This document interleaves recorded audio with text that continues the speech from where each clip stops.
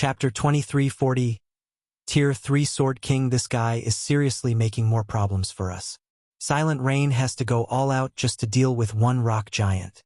How can one person possibly tank two? Lin Ya's complexion turned ugly when she saw the two rock giants charging at Shurfeng. Does he need to behave this way even if he's angry? He is basically making a joke of himself in front of Silent Rain. She could understand why Silent Rain's actions would enrage Shurfeng. After all, Silent Rain's demand for additional compensation because of Shurfeng's presence was essentially him saying that Shurfeng was dead weight. However, Shurfeng's trying to prove himself by fighting two rock giants at once was simply foolish. After all, inside this ruin, everyone on the team had different tasks. Shurfeng's main purpose lay beyond the rock guardians. At that point, once he took out his flying ship, Silent Rain would naturally shut up. Rain, let's get ready as well. This kid shouldn't be able to last long. If he dies, we'll have to start all over again, Uneducated Bull said, unsheathing the crystalline greatsword slung on his back when he saw the rock giants closing in on Shurfeng. Although they had yet to reach the starting point of their quest, so long as players died here, they would be automatically resurrected outside the cave and lose 5% of their EXP. Then, the team would have to suicide and leave the cave too. After all, Shurfeng held the key to clearing the quest. Uneducated Bull did not wish to waste several more hours fighting through the cave system once more. No rush. This kid should be quite strong. Given how confident he is, he shouldn't have any problems lasting 4 or 5 seconds. It won't be too late for us to take action just when he is about to fall. That'll let him know his own worth and save us a lot of negotiation later, Silent Rain said as he shook his head and smiled. I guess you're right. Uneducated Bull nodded, as he felt Silent Rain's words were reasonable. Every expert possessed trump cards. The rock giants might be very powerful, but Shurfeng should not have much of a problem holding his ground against the Grand Lords for a few seconds. In contrast, if Silent Rain and Uneducated Bull took action too soon, they would only devalue themselves. While the two sea gods' direct kin were coming to an agreement, the two rock giants had arrived before Shurfeng and were smashing their humongous fists down at him. The rock giants were 10 meters tall, and their fists were large enough to cover a 10-yard radius. Let alone a Tier 2 swordsman, even a Tier 2 assassin would not be able to dodge the rock giants' attacks in time. Meanwhile, even a small scratch from the attack of a level 101 Grand Lord could reap a large chunk of a Tier 2 MT's HP. Facing the attacks of two rock giants simultaneously, a Tier 2 metric tons would have to activate a life-saving skill to survive. Just when everyone assumed that Shurfeng would utilize a life-saving skill to stop the two rock giants' attacks, he suddenly unsheathed the abyssal blade and killing ray, then lightly brandished his swords at the two descending fists. In the next moment, two deep, distinct cuts appeared on the rock giant's knuckles. At the same time, the attack trajectories of both fists suddenly changed. In the end, the fists landed roughly 10 yards away from Shurfeng, creating large craters in the ground. Before the two rock giants could launch another round of attacks, Shurfeng had already appeared behind their feet and executed a horizontal slash with killing ray. Void slash. 6 slashes carrying the power of the void landed on the hamstrings of the two rock giants, each slash inflicting over -800,000 damage on the Grand Lords. The powerful strength the slashes carried also forced the two rock giants to their knees, their offense coming to an abrupt halt. Silence. For a moment, as if time had frozen, silence filled the entire cavern.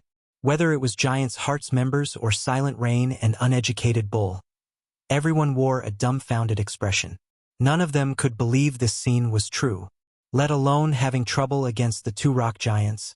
Shurfeng practically got the upper hand on the Grand Lords. He had easily blocked the fists that they found extremely difficult to dodge. His attack speed was also so fast that they caught only a blurry glimpse of his blows. However, the most frightening part of his performance would still have to be the strength he displayed. Impossible! This is definitely impossible. Silent Rain blurted out his thoughts as he watched Shurfeng repelling the rock giants' attacks time after time. How can a player have so much strength? The strength of Uneducated Bull, who was a sea god's direct kin and a berserker, was unrivaled in the sea god's realm, yet even he could just barely deflect the attack of one rock giant. On the other hand, Shurfeng, who wasn't even a sea god's kin, was actually suppressing the two rock giants all by himself. This feat completely shattered Silent Rain's worldview. Tier 3. White Autumn exclaimed. Although he found this unbelievable, it was also the most plausible answer he could come up with. He should be a Tier 3 Sword King. Upon hearing the words, Tier 3 Sword King, unprecedented shock filled everyone's heart. Tier 2 classes were commonplace in God's domain, especially among NPCs. Only after reaching Tier 3 would one be considered a powerhouse in God's domain and receive the acknowledgement of NPCs. A Tier 3 class was one of the requirements for becoming the lord of a city. This was also the goal that players like themselves were striving toward. However, even with their current extraordinary strength, they were still not confident of completing their Tier 3 promotion quests. After all, their legacies were very special. This, in turn, meant their Tier 3 promotion quests were much more difficult than the promotion quest of ordinary players. Hence, they needed to make plenty of preparations. Nevertheless, while they were still suffering a headache over their Tier 3 promotion quests, Shifeng had actually become a Tier 3 Sword King already. Who is he? Lin Ya's heart churned with confusion as she gazed at Shifeng. She did not believe that a small guild like Zero Wing could nurture a Tier 3 powerhouse at this stage of the game. After all, none of the various superpowers had a Tier 3 powerhouse yet. Moreover, judging by Shifeng's performance, he definitely wasn't your average Tier 3 powerhouse. When she thought back to how she had tagged along with her guild's 4 peak experts to invite Shifeng in order to show him how strong Giant's heart was, she could not help but find her actions laughable.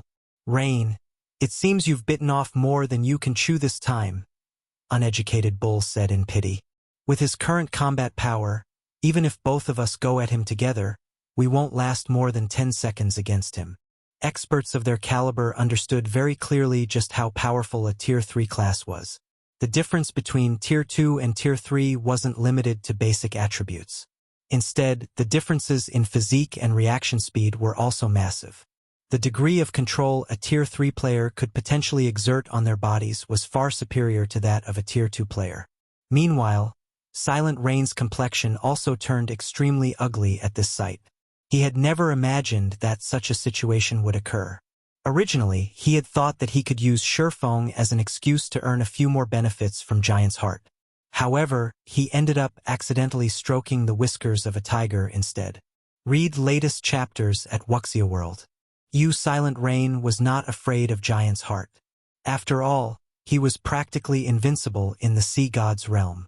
Unless Giant's heart was willing to dispatch a large force to hunt him down, the guild could hardly do anything against him.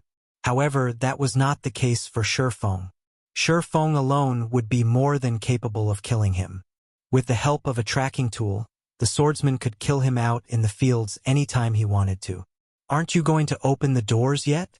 Shifeng prompted White Autumn. He had been fighting for quite some time now, but White Autumn and the others still hadn't taken a single step toward the temple's doors. Now! We'll open them now! White Autumn snapped out of his daze after hearing Shifeng's reminder. He then hurriedly had everyone else on the team move to open the temple's tightly shut doors. Due to Shifeng's presence, White Autumn and the others had no problem opening the temple doors. They did not have to worry about the rock giant's attacks at all and could focus fully on removing the door's seal. In the end, they took only 25 seconds to open the temple doors completely. After seeing White Autumn and the others enter the temple, Shifeng executed Void Slash and sent the 2 rock giants stumbling back. He then dashed straight for the temple's entrance and disappeared from the dimly lit cavern. Chapter 2341. Mutated Mythic. The moment Shifeng entered the temple, he felt as if he had arrived in an entirely different world. Instead of a ceiling, a blue sky hung overhead. Before him was a vast expanse of flowers. Just standing in this place gave him an indescribably pleasant and refreshed feeling. However, some distance ahead stood countless gravestones and statues. Each gravestone recorded the deeds of its owner when they were still among the living. A closer inspection of these gravestones would reveal that every grave belonged to someone who was once a powerhouse in God's domain. Many of these gravestones even belonged to heroes. Meanwhile, every one of these powerhouses had something in common: the fact that they all died on the same day. a resting place constructed by the sea god? Shi Feng could sense faint divine might coming from the gravestones and statues before him. If these things weren't constructed by a god, then it would be impossible for them to pick up a god's aura.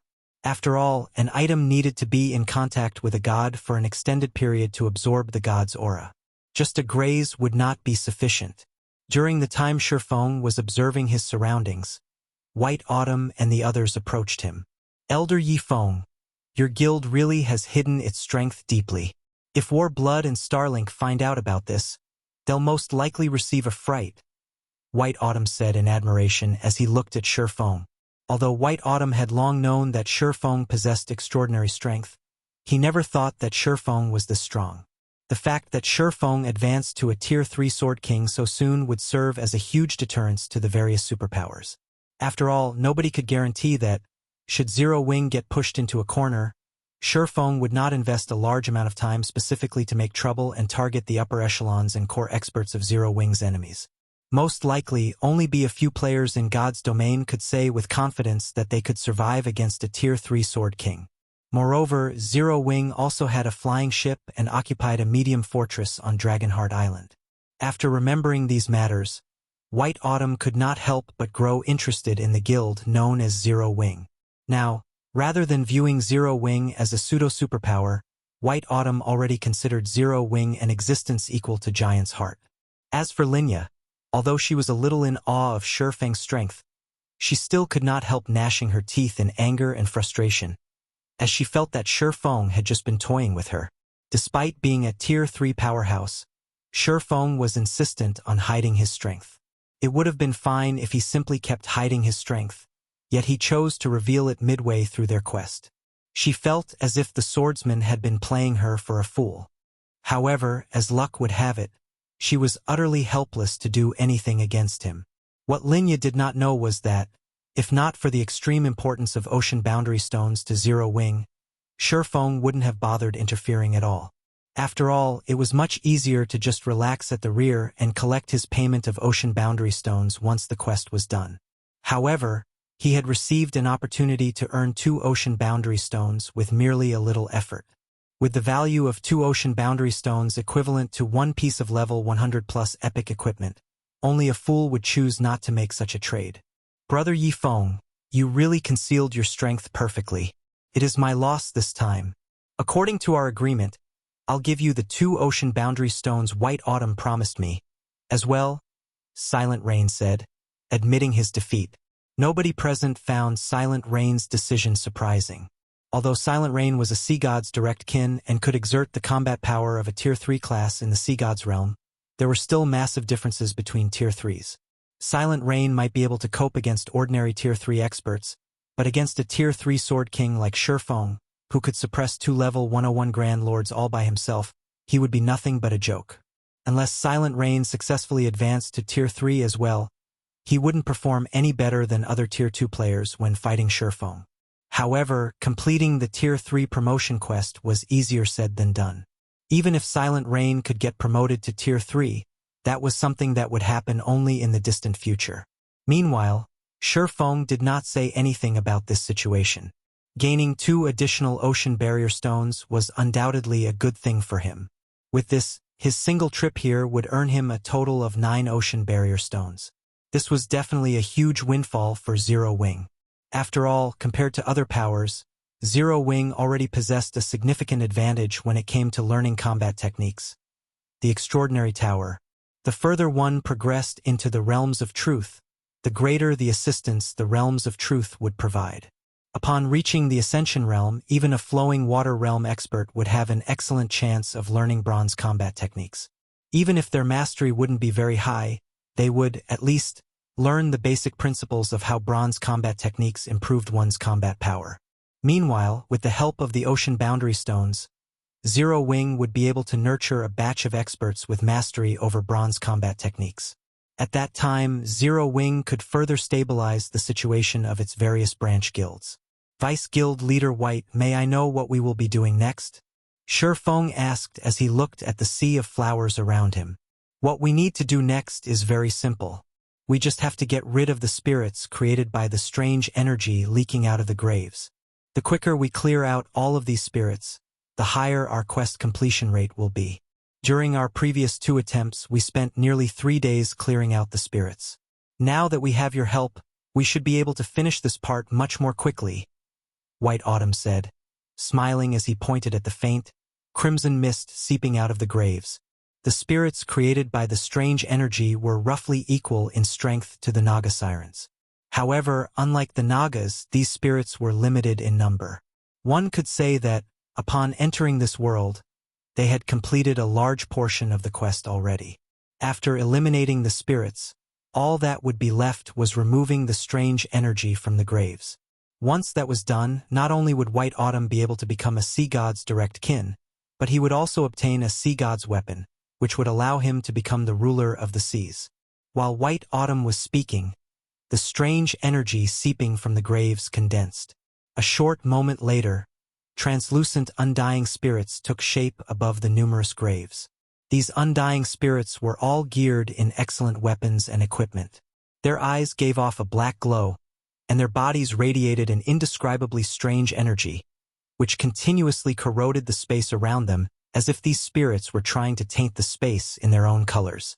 Undying Spirit, Special Energy Being, Great Lord, Level 99 HP 50, 000, 000/50, 000, 000. Although these immortal spirits looked to be only ordinary Great Lords, Sherfong could tell that their combat standards were superior to the Naga Sirens, probably reaching the 6th floor Trial Tower standard. Even Refinement Realm experts of the same level would not be a match for them with their powerful basic attributes. However, against experts like White Autumn and the others on the team, these undying spirits could hardly count as an opponent. Not to mention, Sherfeng was also taking part in the fight now. Due to Sherfeng's participation, the task that originally required nearly 3 days to complete was done in just roughly 2 days. If not for the undying spirit's very low spawn rate, the team would have finished this part of the quest in just 1.5 days. Meanwhile, during these 2 days, almost everyone in the team had received a lot of EXP. White Autumn, Linya, Silent Rain, and Uneducated Bull had all risen to level 98.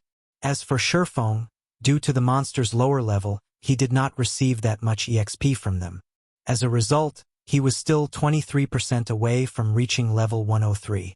Aside from EXP, the Undying Spirits had also dropped relatively excellent equipment. Even though the drop rate wasn't particularly high, White Autumn had still ended up with over 100 pieces of level 95 Secret Silver equipment and several pieces of level 95 Fine Gold equipment. In addition, he had also obtained quite a number of precious materials. After clearing out the Undying Spirits, White Autumn had everyone sit down and rest in preparation for the final phase of the quest. Once everyone was rested, he took out an aqua blue pendant and chanted an incantation before the graveyard. Immediately, the strange energy remaining in the graveyard went berserk and started gathering rapidly at the center of the graveyard. After 10 seconds, a 6-meter-tall undying spirit appeared before everyone's eyes, wearing a crimson cape made out of the strange energy. At this moment, this undying spirit was looking at the players before it with an evil grin on its face. Upon seeing this undying spirit, whether it was White Autumn or Silent Rain and the others, the expression on their faces changed immediately. That's not right. Why is this boss different from the ones we fought before? Linya could not help her confusion as she stared at the undying spirit. Sunset King, Mutant Mythic level 100 HP 2, 700, 000, 000/2, 700, 000, 000. Is this Sunset King really the same as the ones we fought before? Silent Rain's complexion darkened as he felt the aura the Sunset King radiated. Its HP is more than triple of the previous ones. Although the 2 Sunset Kings they fought before were similarly mythic monsters, they had not been strong enough to make his scalp tingle. The intensity of the current Sunset King's aura was at least twice as strong as the previous ones. Read latest chapters at Wuxia World. You damn it! Why is it a mutant? White Autumn's complexion paled when he saw the Sunset King. He was very familiar with the existence of mutants, as he had come across one in the Sea God's realm before. The mutant back then was only a level 60 Grand Lord. However, its strength surpassed even that of mythic monsters of the same level. It had easily slaughtered a raid team consisting of several thousand level 70+ experts. In order to bring down that level 60+ mutant, Giant's Heart had mobilized its war weapons and sacrificed nearly 10,000 expert players. Meanwhile, the mutant before him now was a level 100 mythic monster. White Autumn didn't dare imagine what would happen to the Sea God's realm if it managed to leave this place. "Run! Everyone escape quickly!" White Autumn shouted. "This isn't a monster we can handle. We need to escape this place immediately." Chapter 2342, Void Fragmentation. None of the team members doubted White Autumn's judgment, and Linya immediately retrieved a Tier 3 group instantaneous transfer scroll, activating it. She almost moved faster than she ever had in her entire life. A level 100 mythic monster was already a handful, even for sea gods kin like themselves. They had Shurfeng's help, but that might not be enough to take one day. Needless to say, they had no hope of surviving against a mythic-ranked mutant. The last time a mutant had appeared in the Sea God's realm, it had badly shaken the entire world. For that battle, Giant's Heart had unified the forces across the Sea God's realm, losing over 10,000 lives and blowing through nearly half of its resources. The guild had even been forced to rely on certain cards it had prepared to use against super guilds to bring down the mutant. To make matters worse, a mutant didn't just kill players as normal monsters did. It would sometimes devour them as well. Players that were simply killed didn't have much of an issue, but those that were captured and eaten would suffer triple the usual death penalty, and their souls would be weakened for 10 days after their resurrection. Being eaten was far more severe a loss than dying 5 or 6 times. During the battle against the mutant, many of Giant's Heart's refinement realm experts and stronger had been devoured. Unfortunately, that included some peak experts. It had been a huge setback for the guild. If not for that battle, Pride Empire wouldn't have defended against Giant's Hearse invasion in the Fire Dragon Empire so effectively. Meanwhile, not only was the mutant before them a mythic-ranked monster, but it was also level 100. If they couldn't escape in time, and the monster devoured them, the consequences would be unimaginably dire for experts of their caliber. Fortunately, players could use teleportation tools within this divine temple. Otherwise, they'd have no hope. As soon as Linya activated the scroll, a teleportation array appeared under the team members' feet. As a Tier 3 group instantaneous teleportation scroll, it could instantly teleport up to 20 players to the nearest NPC city or a fixed location. She didn't waste a second deciding on the teleport location, setting the scroll to transport them to the nearest NPC city. Shurfeng didn't object to White Autumn's decision to retreat in the least. Even with his long years of experience in God's domain, this was the first time Shurfeng had encountered or heard of a mythic-ranked mutant. By becoming a mutant, a monster would be akin to a fearsome beast released from its cage. Its basic attributes would undergo a qualitative transformation, and its intellect would substantially increase. At this point, Shurfeng couldn't even fathom how powerful the mutated Sunset King had become. He was certain that if he chose to stay, he'd lose his life. Mythic-ranked mutant. By becoming a mutant, a monster would be akin to a fearsome beast released from its cage. Its basic attributes would undergo a qualitative transformation, and its intellect would substantially increase. At this point, Shurfeng couldn't even fathom how powerful the mutated Sunset King had become. He was certain that if he chose to stay, he'd lose his life. "We're finally safe." Linya breathed a sigh of relief when she saw the countless players wandering the street around them. The rest of the team members nodded in agreement. Had they lingered in that temple for a few more seconds, the mutated Sunset King would have slaughtered them. Now that they were in Lake Mountain City, they were safe.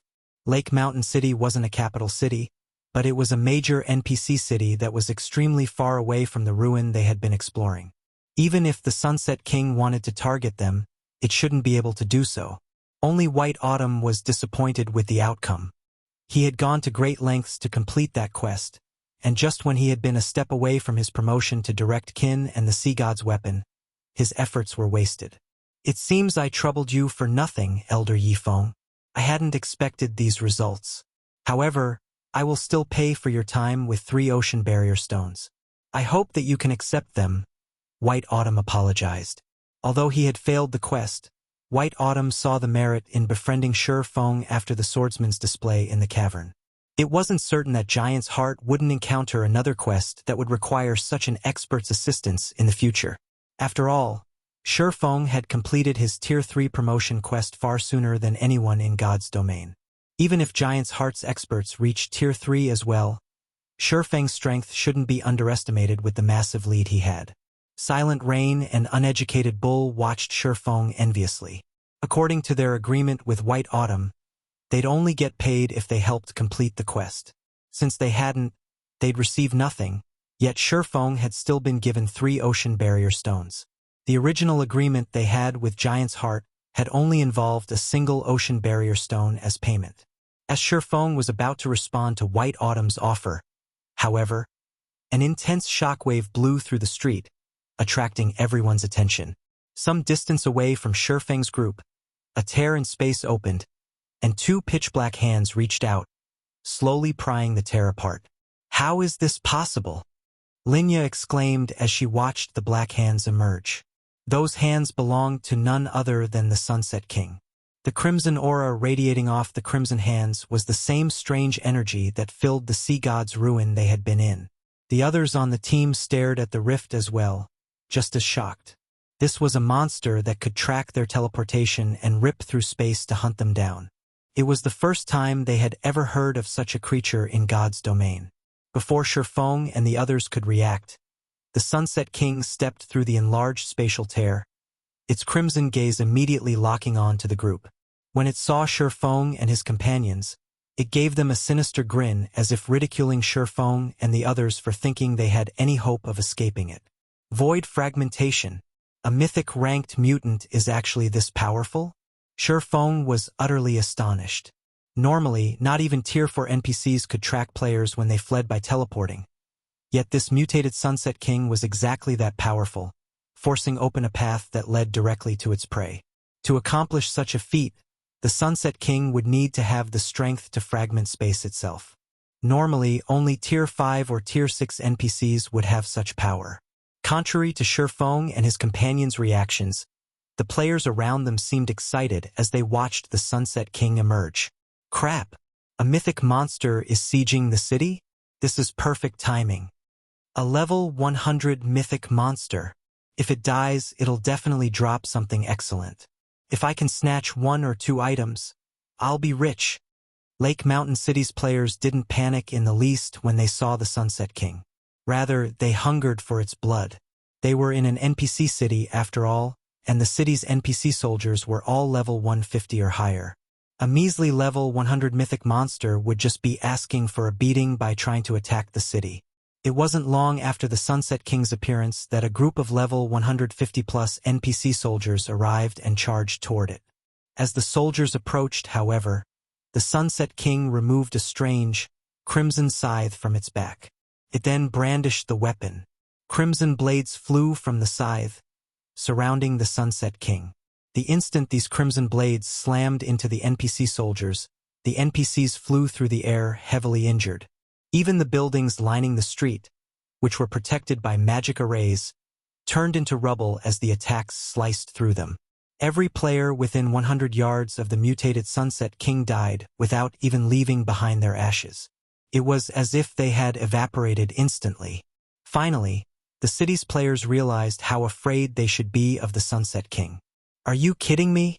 Magic arrays had protected those buildings. Even mythic monsters would need a lot of time to destroy them. Yet this monster, the players that had assumed they could take advantage of the Sunset King's arrival, were dumbfounded. With a single skill, the mutated mythic monster had heavily injured several dozen level 150-plus Tier 2 NPCs and flattened the street's buildings. This was the first time any of them had seen such power. White Autumn and his team could only gasp as they watched. How was this a mythic monster? The Sunset King was practically a natural disaster. Read latest chapters at Wuxia World. After repelling the NPC soldiers, the Sunset King returned its attention to Shi Feng's group. It walked toward them, and every step it took increased the pressure they felt. For a moment, they all felt as if they were standing before the grim Reaper himself. Although the process had seemed drawn out, the Sunset King had crossed the distance between it and Shifeng's group in an instant. In fact, Shifeng hadn't even had time to react to the monster's approach. Suddenly, however, a blue-haired man in silver armor and wielding an icy blue, two-handed axe appeared, interrupting the Sunset King when it was still 50 yards from Shifeng and about to swing its scythe again.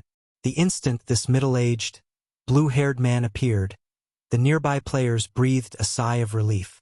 This man was none other than Lake Mountain City's magistrate, Westland, a level 180, Tier 4 Heavenly Knight. Chapter 2343, Inferior Legendary Event. Even White Autumn and his guildmates released a relieved sigh when they spotted Westland. Westland was a level 180, Tier 4 Heavenly Knight. Even if the Sunset King were immune to level suppression, Westland wouldn't be thrown as easily as the level 150+, Tier 2 NPC soldiers. Furthermore, Lake Mountain City's magic array strengthened Westland in battle. However, the Sunset King remained unperturbed. It released even more intense energy from its scythe, energy so powerful that space around it began to crumble. At the same time, the power of the Sunset King's aura skyrocketed. What's going on? How has it become even stronger? Silent Rain stared at the crimson energy around the mutant's weapon in astonishment. The Sunset King had already displayed unbelievable power, yet it continued to grow stronger. It almost seemed like some seal had been removed. As the aura washed over him, Silent Rain even struggled to move. How is it growing so quickly? The situation confused Shifeng as well. As monsters completed a mutation, they would experience a qualitative leap to their strength, which would grow until it couldn't be quantified by levels. As mutants killed other creatures, they would continue to grow stronger. But Shifeng had never heard of a mutant that could power up twice in such a short time. The Sunset King swung its scythe again before White Autumn or his comrades could react. As a result, the space before them turned a deep crimson. Is this really a mythic monster? The distant spectators were utterly dumbfounded. With just a swing of its scythe, the Sunset King had saturated the space before it with crimson energy, which vaporized everything in its path, distorting space itself. As the crimson energy extended toward Westland, the Heavenly Knight raised his icy blue axe and yanked it down in a deadly arc Tier 4 skill, Heavenly Flash. Several dozen arcs of blue light flew toward the approaching crimson energy. Boom, boom, boom. As the attacks collided, they created a fierce shockwave that forced White Autumn and his team to stumble back. With it came a loud boom that echoed throughout the city. As the dust settled, it revealed that the Sunset King had only stumbled a few steps backward. Even after taking Westland's attack, the Sunset King maintained its calm gaze as it stared down the Tier 4 NPC. The mythic mutant hadn't sustained a single injury. Impossible! Is that really a monster? Even a level 180 Tier 4 NPC was only able to shove it back a little. The spectating players gaped in shock. They couldn't rationalize how a level 100 mythic monster had the strength to rival a level 180 Tier 4 NPC. While the nearby players were dazed, the Sunset King raised its scythe and bellowed. A bloody mist then manifested, spreading out around it. Easily tens of thousands of level 100+ undying spirits began to emerge from the mist. Even the weakest summoned undying spirit was a High Lord, while the strongest were Grand Lords. As these undying spirits appeared, Lake Mountain City's players heard the sound of a system notification. System: Lake Mountain City has triggered the inferior legendary event, Awakening of the Mutant King. Kill the Sunset King before it destroys Lake Mountain City and obtain the Mutated Heart. With the Mutated Heart, one may receive the Sea God's blessing. The notification shocked everyone, and the players, who had been trying to flee, froze in place. An inferior legendary event. They had never heard of such a thing happening in the Sea God's realm before. Moreover, if they killed the Sunset King, they could receive the Sea God's blessing. A God's blessing. That was even better than becoming a God's kin. If they could obtain the Sea God's blessing, an instant rise to fame would be easy. The way these players looked at the Sunset King immediately changed. Rather than fear and trepidation, They now stared at the mythic mutant with longing, fervent gazes. Attack! Our adventurer team must obtain that mutated heart. With it, we'll become famous throughout the sea god's realm. Gather all of our war weapons immediately. We need to kill the Sunset King before other guilds arrive. Lake Mountain City's various major powers exploded into action. These major powers hadn't paid much attention to the Sunset King at first. A mythic monster's loot wasn't all that impressive after all. Even if they killed it, they'd be lucky to claim a handful of items with how many players were in the area. Furthermore, the Sunset King was clearly quite powerful. The potential gains simply hadn't been worth the losses. However, the system announcement had changed everything. As long as they killed the Sunset King and obtained its mutated heart, they could grant one player the sea god's blessing. With it, one would be unmatched at sea. We should gather our men as well, Vice Guild Leader. With a Tier 4 NPC and an entire city of players to help raid the Sunset King. Not even this mythic mutant will last long, Linya quickly advised. Before the planar passages had opened, no one would have dared to defy Giant's Heart in the sea god's realm. But now, many of the otherworld's major powers had allied with those on the main continent. Although Giant's Heart still held a significant portion of the sea god's realm's resources, the various major powers didn't fear the guild as they once did. Hence, it was impossible to claim all of the Sunset King's loot. Notify our subordinates and tell them to send as many guild members to the city as they can. Inform them that we'll need all of our available war weapons. As well, White Autumn commanded, understanding the situation's importance as well. Giant's Heart might have a powerful hold on the sea god's realm, but that did not mean its strength was equally distributed across the world. Logically, it shouldn't have much more manpower than the local guilds in a backwater area like Lake Mountain City. Moreover, that strange, bloody mist had disabled all teleportation abilities. In other words, players would have to run to Lake Mountain City. This gave Giant's Heart even less of an advantage over the local powers.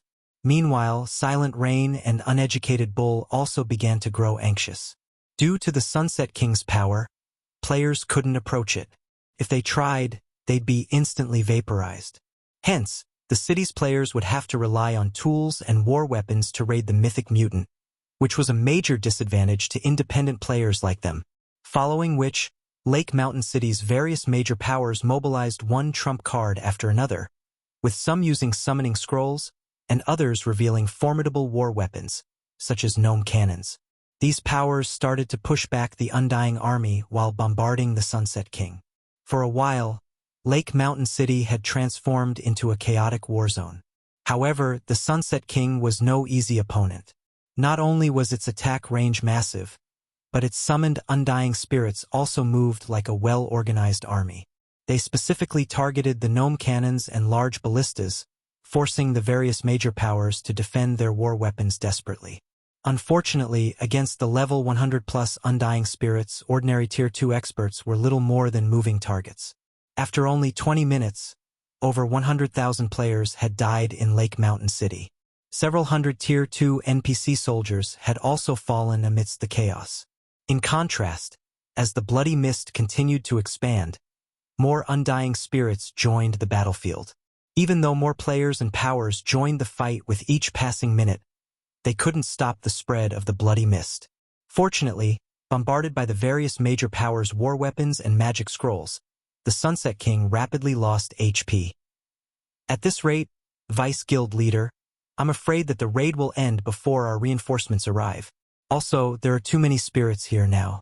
Approaching the boss's location will be very difficult, Linya worriedly reported as she watched the mythic monster's HP decrease. Even in Lake Mountain City, Giant's Heart had a considerable amount of manpower, but it didn't have as many war weapons and tools as the local powers. If their reinforcements didn't get to the battle soon, Giant's Heart's members wouldn't be able to reach the Sunset King's loot until after the other powers. White Autumn was just as anxious about the situation, but he didn't have a solution. Without being able to teleport, mobilizing their war weapons and tools would take a very long time. Vice Guild Leader White, I have a suggestion that may help us secure the Sunset King's kill. Shurfeng suddenly offered. In exchange, however, I want everything the mutant drops aside from the mutated heart. Are you interested? You have a plan? White Autumn asked. The rest of the team turned to stare at Shifeng, confused. Linya was particularly confuddled, with no idea how Shifeng intended to kill the Sunset King and claim its mutated heart.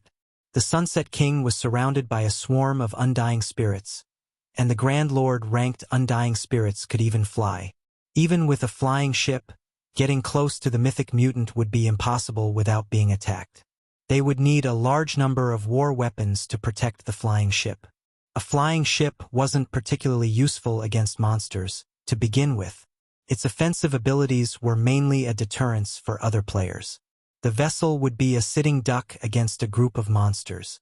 Read latest chapters at Wuxia World. You, of course, Shifeng said, nodding confidently. Deal. If you can get me the mutated heart, I'll give you the rest. White Autumn agreed. He wasn't particularly interested in the Sunset King's other items anyway. If Shifeng was confident of killing the Sunset King, it was only good news for him. May I know what the plan is, Elder Yifeng? Do everything you can to protect my flying ship, and I'll need 8 experts to man the ship's cannons. You can leave the rest to me, Shifeng said. After hearing the plan, Linya couldn't help but roll her eyes. If they had enough war weapons to keep the undying spirits off of the Crimson Dragon flying ship, then they wouldn't have to worry about missing out on the Sunset King's loot in the first place. Oh, I'll also need 6 peak experts to pilot these guardian puppets and protect the flying ship, Shifeng said, chuckling. He then revealed 6 guardian puppets from his epic spatial bag. Chapter 2344. Flying Ship versus Sunset King. White Autumn and the others were stunned when they saw the 6 guardian puppets. 6 combat puppets. Did he bring Zero Wing's entire armory with him? Linya stared, astonished, at Shifeng after witnessing the 6 guardian puppets, which were as tall as buildings. Combat puppets weren't as rare as they once had been, and many superpowers had a few of their own at this stage of the game. Giant's Heart was no exception. However, due to how few the guild had, every one of them was treated as a part of the guild's foundation and mustn't be used casually. Even White Autumn, one of Giant's Heart's vice-guild leaders, had to gain the guild leader's permission before he could mobilize a guardian puppet. And yet, Shifeng had pulled 6 of them from his bag as if they were common tools. The unexpected development rendered White Autumn speechless. White Autumn had already been shocked that Shifeng was allowed to carry a flying ship on him. Yet now he found out that the swordsman also had 6 combat puppets. If he hadn't taken the initiative to invite Shifeng to assist on his quest and bring the man to the sea god's realm, he would have suspected that Shifeng had actually come to declare war on the otherworld. Bronze-ranked combat puppets possessed peak Tier 3 power, and under an expert player's control, they could easily surpass the combat power of Tier 3 summon creatures and war weapons. This was why the various superpowers were so careful with their combat puppets. Destroying a guild town would be child's play if one mobilized 6 bronze combat puppets at once. Combined with a flying ship, even destroying a guild city might be possible. We don't have much time left. Let's hurry, Shifeng said, watching the spreading mist and increasing number of undying spirits. He hadn't planned to reveal the guardian puppets initially. They were a part of Zero Wing's foundation after all, and they would lose durability in combat. Moreover, the materials needed to repair them weren't easy to produce. However, this was an extraordinary situation, and the Sunset King was a mythic-ranked mutant. This was the first time he had ever even heard of such a monster. The last mutant he had killed in White River City had only been a High Lord, yet its loot had been priceless, especially the Blade Saint legacy.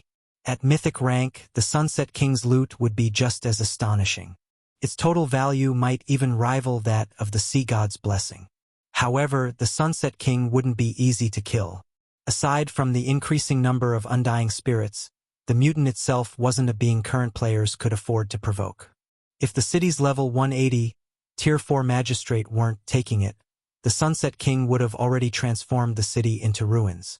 After factoring in the swarm of undying spirits, it would be impossible to get the Crimson Dragon flying ship close to the Sunset King. Hence, Shifeng had to rely on the guardian puppet's strength.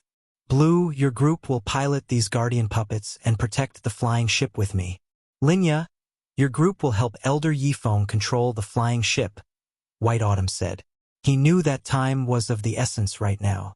Everyone else, use everything you've got to help from the side. I will ensure that you're all rewarded appropriately as long as we succeed. Following which, White Autumn and 5 peak experts entered the Guardian Puppets' cockpits. Meanwhile, Lin Ya's group boarded the Crimson Dragon flying ship with sure foam. Naturally, Lake Mountain City's players soon noticed the flying ship and combat puppets. The steel giants were difficult to ignore. The constructs dwarfed both the players and the Undying Spirits. The level 100+ Undying Spirits, which current players had no hope against, were like children before the Guardian Puppets. White Autumn and Giant's Heart's Peak experts perfectly displayed the colossal construct's strength, sending groups of Undying Spirits flying with a single slap.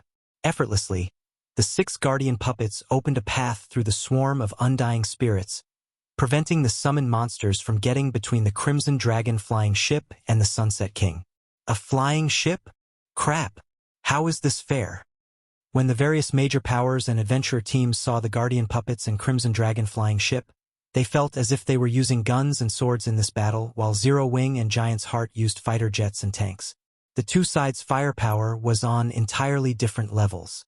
White Autumn and the other Guardian Puppet pilots couldn't help but agree with that thought.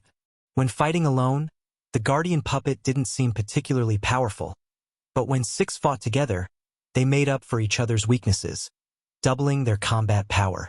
Now, they were even confident of taking down a level 100 mythic monster, much less a few level 100 Grand Lords.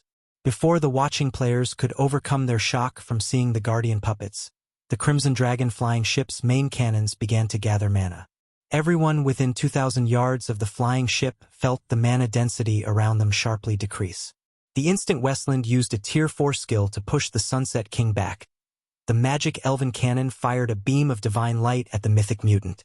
The Sunset King had extraordinary movement speed and reaction speed. Normally, even ballistas and gnome cannons would struggle to land a hit. However, less than 300 yards separated the Sunset King and the Crimson Dragon flying ship, and even if the mythic mutant tried, it couldn't dodge the attacks in time. Thus, the Sunset King was forced to block the attack with its scythe. Boom! The instant the beam attack smashed into the scythe, space around the impact ruptured. The Sunset King simply didn't have enough strength to resist the magic elven cannons, and as a result, the beam of divine light devoured the mythic mutant power. The Sunset King rapidly lost HP while bathed in the divine light. By the time the attack ended, the Sunset King, whom the magistrate hadn't been able to injure, was visibly hurt. Cracks spread across the mutant's body, and it had lost over 20 million HP. While the Sunset King slowly healed its injuries, it would command far less combat power. A flying ship possesses such destructive power? Lin Ya stared at the injured Sunset King with wide eyes. Not even a Tier 4 Heavenly Knight had been able to damage the Sunset King's body, yet the Crimson Dragon had achieved the feat with a single attack. It was simply unbelievable. What Lin Ya didn't know was that the Crimson Dragon flying ship was powered by a bronze engine. Its overall DPS might not be a match for an actual bronze flying ship, but its main cannon had peak Tier 4 power. Not even Westland could afford to take a direct hit from the magic elven cannon. The boss is coming. Activate the magic shield and mana field. All mana pulse cannons. Attack with everything you've got. Surefong commanded as the Sunset King turned his glare toward the Crimson Dragon flying ship. The mythic mutant made its move as soon as Surefong finished giving orders. The Sunset King appeared before the flying ship in the blink of an eye and swung its scythe, sending a crimson arc slicing at the vessel. Fortunately, the flying ship's magic shield and mana field snapped up before the Sunset King had attacked. As a result, the flying ship avoided taking any hull damage. However, the attack had depleted the magic shield's energy reserve by over 6 million points. After blocking the Sunset King's attack, the flying ship's mana pulse cannons activated, one after another, firing a black and white beam that struck the mythic mutant. Each one of the beams shaved off a sizable chunk of the Sunset King's HP, and the spectating players were stunned by the horrific, spectacular explosions that ensued. After witnessing the Crimson Dragon flying ship's performance, everyone gained a newfound appreciation for flying ships. None of them had ever thought that a flying ship could go toe-to-toe with a monster as powerful as the Sunset King. With Westland pinning down the mutant and the Crimson Dragon flying ship's firepower devouring its HP, the Sunset King was rendered powerless. Could only watch as it continued to lose HP.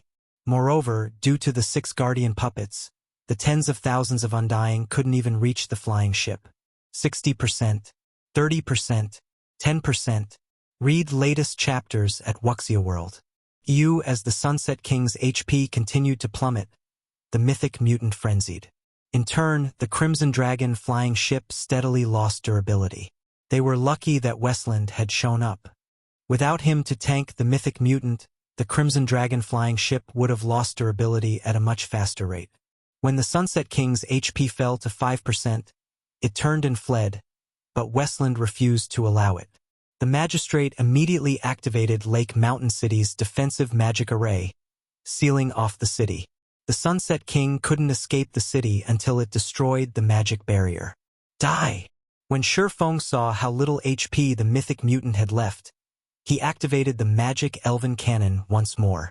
Although the Sunset King tried desperately to defend itself, the beam of divine light cut through its HP until it eventually hit 0.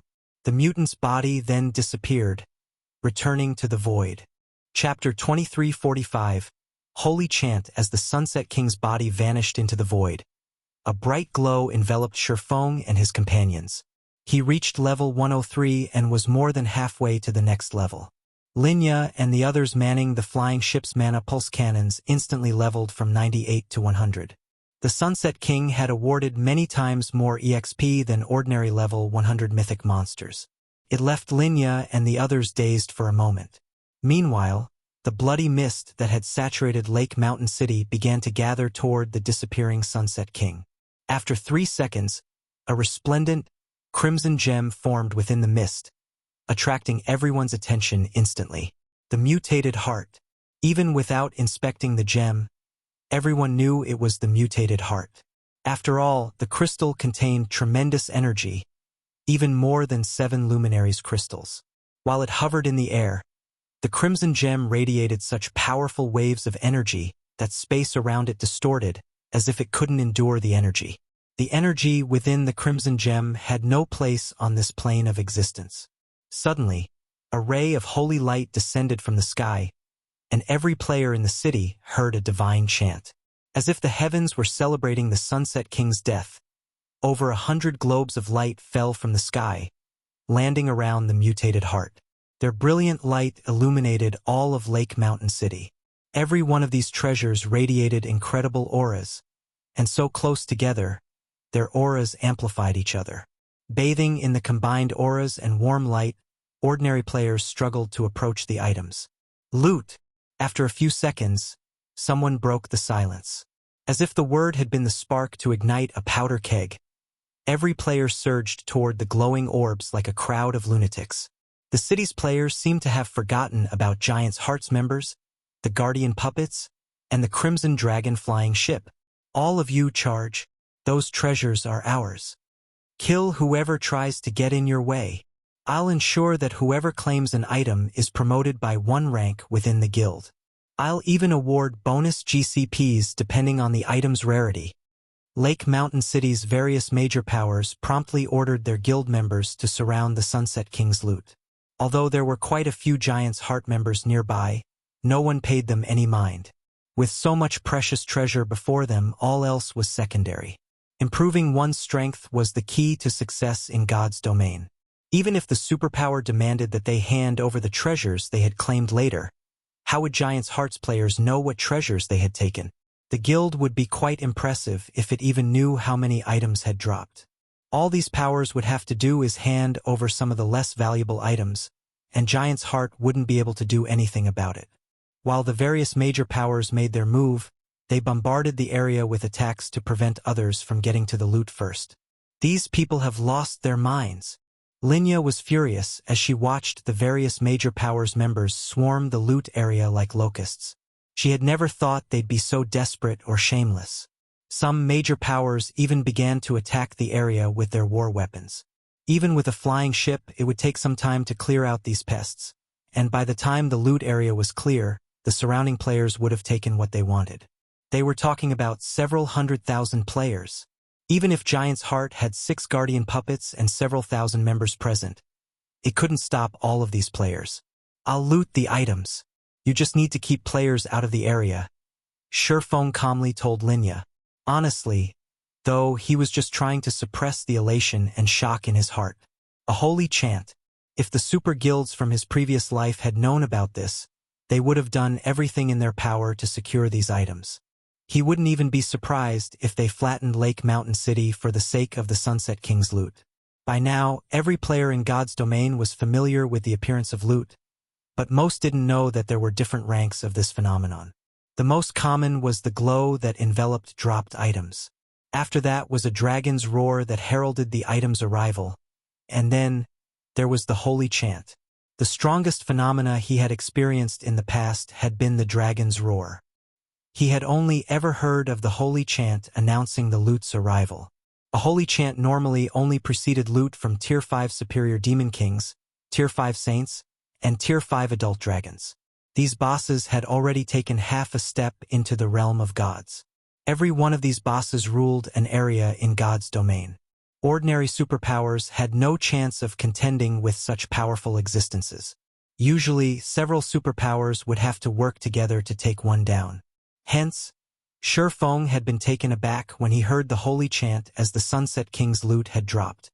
He had expected a Mythic mutant's loot to be extraordinary, but he hadn't thought it would be this incredible. If the various superpowers of his previous life had known about this, they would have nurtured every mutant they could find to Mythic rank before slaughtering them. When Linya watched Shifeng vault from the pilot's seat, she was at a loss. Hundreds of cannons and ballistas continued to bombard the loot area. Not even a guardian puppet would last long against so many war weapons. How exactly did that swordsman intend to get to the items in such a situation? Even if Shifeng had invulnerability skills, the dropped items were scattered across a vast area. He wouldn't be able to accomplish anything significant with how short invulnerability skills' durations were. On the off chance that he miscalculated his timing or spent too much time gathering the loot, he'd lose his life and the items he'd collected. However, before she could try to dissuade the man, Shifeng had already jumped from the Crimson Dragon flying ship directly into the loot area. Crazy bastard! The sight stupefied Linya. Everyone else had noticed Shifeng jump from the flying ship as well. Is that guy stupid? He's trying to collect the loot in such a situation? He should have an invulnerability skill. Damn it! Why don't I have one as well? I could have gone down there and stolen a dozen items myself. The crowd watched Shifeng in envy and admiration. With a dozen of the 100 or so items on the ground, one could make a killing.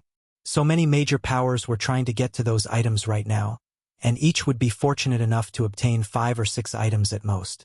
However, Shifeng hadn't activated an invulnerability skill when he hit the ground as everyone had expected. Rather, he replaced the Abyssal Blade with the Twilight Blade and summoned 8 doppelgangers, each with 85% of Shifeng's basic attributes. What is he trying to do? White Autumn, who commanded Giant's Heart's members some distance away, was confused as he watched the swordsman. Read latest chapters at Wuxia World. Some doppelgangers could use their players' skills and spells, but none of the doppelgangers in God's domain could pick up items. Only the player's main body could do so. So, what was the point in summoning a bunch of doppelgangers in this situation? When they saw what happened next, however, everyone's eyes nearly fell from their sockets. As soon as the 8 doppelgangers appeared, they charged toward the hundreds of approaching cannonballs and ballista arrows. The 8 clones easily blocked the incoming projectiles, which were powerful enough to damage Grand Lord-ranked monsters. Meanwhile, Shifeng strolled through the area as if it were his backyard, casually collecting the scattered loot. 1 item, 3 items, 9 items. Chapter 2346. Oppressing all sides as Shifeng started collecting one dropped item after another. Silence fell over the entire city. How is something like this even possible? Crap, is he even human? Everyone felt their worldview crumble as they watched. At this stage of the game, practically everyone had a healthy fear of war weapons. They could kill players in one hit after all. War weapons could also cause significant damage to high-ranked monsters. Without invulnerability skills, players had no way to stand up against war weapons. Relying on his own strength, Shifeng successfully blocked every incoming cannonball and ballista arrow. Even his doppelgangers effortlessly deflected the hundreds of war weapon attacks. He was simply inhuman. The various major powers members watched as Shifeng steadily collected the loot with bloodshot eyes. Every one of the Sunset King's items radiated an incredibly powerful aura. In God's domain, such auras were proof of an item's rarity and value. Even from so far away, they could see the epic glow effect shining among the Sunset King's loot, and a few items radiated a strange light and a faint trace of divine might. Kill him. Those items are mine. Use tier for magic scrolls. I refuse to believe he can stop those. The various major powers' upper echelons nearly spat blood as they watched Shifeng storing the Sunset King's loot in his bag. Had Shifeng used an invulnerability skill to stop their attacks, they would have accepted their fate, but he blocked their attacks with his doppelgangers. With doppelganger skills' average duration, Shifeng would have more than enough time to collect all of the loot before his doppelgangers disappeared.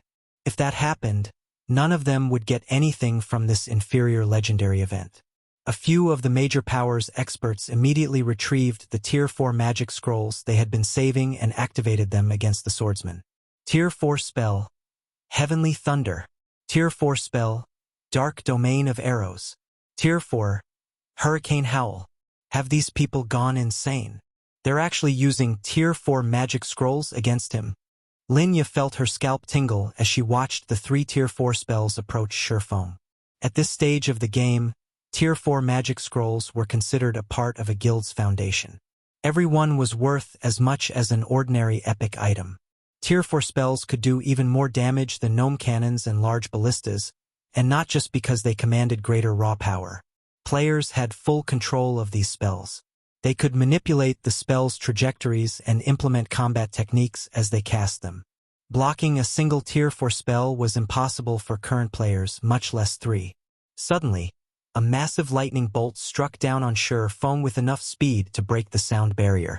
At the same time, 12 dark arrows appeared around the swordsman, each with enough power to rival a mythic monster's attacks. Lastly, a gigantic tornado blotted out the sky as it rolled down toward Shifeng. These 3 spells sealed off any path of escape for Shifeng, and watching them move toward the swordsman was like watching Armageddon begin. The watching players felt their hearts skip a beat. The 3 Tier 4 spells' devastating power was stifling. How vicious! That guy's dead for sure now. Not even a mythic monster could take those spells without suffering severe injuries. The general populace hadn't expected Lake Mountain City's various major powers to be so vicious and decisive. Not even superpowers would casually waste Tier 4 magic scrolls on a single player. Death awaits any who oppose us.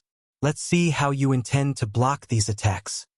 The various major powers eagerly watched the Tier 4 spells assault Shifeng, waiting for the moment the swordsman died and dropped all of the items he had claimed thus far. However, as everyone expected the Tier 4 spells to devour Shifeng, the swordsman's aura exploded, and a strange black energy enveloped his body. Power of darkness. Scram! Shifeng bellowed as he brandished Killing Ray. Secret technique, lightning flash. Sword lights immediately appeared around him, cutting down the incoming streams of mana. The lightning bolt and dark arrows scattered, and he sliced the descending tornado cleanly in two, dissipating the violent wind. Silence. As if time had frozen, silence filled Lake Mountain City. The city's independent players, the various major powers members, even Giant's Hearts members stared, dumbfounded. Those 3 Tier 4 spells would have even injured a mythic monster, yet Shifeng had countered all 3 with a single swing of his sword. How is this possible?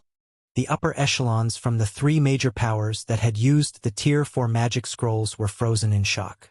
They had originally saved the Tier 4 magic scrolls as trump cards to use against mythic monsters. Yet Shifeng had stopped all 3 effortlessly. He hadn't even lost a single HP, much less been injured. So strong. Is this the true power of a Tier 3 class? Linya felt overwhelmed as she watched Shifeng. She had seen the strength of a Tier 3 class when Shifeng had fought the two rock giants outside the temple, but she hadn't realized that a Tier 3 class was powerful enough to nullify Tier 4 spells. With such strength, none of God's domain's superpowers could touch Shifeng. He was on an entirely different level compared to Tier 2 players. Before a Tier 3 player, a Tier 2 player was no more than an infant learning how to walk. Thank goodness. I'm so glad I didn't pick a fight with him. I'd be doomed. Silent Rain inwardly celebrated after seeing Shifeng emerged from the Tier 4 spell bombardment unscathed. Silent Rain had considered plotting a way to steal the Crimson Dragon flying ship, but after this performance, he knew that not even a superpower's main army could take that swordsman down. Warblood and Starlin are truly unlucky to have provoked such an individual. White Autumn couldn't help but pity the two organizations. Warblood and Starlink would have already found Zero Wing to be an incredibly challenging opponent with its Guardian Puppets and Crimson Dragon flying ship, but with a player like Yifeng to protect the guild as well, Zero Wing was essentially a natural disaster for the two organizations. After countering the 3 Tier 4 spells, Shifeng glanced at the approaching players. These players, who still intended to fight for the Sunset King's loot, halted their steps immediately. Even the various major powers leading the charge stopped, quietly watching Shifeng. None of them dared to take even half a step closer, afraid of attracting the swordsman's attention. They'd be gambling their lives if they tried to snatch the items from such a monstrous being. Even if they got their hands on one of the dropped items, they wouldn't be able to escape with it.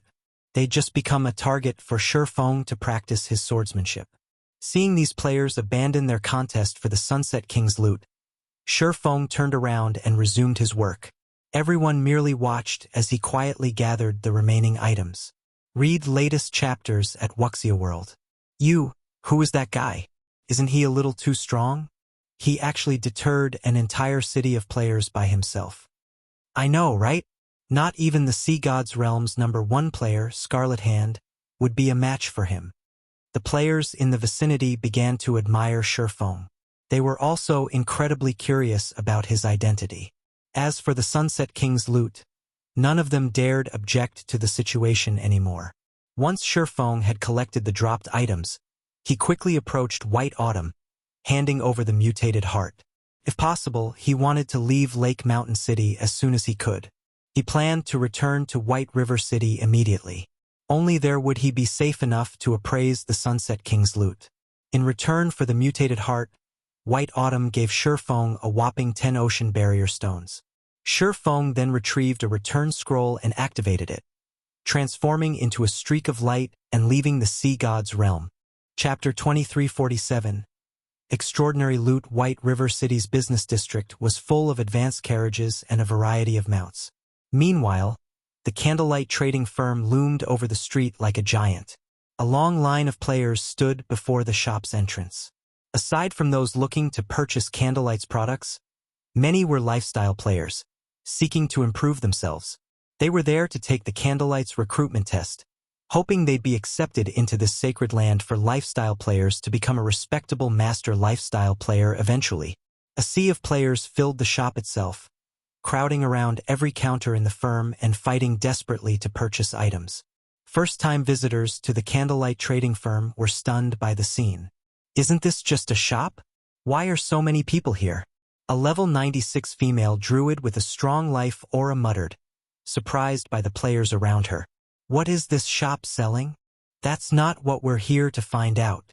Our main goal is to investigate the various kingdoms' alchemical standards. The sooner we finish our investigation, the sooner we can employ our Moon God's Realm's advantages.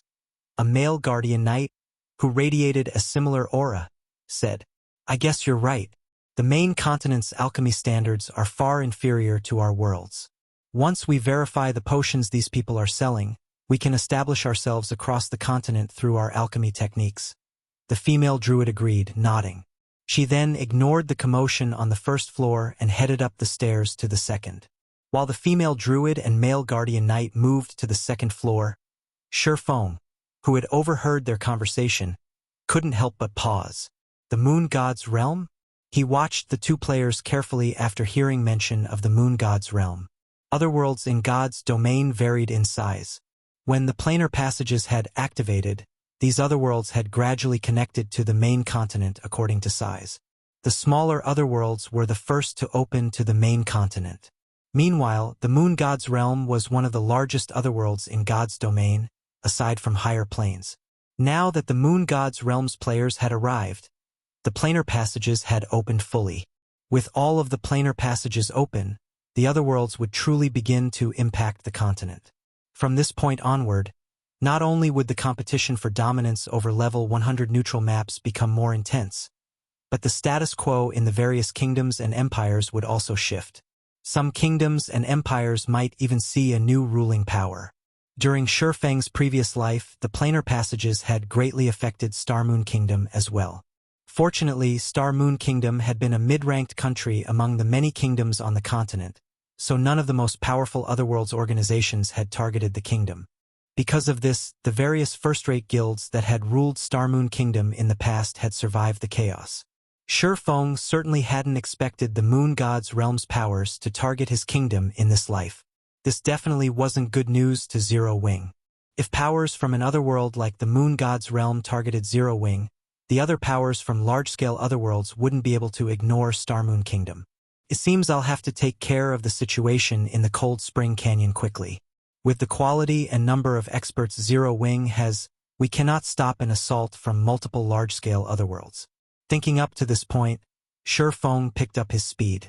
A sufficiently powerful expert might be able to turn the tides of war, but not even God's domain's strongest expert could affect multiple large-scale battles across an entire kingdom simultaneously.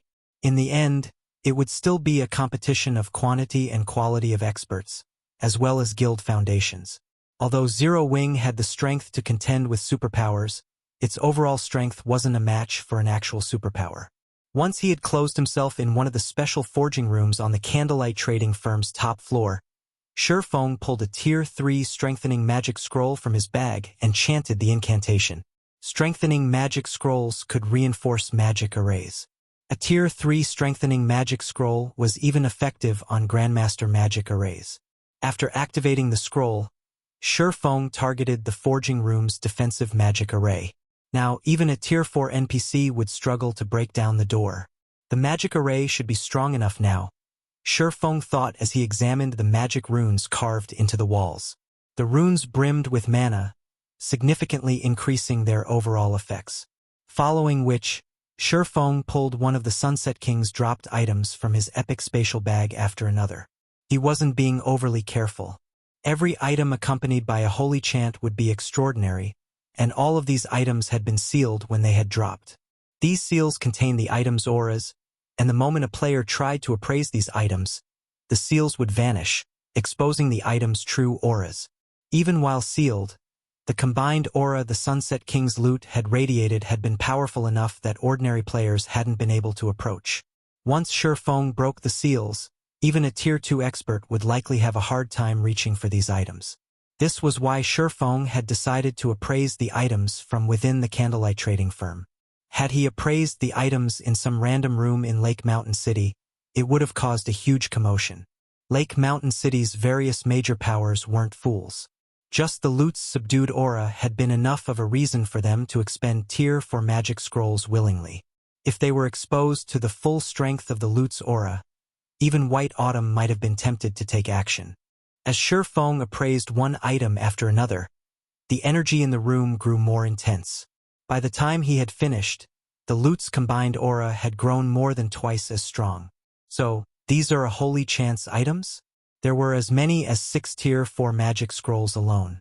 There were also 45 inferior legendary materials, 6 legendary materials, 26 units of 7 luminaries crystals, 3 god crystals, 4 pieces of level 100 epic equipment, and 1 level 100 epic weapon. Every one of the 5 epic items was top tier and could be used until level 150. Unfortunately, none of them suited Shifeng. The 4 pieces of epic equipment were pieces of the Dark Flare set, a 4-piece epic set equipment for MTs. The 4-piece set effect increased its user's basic attributes by 30%, defense by 40%, and physique by 20%. It was undoubtedly a top-tier set equipment for MTs.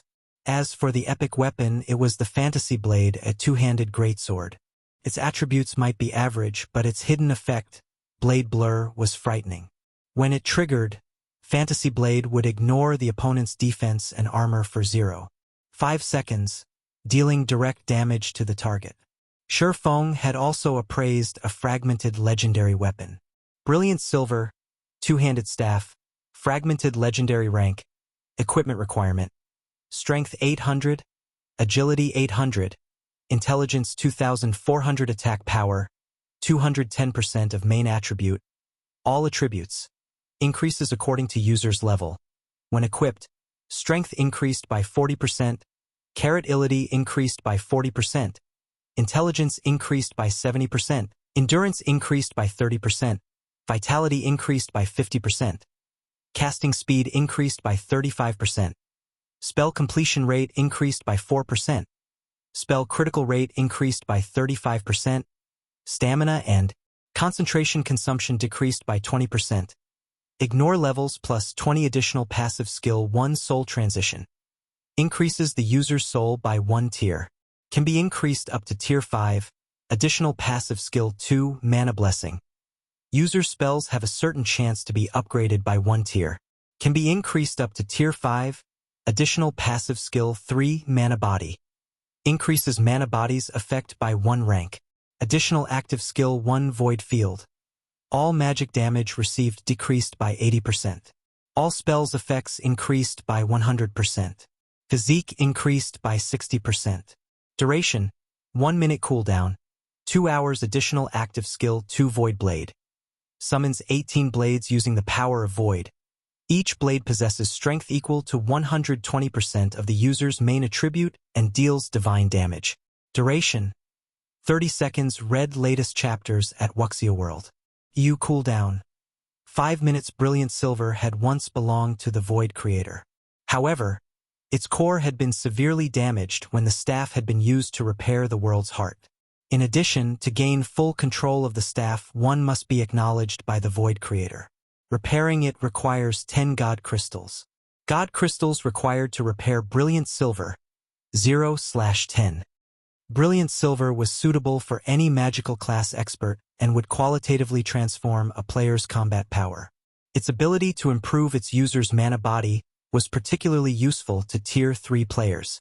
However, none of these items could compare to the most valuable item the Sunset King had dropped in Shifeng's eyes.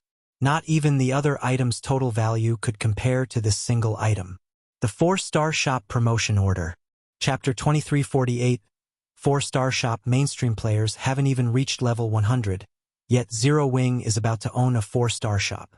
If the various superpowers in the past knew about this, they'd die from envy. Shifeng couldn't help his growing excitement as he gazed at the shining, black token in his hand. A 4-Star Shop Promotion Order was roughly worth as much as a fragmented legendary item, but it was far more difficult to obtain.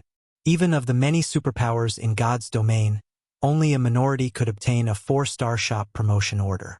No power would trade a 4-Star Shop Promotion Order, even if offered a legendary item. Similar to the qualitative transformation players undergone when they rose from Tier 2 to Tier 3, shops would transform when they were upgraded from 3-star to 4-star status. Shops in God's domain were considered basic rank from 1 to 3-star status, but once they reached 4-star status, they'd become an advanced shop. Not only would all of the shop's existing functions improve, but it would also gain new major functions. The first was the Research Workshop. The Research Workshop would be tremendously helpful to lifestyle players as they worked to rise through the ranks. Not even the Philosopher's Hand or Moon God's Secret Journal could compete. The Research Workshop could examine data on existing items and identify their deficiencies. Players could then modify and improve these items, thereby creating a new item. It was easy to imagine how helpful this would be to lifestyle players. The research workshops were a large part of the reason the various superpowers had been able to nurture Master, even Grandmaster, lifestyle players during Shifeng's previous life. Without these workshops, the various superpowers would have, at most, been able to nurture Master lifestyle players, even if they relied on all sorts of rare materials. None of them would have had enough super rare materials to nurture a Grandmaster. Now that Zero Wing had access to a research workshop, The guild could have a large batch of master lifestyle players in no time with how many talented lifestyle players it already had. God's Domain's designs for high-ranked weapons and equipment were incredibly rare already, but after level 100, rare would be an understatement. Trying to obtain a high-quality design would be like trying to win the lottery. Hence, the various major powers would have to rely on lifestyle players for such items. Of course, creating a high-ranked level 100+ weapon or equipment piece was easier said than done. Because of this, the cost for high-ranked level 100+ weapons and equipment would skyrocket as mainstream players reached level 100. Not even ordinary expert players would be able to afford such items. In fact, some ordinary experts would be stuck using level 100 equipment even after they reached level 110. Meanwhile, this scarcity would only begin to subside as 4-star shops began to emerge.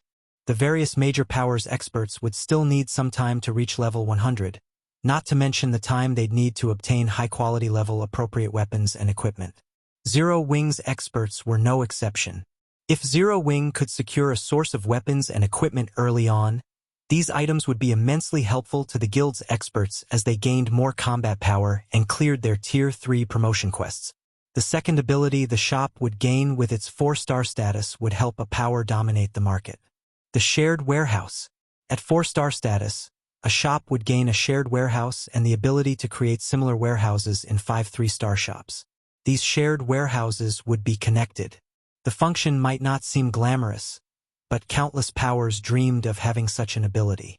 With a shared warehouse, a power could transfer items across long distances at no cost, including non-bag space items. Transporting non-bag space items had always been a huge problem in God's Domain, and the shared warehouse was one of the few methods that could solve this problem. Because of this, the various powers of Shurfeng's previous life had fought to promote their shops to 4-star status, with some even trading legendary items for the promotion order. There was a catch, of course. Once items had been placed in the shared warehouse, they'd be frozen for 24 hours, locked in the warehouse. Moreover, there was an extremely limited amount of space for non-bag space items. At the 4-star status, the shared warehouse could only hold up to 200 non-bag space items at a time. Even so, the function would save a lot of money and transportation time. Most importantly, this method of relocating items was safe. Had Shadow possessed a 4-star shop during Shurfeng's previous life, the guild wouldn't have taken so many risks to move highly valuable non-bag space items, getting robbed by powerful NPCs. Unfortunately, 4-star shop promotion orders were painfully rare in God's Domain. Only a small number of superpowers could enjoy the luxury of owning a 4-star shop. Due to these two functions, not even powers with 103-star shops could compete with those that had a 4-star and a few 3-star shops for dominance over the market. Thinking up to this point, Shurfeng collected the Sunset King's loot in his bag, and stored the 7 Luminaries crystals and God crystals in his private warehouse. He then made his way to the city hall to upgrade the Candlelight trading firm to a 4-star shop. He also notified Melancholic Smile and had her mass recruit players for Candlelight's internal membership, pausing normal recruitment for now. Previously, Candlelight hadn't met the conditions for expansion. The trading firm only had a limited number of special workshops and meditation rooms after all. Moreover, competition between the various trading firms hadn't been particularly intense as designs for high-quality weapons and equipment below level 100 were relatively easy to obtain. However, that was about to change. Any design or recipe a player found in a level 100+ neutral map would be incredibly valuable. Now that Candlelight was about to have a 4-star shop, Shurfeng couldn't allow the trading firm to operate as liberally as it had been. Moreover, otherworld players were flooding to the main continent, and they would have a massive impact on the status quo, especially those from otherworlds like the Moon God's Realm who focused on lifestyle development. Otherworlds like these would have a huge impact on the main continent's economy. To compete against these otherworlds, Candlelight would need to nurture its lifestyle players to a higher standard. However, Candlelight had many secrets it had to protect. Thus, it would need more internal members, not normal members. Guild Leader. Our recruitment requirements are already quite demanding. If we start recruiting with these standards, I'm afraid that other powers will use the opportunity to poach some of our members. Melancholic Smile cautioned after listening to Shurfeng's new requirements. Few of God's domain's lifestyle players enjoyed being bound by strict contracts. Hence, the various major powers typically offered relaxed conditions. If Candlelight increased its requirements, they'd be lucky not to lose normal members, much less recruit new, internal members. Furthermore, Starlink was still trying to steal Candlelight's members. If they increased the trading firm's strict conditions, Candlelight would suffer for it. Relax. That is only true if they can steal our members, Shifeng said, chuckling. He then held up the 4-star shop promotion order to the display and continued, "What do you think this is? Is that a 4-star shop promotion order?" Melancholic Smile's eyes went wide with shock when she saw the black token. Guild leader, is that real? Many superpowers had upgraded their own shops to 3-star status by now, and as a result, Candlelight's advantages became less prominent by the day. As a result, Candlelight's advantages were continuously shrinking by the day. Now, the trading firm could only rely on its secret techniques to attract new members. If Candlelight had a 4-star shop, however, it would reclaim its lead over its competition. "Of course it's real," Shifeng said, chuckling. "I'll leave the recruitment to you. We need to get this done as quickly as possible." "All right, I'll make the announcement immediately." Melancholic Smile nodded. Melancholic Smile did as she promised, and news quickly spread that Candlelight was mass recruiting for internal members in the various kingdoms and empires. What's Candlelight trying to do? It's only recruiting internal members? Candlelight has become too arrogant after being named a sacred land for lifestyle players. Not only are its recruitment requirements so high, but all applicants must become internal members as well. Lifestyle players would be better off joining a different guild. They'd have more freedom than in Candlelight.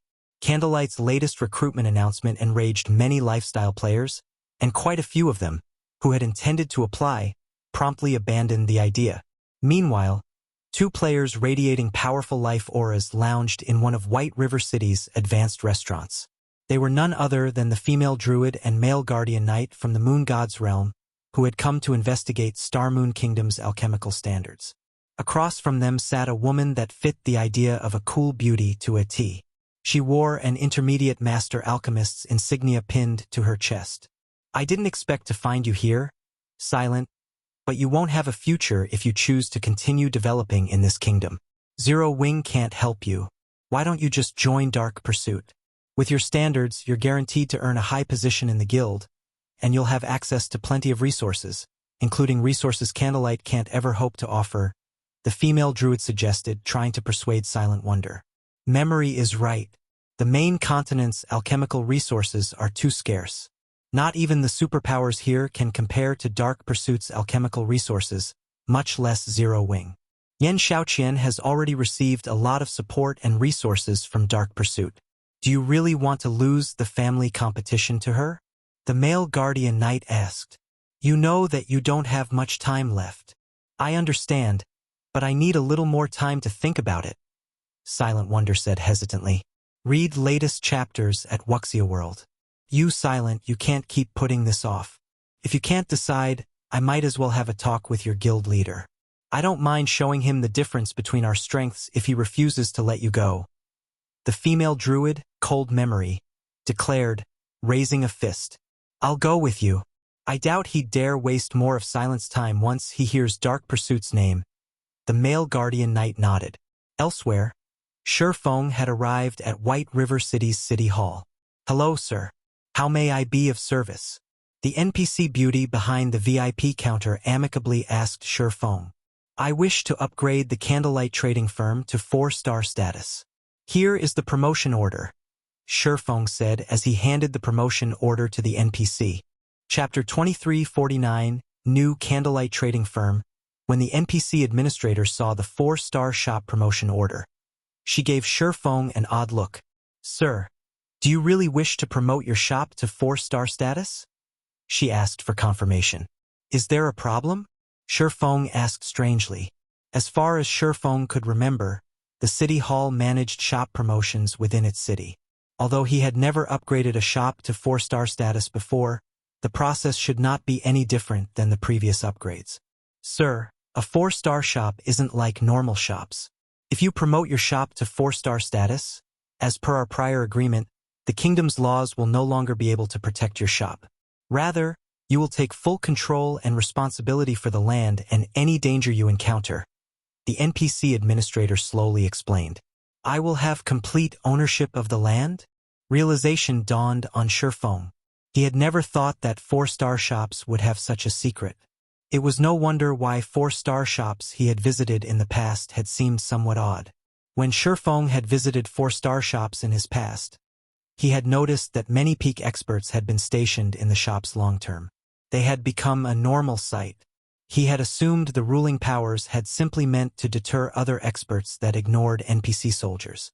However, it seemed there had been a much greater reason.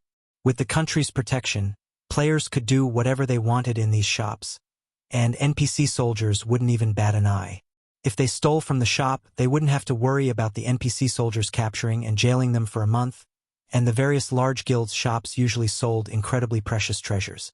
If players could steal these items without repercussions, they'd certainly try.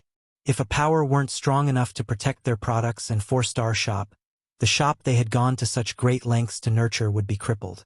Sir, do you still wish to promote your shop? The NPC administrator asked again. Yes, Shifeng decided. There was a lot of risk to upgrading a shop to 4-star status, but the risks were insignificant compared to the benefits. Now, all he had to do was to figure out how to improve the shop's security. The cost of rebuilding and expanding your territory will be calculated independently. Here are the reconstruction and expansion options. You may choose whichever you wish. If you are not satisfied with the results, you may reconstruct and expand again, the NPC administrator said, smiling as she handed Shifeng a list. How vicious! Shifeng was flabbergasted when he saw the stated prices. Reconstruction meant adding new floors to the shop. In this regard, he had 3 choices: 12 floors, 15 floors, and 21 floors. They would cost 20,000 gold, 40,000 gold, and 100,000 gold, respectively. The expansion cost was even more ruthless. Gaining 40% more land would cost 50,000 gold, while each additional 10% would cost 30,000 gold to a maximum of a 100% expansion. This was even more expensive than constructing a city. First-rate guilds would be considered quite wealthy if they had 50,000 gold in liquid funds. Yet that was only a fraction of the cost for reconstructing and expanding the shop. Although Zero Wing had recently earned a lot of money, with around 170,000 gold in liquid funds, it couldn't afford to splurge on a 4-star shop. The guild still needed to pay the recruitment costs for 5,000 NPC knights, after all. Shifeng's hesitation didn't last long, however. After a moment, he chose the 21-story option and expanded the shop's land by 40%. Unlike 3-star shops, which had a fixed number of special workshops and meditation rooms, a 4-star shop with more floors could contain more special workshops and meditations rooms. For example, the 15-story version would only have 30 special workshops, while the 21-story building would have 50 special workshops.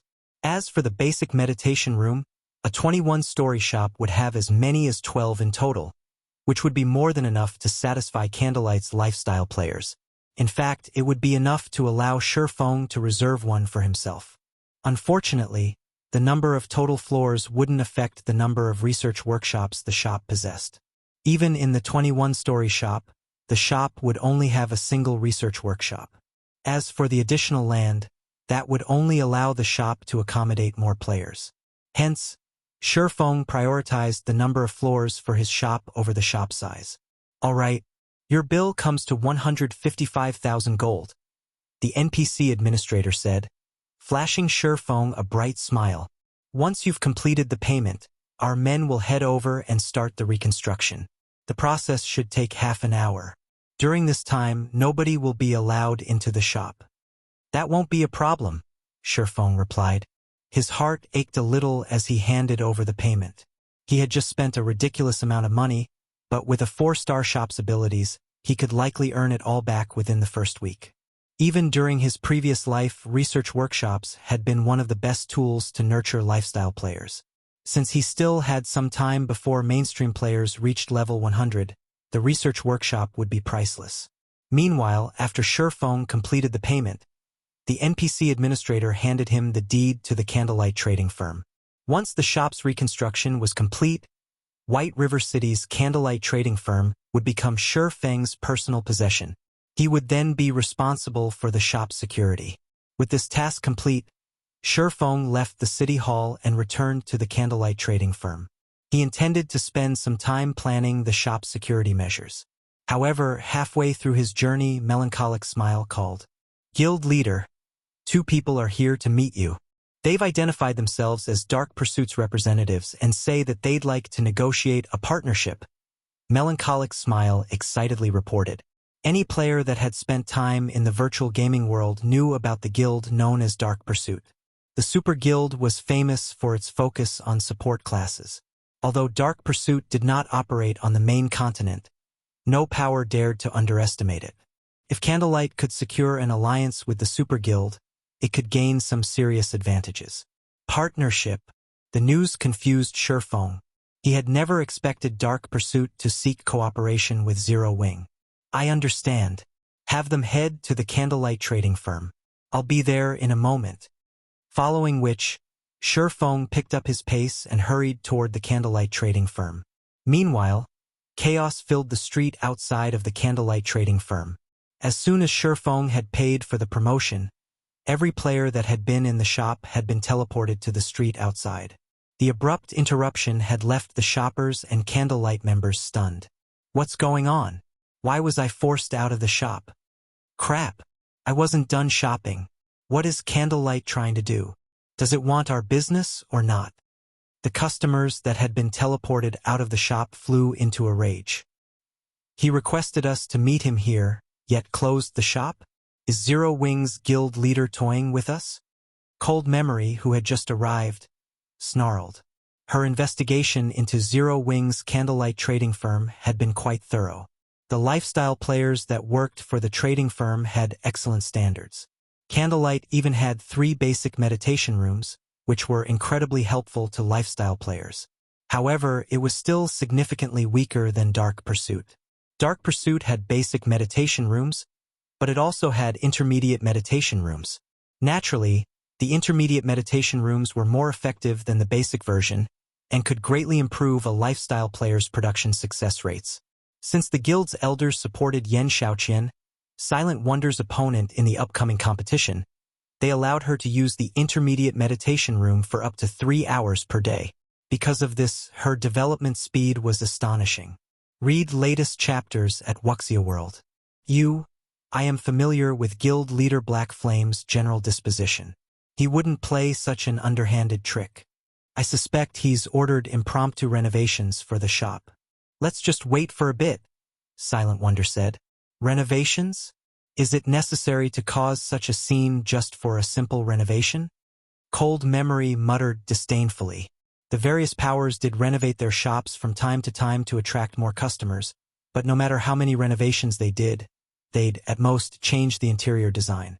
Not long after Cold Memory's comment, the magic barrier enveloping the Candlelight trading firm dissipated. As it did, it revealed a 100-meter-tall building. The nearby player-owned shops, which were only 4 or 5 stories tall, and the NPC shops, which were about a dozen stories tall, looked like children next to the upgraded Candlelight trading firm. Chapter 2350 Crazy Masters. The Candlelight trading firm's new appearance stupefied every player on the street. It underscores massive. What did Zero Wing do? They were overcome with shock as they gazed up at the humongous Candlelight trading firm. The surrounding player-owned shops might look extravagant, but they were nothing compared to Candlelight's 100-meter-tall shop. The merchant players were particularly stunned, staring with wide eyes and dropped jaws at the new Candlelight trading firm shop. Ordinary players didn't usually understand God's Domain's rules regarding its shops, but merchant players like them were very familiar with these rules and regulations. Shop construction in NPC cities was heavily regulated. Players couldn't simply build as many floors as they wanted. For example, a 3-star shop could only have up to 9 floors. And yet, the Candlelight trading firm in White River City now had 21 floors. Not only could a shop display more merchandise with more floors, but it could also house more lifestyle players. An ordinary shop's environment couldn't compare to that of the various subclasses associations, But once it reached 3-star status, a shop would offer better advanced workshops than the subclass associations. This was one of the factors that attracted so many lifestyle players to White River City's candlelight trading firm. Moreover, there wasn't a limit to how many advanced workshops a 3-star shop could have as long as it had enough space for all of them. What's going on? How can a player-owned shop in an NPC city have 21 floors? Cold Memory stared at the candlelight trading firm in shock. When she had investigated the main continent's shops, the largest she had seen had only been 9 stories tall. Yet the candlelight trading firm before her had more than double that. It also occupied more land than other 3-star shops. Did he promote the candlelight trading firm? South Dream, the male guardian knight, murmured as he considered a possibility. However, he couldn't be certain about the idea. I'm pretty sure he promoted it to 4-star status. It wouldn't have transformed so massively otherwise. Silent Wonder nodded. Although she seemed calm, she was just as surprised as her 2 companions. Promoting a shop was an incredibly difficult task, especially after it had reached 3-star status. Even at this stage of the game, very few superpowers had 3-star shops. However, it seemed that the candlelight trading firm now has a 4-star shop, which would give it major advantages. It seems Zero Wing is quite capable after all, but so what if it has a 4-star shop? Cold Memory said, clicking her tongue. Haughtily, she continued, Dark Pursuit has already captured an ancient civilization's town and owns an intermediate meditation room, which no one on the main continent has acquired. How could a shop compare to a town? Ancient civilizations had greater technology than what could be found in the current kingdoms and empires, and Dark Pursuit had secured an ancient civilization's town that specialized in lifestyle development in the moon god's realm. The technology in that town easily surpasses any within a mere shop. Moreover, as the town developed, the guild would unlock more advantages. The shop's open now. Let's head inside, Silent Wonder said. Silent Wonder didn't try to argue with Cold Memory. The woman had already shown her proof, and she had to admit that the moon god's realm's lifestyle standards were far beyond that of the main continent. Moreover, Dark Pursuit's alchemical techniques were just as impressive as Zero Wing's. Hence, Cold Memory qualified to be so arrogant. Meanwhile, Melancholic Smile had been waiting before the candlelight's entrance for quite some time. When she saw Silent Wonder's group approach, she led them inside, earning the surrounding players' envy and admiration. Everyone was curious about the candlelight trading firm's promotion, and they all wanted to inspect the new changes for themselves, especially the lifestyle players who had come to join the trading firm. However, non-members weren't allowed to enter the shop at the moment. They had to wait outside, which was why they jealously watched Cold Memory and South Dream, both outsiders, enter the shop. As they entered the building, Silent Wonder, Cold Memory, and South Dream were shocked by what they saw. When they entered the shop, they felt as if they had just stepped into an entirely different world. Not only was the shop's interior far more magnificent and brilliant than it had been earlier, but its mana density was twice as high as well. They felt incredibly calm and clear-headed as they stood in the doorway. As Cold Memory and South Dream followed Melancholic Smile to the candlelight trading firm's top floor, what they saw on the various floors rendered them speechless. There were now more than 40 special workshops and as many as 12 basic meditation rooms. It was enough to rival the number in the ancient civilization's town. Fortunately for them, Candlelight didn't seem to have an intermediate meditation room, which meant Cold Memory and South Dream still had a chance of dragging Silent Wonder into Dark Pursuit. Melancholic Smile quickly led Silent Wonder and her companions to the top floor. As the group was about to enter the top floor reception room, Cold Memory and South Dream noticed a commotion at the end of the corridor. A group of players crowded before a door made of magic crystals, looking in with ecstatic expressions. To Cold Memory and South Dream, those players looked like a pack of wolves that hadn't eaten for several days. What astonished the 2 outsiders, however, was the fact that every one of those players wore the insignia of a lifestyle master. Sister Melancholic, can I use the research workshop for a moment? I promise I'll be quick. Melancholic were all core members and just a step away from reaching intermediate master rank. I'll even hand over all of my GCPs to use the research workshop for 3 days. Crap. You want 3 days? I'd be satisfied to use it for one day. Every one of these master lifestyle players gave melancholic smile desperate, passionate looks. Afraid that she'd reject their requests, they offered everything they had to convince her. Have these people gone insane? When Cold Memory saw the master lifestyle players' behavior, her worldview shifted. Even in the various superpowers, master lifestyle players enjoyed VIP treatment, yet these candlelight masters were begging melancholic smile just to enter a room, the research workshop. Her guild's master lifestyle players would call her crazy if she told them about this. Even the intermediate meditation room was only slightly helpful to master lifestyle players. It wasn't such a treasure that players would beg and bribe to use it. Read latest chapters at Wuxia World. You calm down. We have yet to decide the rules for the research workshop, and we're not letting anyone use it until we do. Once the guild leader has set up the rules, any internal member that has successfully become a master will get an opportunity to use it, Melancholic Smile said, attempting to placate the crowd. The master lifestyle players seemed satisfied with Melancholic Smile's response, and they said nothing more. She had already confirmed that the trading firm's internal master lifestyle players would get an opportunity to use the room, and for now that was good enough. All they had to do was wait. Even so, they still stared at the door longingly as they left. Shopkeeper Melancholic, may I know what that research workshop is? South Dream asked curiously. In Dark Pursuit, a basic lifestyle master enjoyed the same status as peak experts like himself. Intermediate masters had an even higher rank in the guild than he did.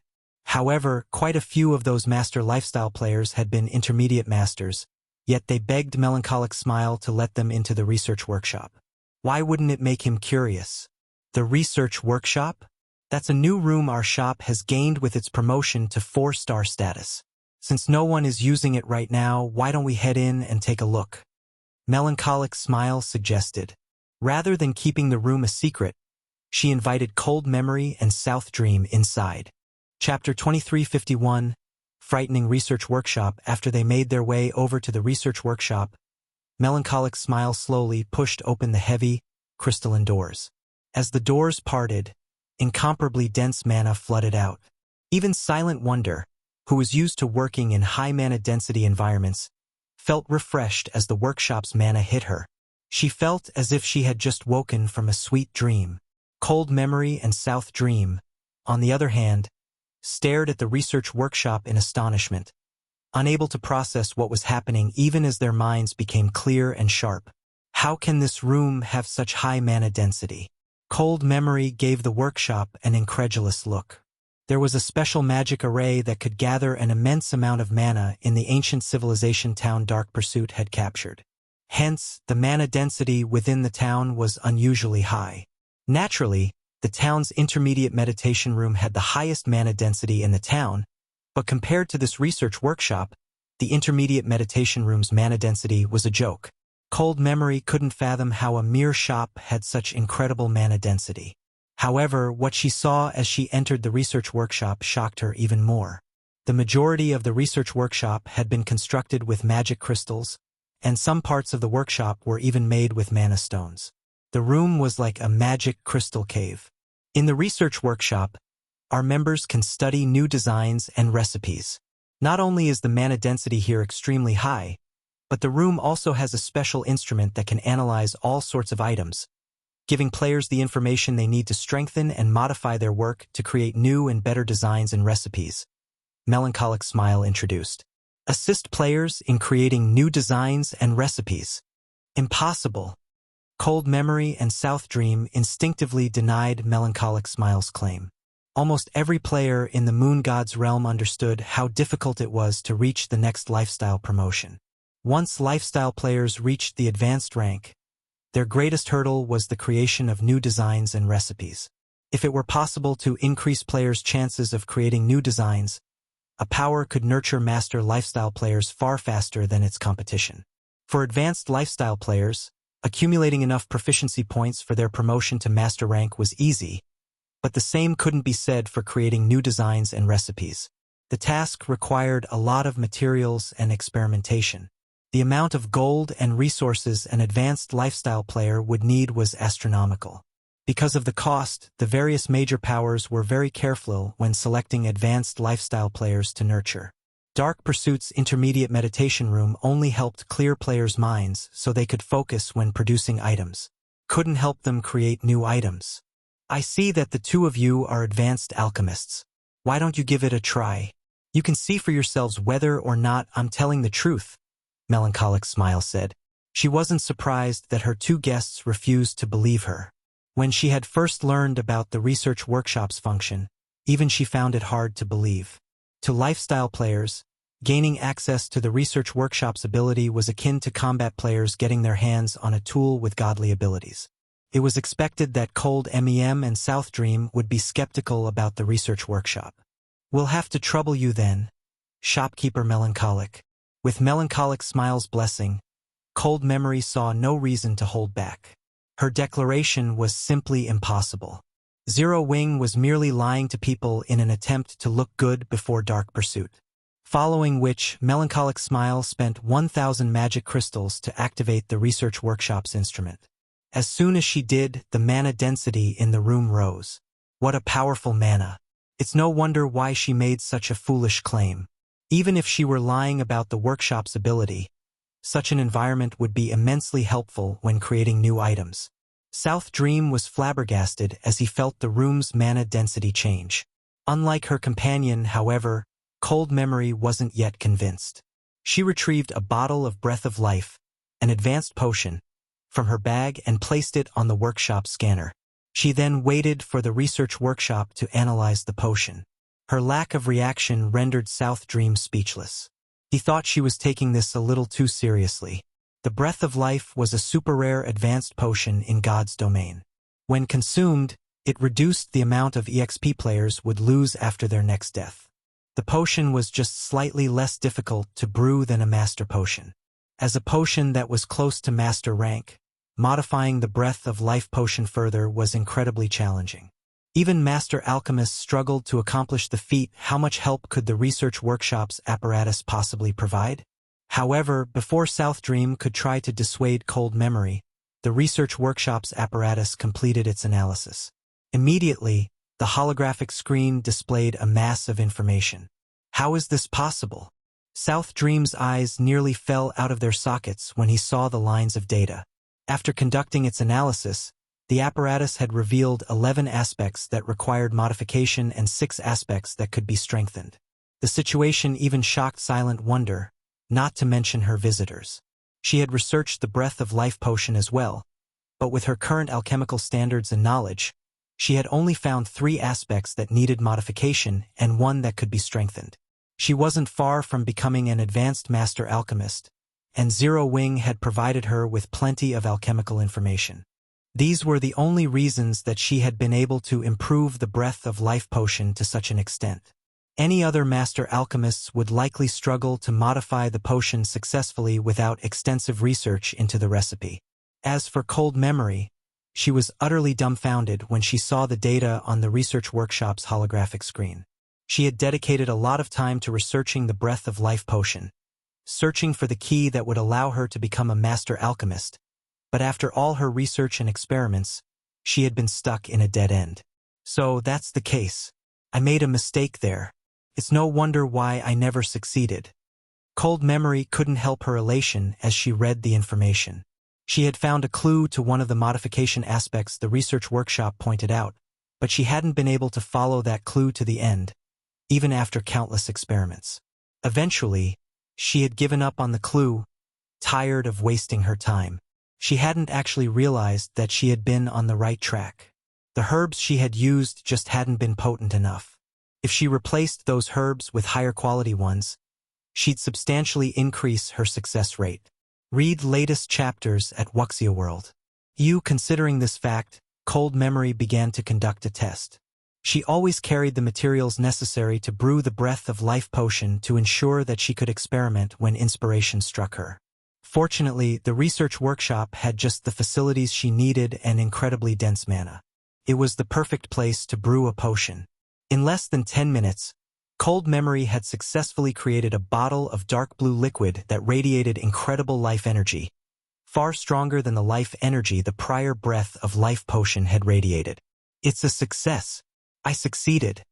After appraising the dark blue potion, Cold Memory turned to her companion with a bright, excited expression.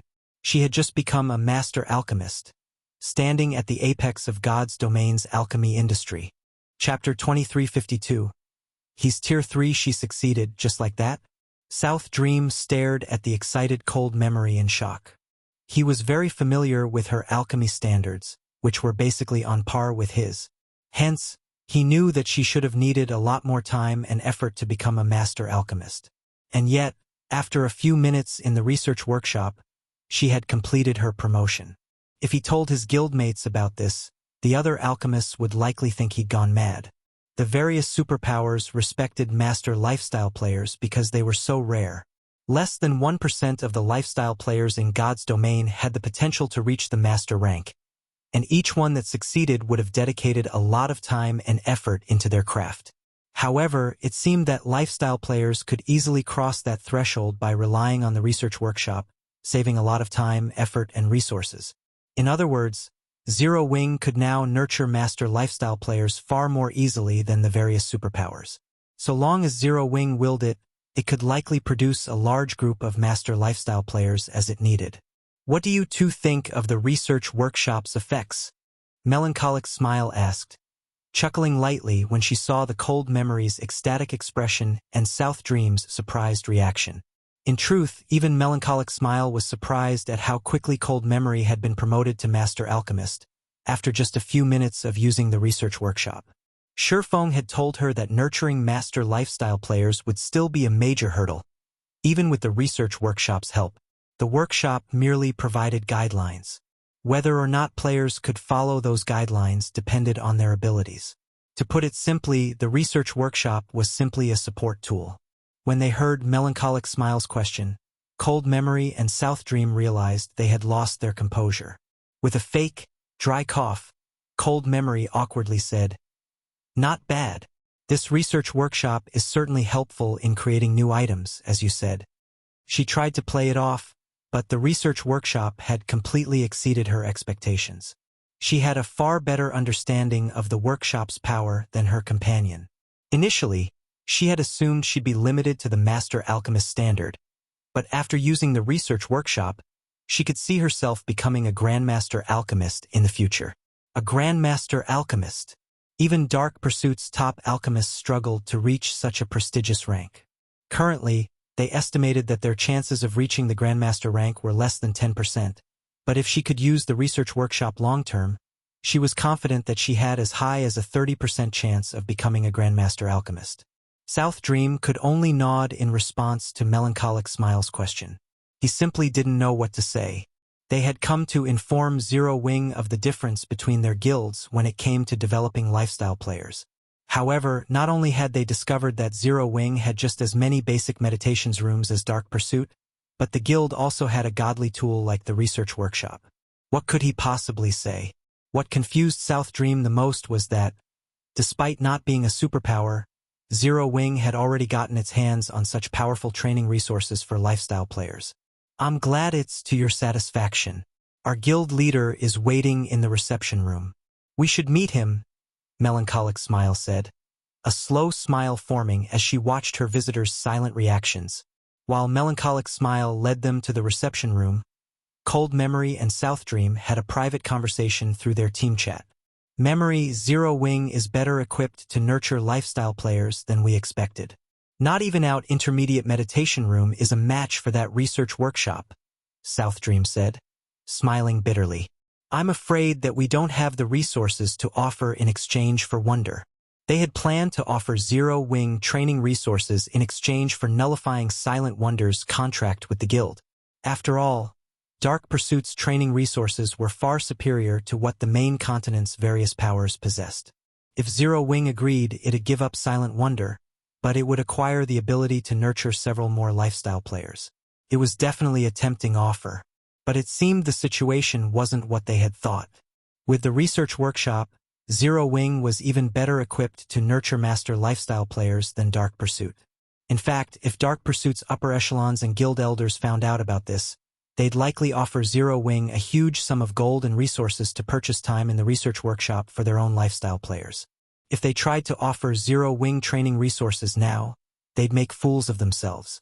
It's too early to give up, Cold Memory said, gritting her teeth. I admit that Zero Wing's ability to nurture lifestyle players is impressive, but don't forget that strength is the most important factor in God's domain. Even if Zero Wing can nurture an army of master lifestyle players, it doesn't necessarily have the strength to protect them. Not only does our guild have excellent training resources, but we're also far stronger than Zero Wing. We can simply offer Zero Wing protection in exchange for wonder. That should be tempting enough. Based on our reports, many otherworld powers have begun to move against Star Moon Kingdom in secret. Surviving in such a situation will be a major challenge for Zero Wing, but if the guild had Dark Pursuit's protection, it might be a different story. Most importantly, Wonder's competition with Yen Shaoqian isn't limited to alchemy. With Zero Wing's foundations, how could it possibly provide the same resources Yen Shaoqian currently receives? Zero Wing's lifestyle facilities had certainly taken her by surprise, but strength was more important than anything in God's domain. With Zero Wing's current strength, staying in the guild would do more harm than good to Silent Wonder in the long run. She might even unintentionally drag her family down with her if she stayed in this guild. I guess you're right. We can't let Wonder waste any more time in Zero Wing, South Dream said. After giving the matter some thought, he agreed with Cold Memory's view of the situation. If the competition between Silent Wonder and Yen Shaoqian only involved alchemy standards, allowing her to remain in Zero Wing wouldn't be an issue. However, that wasn't the case. This was also a competition of strength. Since Yen Shaoqian had joined Dark Pursuit, Silent Wonder would be at a disadvantage if she didn't do the same. In fact, she might even be disqualified before she had the chance to compete against Yen Shaoqian. While Cold Memory and South Dream silently conversed, the group arrived before the top-floor reception room. Guild leader, Dark Pursuit's representatives are here, Melancholic Smile declared as she gently pushed open the doors. Come in, Shifeng said, nodding. Hearing Shifeng's reply, Melancholic Smile led Cold Memory's group into the reception room. The instant the two Dark Pursuit representatives entered the room, they felt an incomparably powerful aura wash over them. For a moment, they nearly stumbled. What a strong life aura! Is he really a player? Read latest chapters at Wuxia World. The two looked at Shifeng in disbelief as the man sat at the reception room's desk.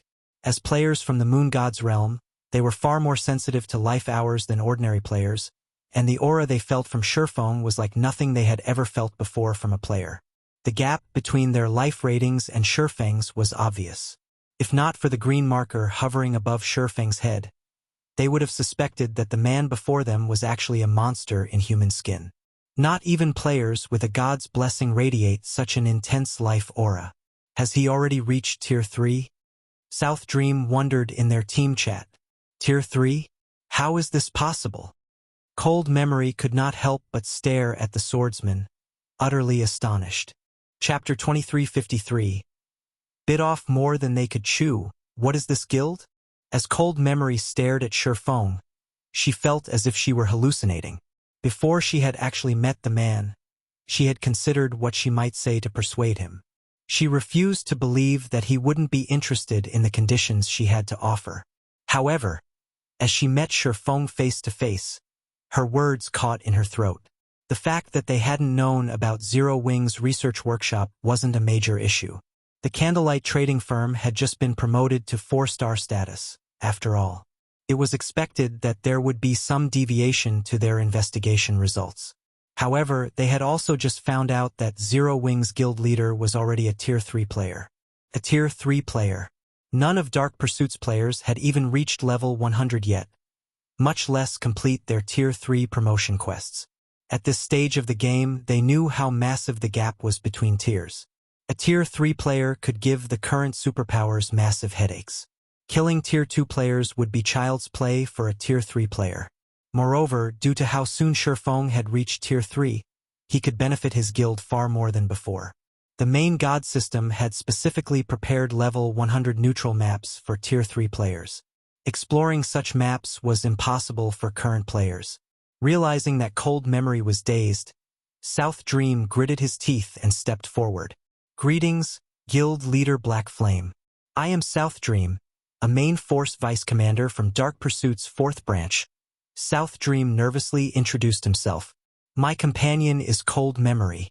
She is one of the main force vice commanders from the 4th branch as well. We are here to represent our guild in negotiations concerning a partnership." South Dream had been confident that he could negotiate with Zero Wing's guild leader as an equal before he had met him. But now, his confidence was gone.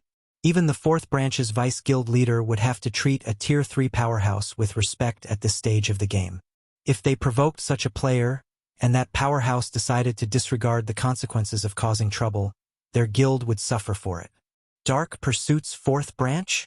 Nodding, Shifeng asked calmly, "How do you wish to collaborate with Zero Wing?" Super guilds were massive organizations. Thus, they divided their territories among their branch guilds. When another power wished to ally with a super guild, they do so through a branch guild. Powers rarely allied with a super guild as a whole. Dark Pursuit had 5 main branches, and as far as Shifeng knew, the 4th branch controlled a considerable amount of the guild's alchemical resources, including many of the Moon God's realm's specialty materials for potions. During his previous life, the 4th branch had played a huge role in Dark Pursuit's success with occupying the market in many of the main continent's kingdoms and empires. "Truthfully, we are here to request that Zero Wing allow Silent Wonder to join Dark Pursuit," Cold Memory said, gritting her teeth. "I know the proposal is a little offensive, but you might not realize her true identity and the responsibility she holds." Guild Leader Black Flame. "If she remains in Zero Wing, she will only bring ruin upon herself. She can only resolve the issue she faces by joining our guild. Of course, our 4th branch will do everything within our authority to supply Zero Wing with various resources in exchange. With these resources, Zero Wing will be able to develop further. I hope that you will do what's best for Silent Wonder's future." The Foundation's Zero Wing had displayed thus far had greatly surprised Cold Memory. She was especially shocked by Shifeng's status as a Tier 3 player. However, after all was said and done, Shifeng was only one player. Meanwhile, a single individual couldn't free Silent Wonder from her predicament. She'd only be able to resolve her problem by joining a super guild like Dark Pursuit. "Memory!" Silent Wonder snapped, annoyed and hinting that Cold Memory should stop speaking. It was her business, after all, and she owed Zero Wing a massive debt of gratitude. During her membership, the guild had offered unusually loose restrictions and gave her everything she needed to improve her alchemy standards quickly. Now that Zero Wing needed her strength, she couldn't just abandon the guild for her own interests. Although if she didn't leave, her presence would put Zero Wing in considerable danger. Lately, she had been frustrated and hesitant due to this dilemma. "Wonder, you know that you don't have much time left. Yen Zioyan isn't the only one with the full support of a superpower. Do you think you defeat your competition without any help?" Cold Memory asked. Silent Wonder fell silent. She didn't have anything she could say to that. If it were a simple competition of alchemy techniques, she was confident of emerging victorious, but it was a different story when the competition involved combat power and foundations. "Wonder's identity? What do you mean?" Shifeng asked, confused.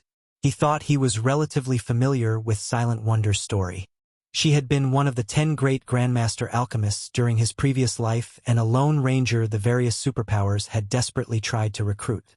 However, he hadn't heard anything regarding a powerful background or special identity outside of her Grandmaster rank. "You've heard of the Azure Chamber of Commerce, correct?" Cold Memory asked. Shifeng nodded. Very few people in the virtual gaming world hadn't heard of the Azure Chamber of Commerce.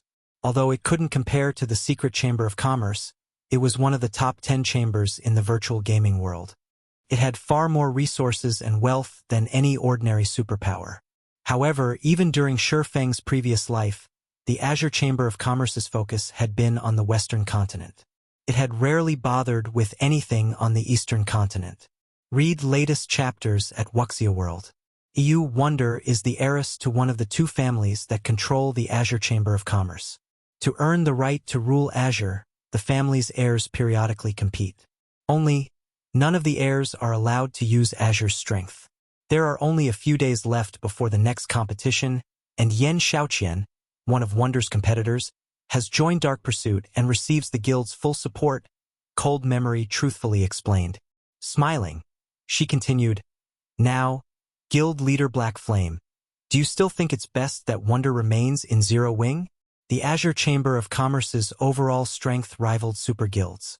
Hence, the two main shareholders of Azure fought desperately to secure the right to rule the organization. If Silent Wonder lost, Yen Xiaoqing and the others, her competitors, would definitely try to squash Zero Wing to prevent Silent Wonder from becoming a problem in the future. Similarly, Silent Wonder's family would hold Zero Wing responsible. The guild would be the cause of their loss in such a vital competition. After all, Silent Wonder's family wouldn't stop until they vented their anger out on Zero Wing. As for winning the competition with Zero Wing's support, that was impossible. Yen Xiaoqing had the full support of a super guild. The best solution was for Silent Wonder to join Dark Pursuit as well. This way, she could compete with Yen Xiaoqing on equal terms, and Dark Pursuit wouldn't try to interfere with Silent Wonder's development. If other powers attempted to interfere, Dark Pursuit would ensure that they bit off more than they could chew. Chapter 2354, Mental Strengthening. What Memory Says is True. Guild Leader Black Flame. South Dream added, afraid that Shifeng would misunderstand their intentions. God's domain is becoming more popular across the globe. More corporations have been investing in the game, as well, and as a result, Azure's two main shareholders have become desperate to win the organization's right to rule. Azure might focus its development on the Western continent, but it still had a lot of influence among the Eastern continent's empires. If either of the shareholders decide to target Zero Wing, your guild's development will suffer. Zero Wing might be very powerful, but it wasn't a superpower like the Azure Chamber of Commerce. This was especially true now that the Western and Eastern continents had more contact. Many superpowers were trying to join Azure. If Azure asked those superpowers to move against Zero Wing as a condition for joining, many of them would be more than willing to fulfill that request. At that time, Zero Wing's position would become very precarious. If Zero Wing did not wish to suffer, it had to allow Silent Wonder to leave. Not only would she have more access to resources, but Yen Xiaoqian wouldn't be able to monopolize Dark Pursuit's strength, either. As for Zero Wing, it would avoid Azure's wrath and receive help from Dark Pursuit. Silent Wonder gave Shifeng an apologetic look. She knew how crazy her family was about this competition. If the two families hadn't kept such a close eye on each other, they would have likely resorted to underhanded means to win the upcoming competition. She also knew that if her family lost, they'd go ballistic. They would absolutely vent their anger out on Zero Wing. Meanwhile, Zero Wing wasn't in the best of positions at the moment. If more superpowers tried to interfere, the guild's days would be numbered. Thank you for informing me of the situation. If there is nothing else you'd wish to discuss, I'll consider our meeting over now. I still have other matters I need to attend to, Shifeng calmly replied. What are you trying to say? Guild Leader Black Flame? Cold Memory stared at the swordsman, confused.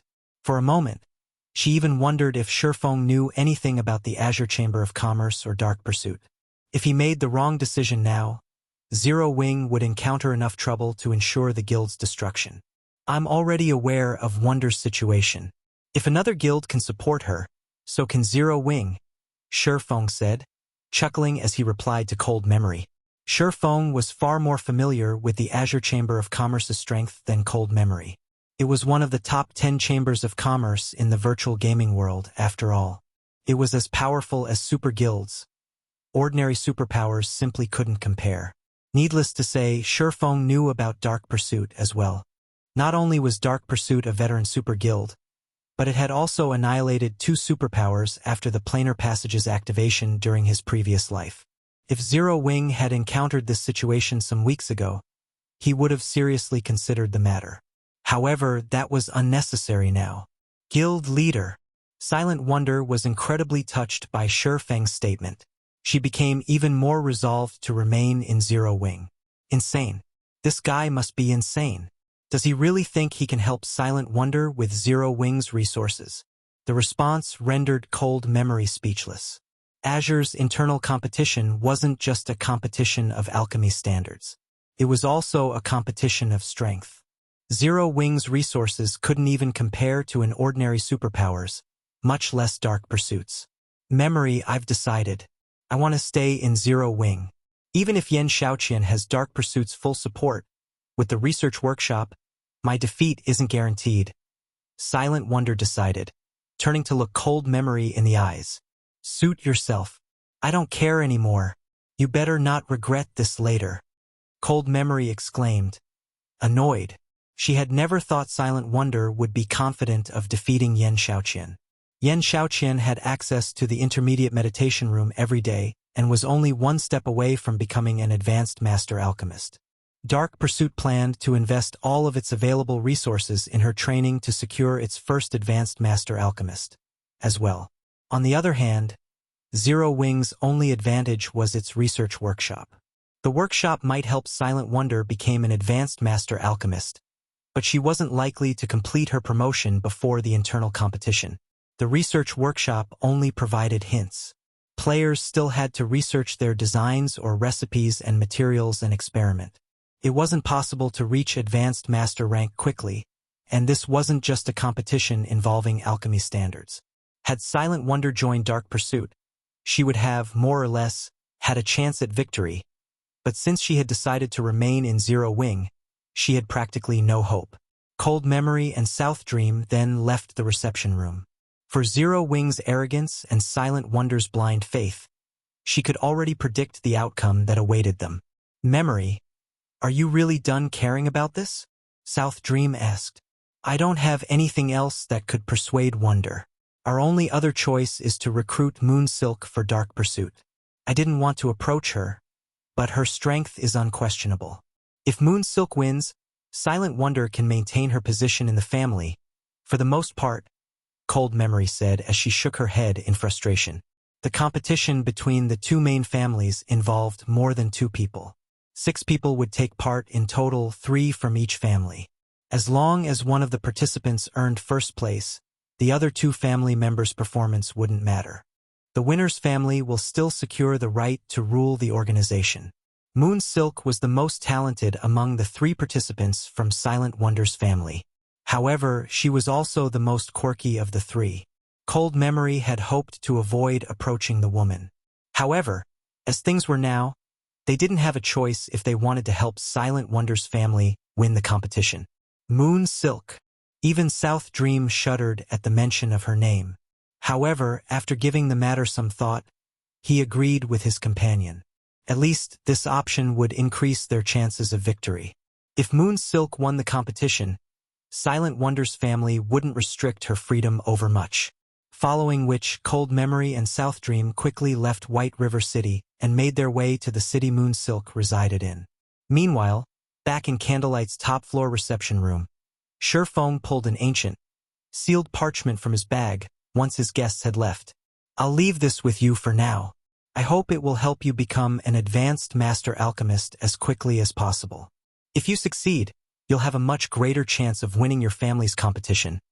Shurfeng said as he carefully removed the seal and handed it to Silent Wonder. As Silent Wonder inspected the parchment, her eyes went wide in shock. Guild leader, how did you get this recipe? Silent Wonder's breathing grew somewhat labored as she stared at the recipe in her hands. What she held was no ordinary recipe. It was a peak master recipe for the Droplet of Life potion. Countless alchemists dreamed of getting their hands on this parchment to study and learn from it. The reason for this was because of the Water of Life. With the Water of Life, one could resurrect the dead. The potion contained an unimaginable amount of life force and served as one of the base materials to resurrect NPCs. Unfortunately, the Water of Life was too precious and more valuable than what money could buy. The Droplet of Life potion was a weakened version of the Water of Life. Although it couldn't resurrect NPCs, it could help NPCs recover from severe and permanent injuries. It was easy to imagine how valuable this recipe was. Most importantly, no one had even found an advanced master recipe yet, much less a peak master recipe. Alchemists that wanted to rise through the ranks needed to create new recipes, but to create a recipe suitable for their rank, they needed a lot of reference material. Without that, they wouldn't know where to start, which was why master recipes were so valuable in God's domain. However, at Silent Wonder's standard, basic master recipes, were no longer useful. She'd need advanced master recipes. Unfortunately, she had never managed to locate an alchemical master recipe, and as a result, she had been forced to explore and experiment by herself. The Droplet of Life recipe would definitely help her reach the advanced master alchemist rank. Rather than answer Silent Wonder's question, Shifeng asked, "Now that you have this recipe, how confident are you in completing your promotion?" The Droplet of Life recipe was incomparably precious and one of the most important recipes the Sunset King had dropped. It was only inferior to Grandmaster recipes. Shifeng had planned to offer it as a benefit for the guild's core members, allowing Candlelight's master alchemists time to study it. However, to help Silent Wonder reach advanced master rank as soon as possible, he decided to postpone those plans. Read latest chapters at Wuxia World. I'm afraid that I'm only 30% confident of reaching my promotion before the competition, Silent Wonder said helplessly after a moment of self-reflection. Becoming an advanced master alchemist wasn't easy, and even with the research workshop's assistance, she'd still need time to conduct her own research. 30%? After pondering for some time, Shifeng said, "It's a little off, but it should be enough." After saying so, Shifeng called up the Candlelight Trading Fin system interface and chose to upgrade the shop in Blue Bay City to 3-star status. At the same time, he established a shared warehouse and sent the members there to transfer the Primal Void Stones. The various major powers would likely assume the best use of the Primal Void Stones was selling them to the Dark Forces for gold and resources, but they weren't aware of the stone's other function. Mental Strengthening. Chapter 2355. Advanced Mana Set Equipment, 30% is enough? Silent Wonder was confused by Shifeng's statement. Based on his tone, he seemed very confident in her success in becoming an advanced master alchemist. Not only did she need enough proficiency points for her promotion, but she also had to create a new advanced master recipe. Unfortunately, creating an advanced master recipe was multiple times more difficult than creating a basic master recipe. It wasn't simply a problem of mixing materials. The process also required magic arrays, which tested her ability to manipulate mana. Resources and hints weren't enough for her to reach the advanced master alchemist rank. "I can't guarantee it, but if you have a 30% chance, we should be able to boost that to 80% within the remaining time," Shifeng said, chuckling. 80%? Silent Wonder repeated in a higher-pitched tone, giving Shifeng an incredulous look. Creating an advanced master alchemist was easier said than done. Even if the various superpowers alchemists generously offered her all of their research, she'd be lucky to increase her success rate by 10%. Yet, Shifeng insisted that he could help raise her success rate by a whopping 50%. If God's domain's various master alchemists heard this, they'd laugh at Shifeng for being an ignorant fool and a layman. However, Shifeng was no noob when it came to lifestyle classes. He was a bona fide intermediate master forger. After all, an existence that stood at the apex of God's domain's forging industry. He was also one of the first players to become a master lifestyle player in God's domain. There were less than a handful of people who could claim they understood lifestyle classes better than Shifeng in the Candlelight Trading firm. You'll understand when the time comes. For now, head to the research workshop and study the Droplet of Life recipe. If you can master that recipe, it'll definitely help you to create an advanced master recipe, Shifeng said, ending the conversation rather than elaborate. The secret regarding the Primal Void Stone was too important. If information about the stones leaked, it would cause a huge commotion in God's domain. The advanced master rank was a huge threshold for lifestyle players. Over 90% of the master lifestyle players in Shifeng's previous life had been stuck at intermediate master rank due to the difficulty of the promotion. Those masters hadn't lacked techniques, but simply hadn't had the mental strength to succeed. Rising through the tiers was the easiest way for players to improve their mental fortitude. The higher a player's tier was, the stronger their mental strength would be, which was also why most of the top-tier lifestyle players of Shurfang's previous life had been high-tiered players as well. Silent Wonder was only a level 97 Tier 2 player. She'd still need quite some time to reach level 100, not to mention complete her Tier 3 promotion quest. Meanwhile, God's Domain had very few items that could improve a player's mental strength, and the Primal Void Stones were one of them. However, mainstream players in the past had only learned this secret after reaching level 160. When they had discovered it, the various superpowers had fought desperately to secure Primal Void Stones. From then on, Primal Void Stones hadn't been treated as a simple mana-gathering tool.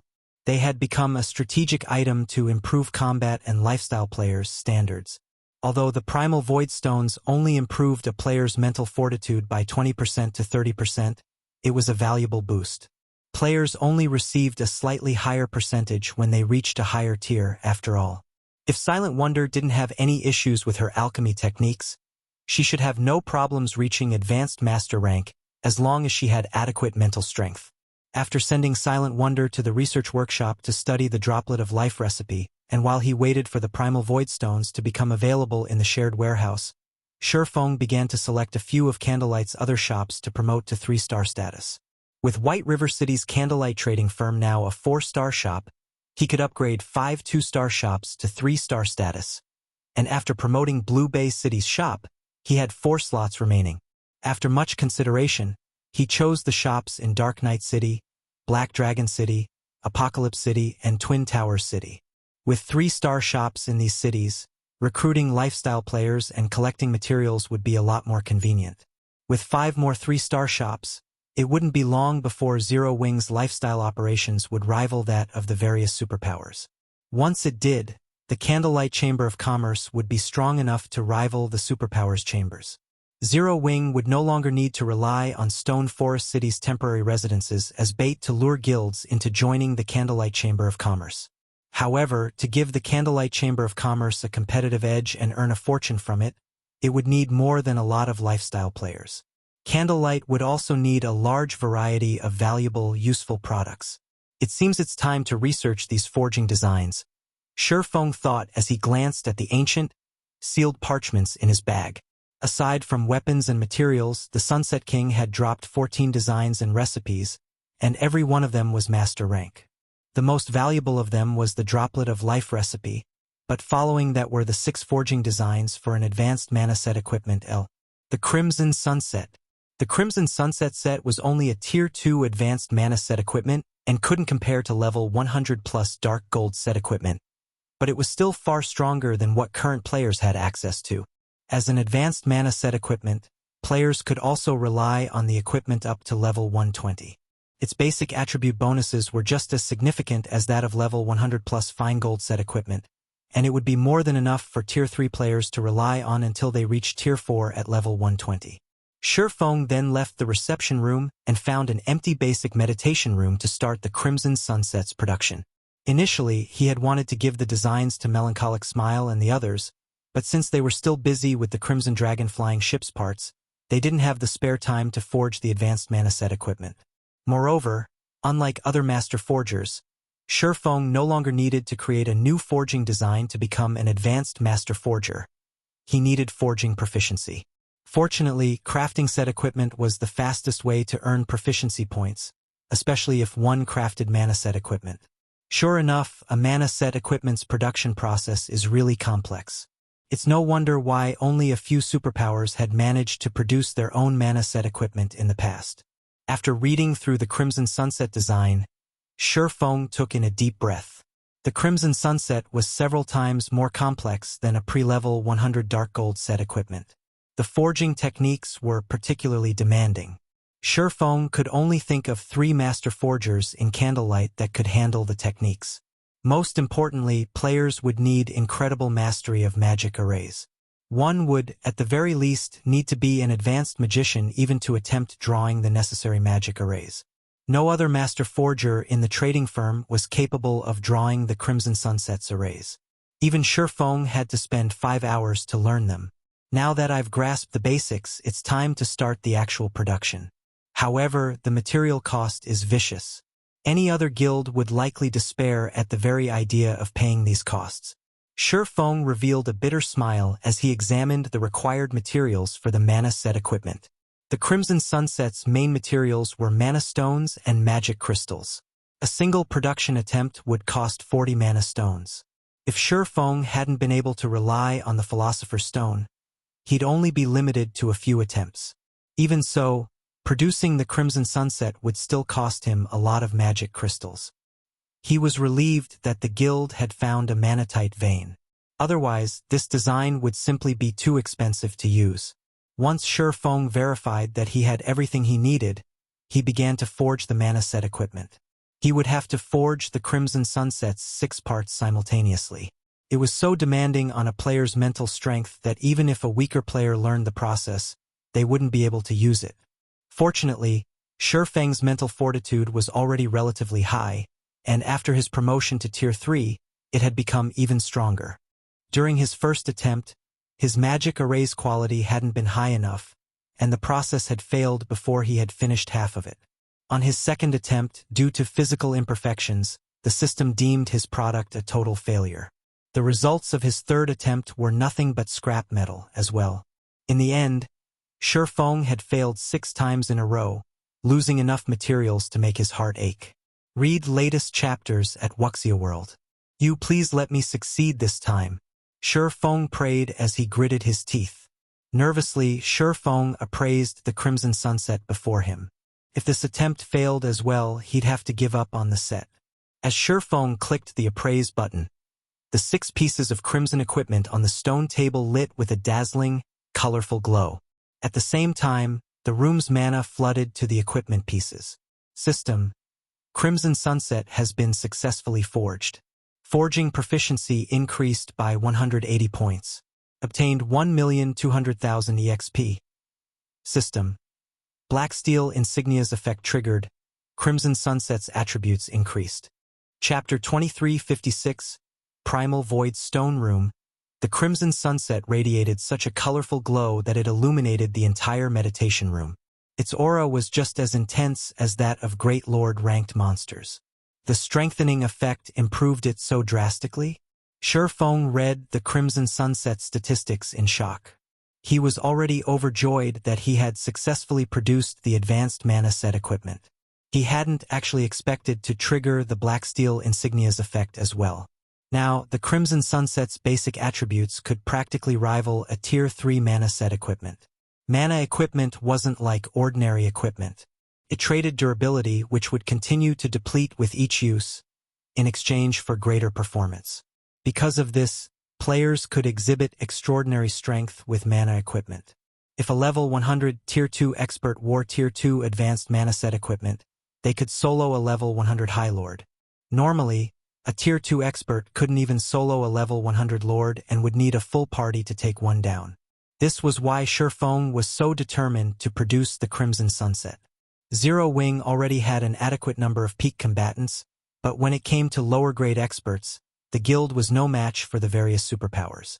If he could arm Zero Wing's core experts with the Crimson Sunset, their combat power would undergo a qualitative transformation, and they'd only be weaker than true Tier 3 experts. Now that he had the experience of producing the Crimson Sunset, Feng began to mass-produce the mana set equipment. His production success rate was still quite low, but one Crimson Sunset would instantly arm Zero Wing with a Tier 2 expert that had the combat power to rival peak experts. Not even the various superpowers were capable of accomplishing this feat. Furthermore, the Crimson Sunset would be immensely helpful to players when they challenged their Tier 3 promotion quests. Following which, Feng forged 22 Crimson Sunsets, only stopping when he received a message from Melancholic Smile. She had contacted him to inform him that the second batch of Primal Voidstones had been retrieved from the shared warehouse. Blue Bay City's members had also added the third batch to the shared warehouse. They're finally here. After reading Melancholic Smile's message, Feng decided to take a break from the Crimson Sunset's production for now. It took 24 hours to transfer items through the shared warehouse.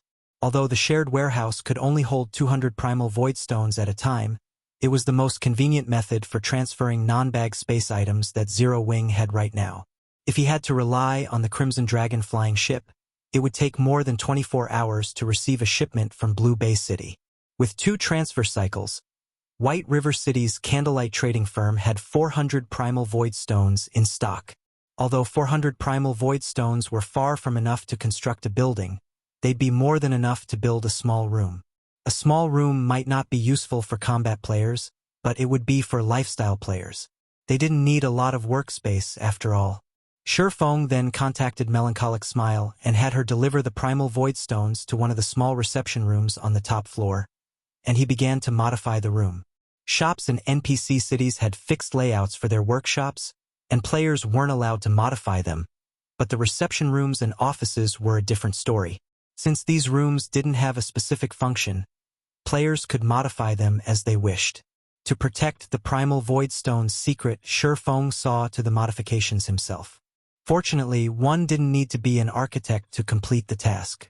Finally, after more than a dozen hours of work, Shifeng had replaced the walls, ceiling, and floor with Primal Void Stones, spending 376 stones in total. If Sindhart saw the room, he'd have a heart attack. If they had sold those stones, they would have earned nearly 20,000 gold. Even the various superpowers would find a 20,000 gold modification to a small reception room to be a stroke of madness. And yet, Shifeng wasn't satisfied. He also set up a mana-gathering magic array within the room, increasing the room's mana density even further.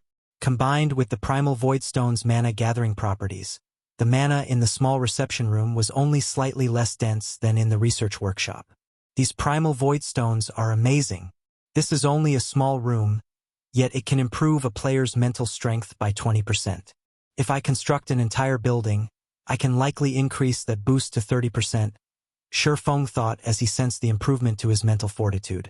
If he could train in such an environment, he might even be able to execute a perfect lightning flash, even if he were still at Tier 2.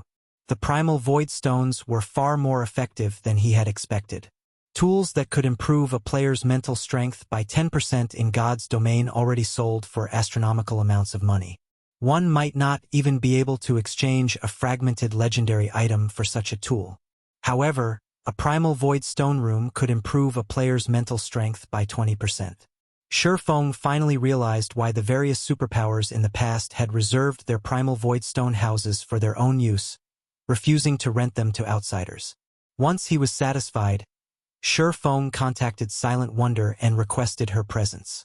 Silent Wonder had a huge headache from trying to create her new potion, having reached a bottleneck. She wanted nothing more than to spend the 48-hour day in the research workshop, but upon receiving Shifeng's order, she had no choice but to set aside her research and begrudgingly visit the small reception room in question. Guild leader, this room.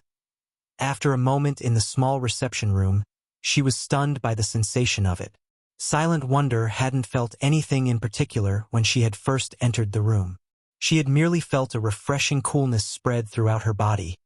But after 5 seconds, she noticed that her mind was far clearer than before. In addition, her physical control and mana had increased substantially. "It's not bad, right?" Shifeng asked, chuckling at Silent Wonder's shocked expression. "The research workshop can only provide a rough guideline. You'll have to figure out the details on your own. Meanwhile, this room will help improve your control. You can spend time here to learn the techniques and concepts you've struggled with. With this environment, your chances of creating a new recipe should rise to 70% or 80%, right? The room is simply magical. Forget 80%. I'm sure I can create a new recipe if I work in here for the next 4 or 5 days." Silent Wonder excitedly and confidently exclaimed. While in this room, she could finally understand some of the aspects of the Droplet of Life recipe that had confused her. Moreover, the advanced magic arrays she had struggled with no longer seemed difficult. She was 90% sure that she could draw the necessary arrays to produce the Droplet of Life now. "Good then. I'll have Melancholic send some alchemy tools up in a moment. If you come across anything you can't figure out in the research workshop, you can come here to figure it out," Shifeng said, not surprised in the least by Silent Wonder's declaration.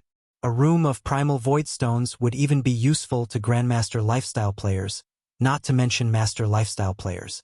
With Silent Wonder's talents, it'd be a joke if she couldn't become an advanced Master Alchemist with the help of this room. Once she had everything she needed, Feng stopped bothering Silent Wonder and returned to his own basic meditation room to continue his work with the Crimson Sunset Mana set equipment. Read latest chapters at Wuxia World. EU with access to the Primal Void Stone rooms, Silent Wonder completed her promotion to Advanced Master rank in 4 days, becoming the first Advanced Master lifestyle player in the Candlelight trading firm. Meanwhile, Feng worked arduously for 5 straight days, leveling up from 103 to 104. His leveling speed was absurdly fast for someone of his level. He had also produced 86 Crimson Sunsets, although he had blown through all of Zero Wing's stockpiled magic crystals. While he'd been busy, Fire Dance, Gentle Snow, Violet Cloud, and Aqua Rose had returned from the Tower of 4 Gods, all 4 now at level 100. Feng instructed the 4 women to learn a bronze combat technique using the Ocean Barrier Stones before he sent them off to challenge their Tier 3 promotion quests. Guild Leader, Azure's people have arrived. They say they're here to take me to the competition venue. Silent Wonder suddenly contacted Feng to inform him. They're here. Feng set his tools down. Nodding, he continued, I'll go with you. Chapter 2357_equipment upgraded. You're coming too? Guild Leader? Silent Wonder asked, a hint of excitement in her voice. Feng was Zero Wing's guild leader. He had many things he needed to do every day. She had thought the guild would, at most, send a guild elder or vice-guild leader as a show of support for the Azure Chamber of Commerce's competition. She had never thought Feng would want to make the trip himself. Azure has the ability to travel between God's domain's main continents. This is a good opportunity to investigate the situation on the Western continent, Feng said, nodding. The planar passage's activation provided the major powers an opportunity to obtain more resources, but compared to what one could gain from another main continent, the other worlds offered scrap. This was especially true regarding the main continent's merchandise. Reselling such items could offer significant profits. This was also why so many superpowers were so desperate to join the Azure Chamber of Commerce. Azure was one of the few powers in God's domain with the ability to travel between the main continents. Although Zero Wing had no chance of joining Azure right now, it wouldn't hurt to use this competition to get a glimpse of the Western continent. Finding a way to travel between the Eastern and Western continents might be an issue for others, but it was a simple matter for Feng. Zero Wing severely lacked funds for many of the guild's needs, especially the development of Zero Wing's territory in the Cold Spring Canyon.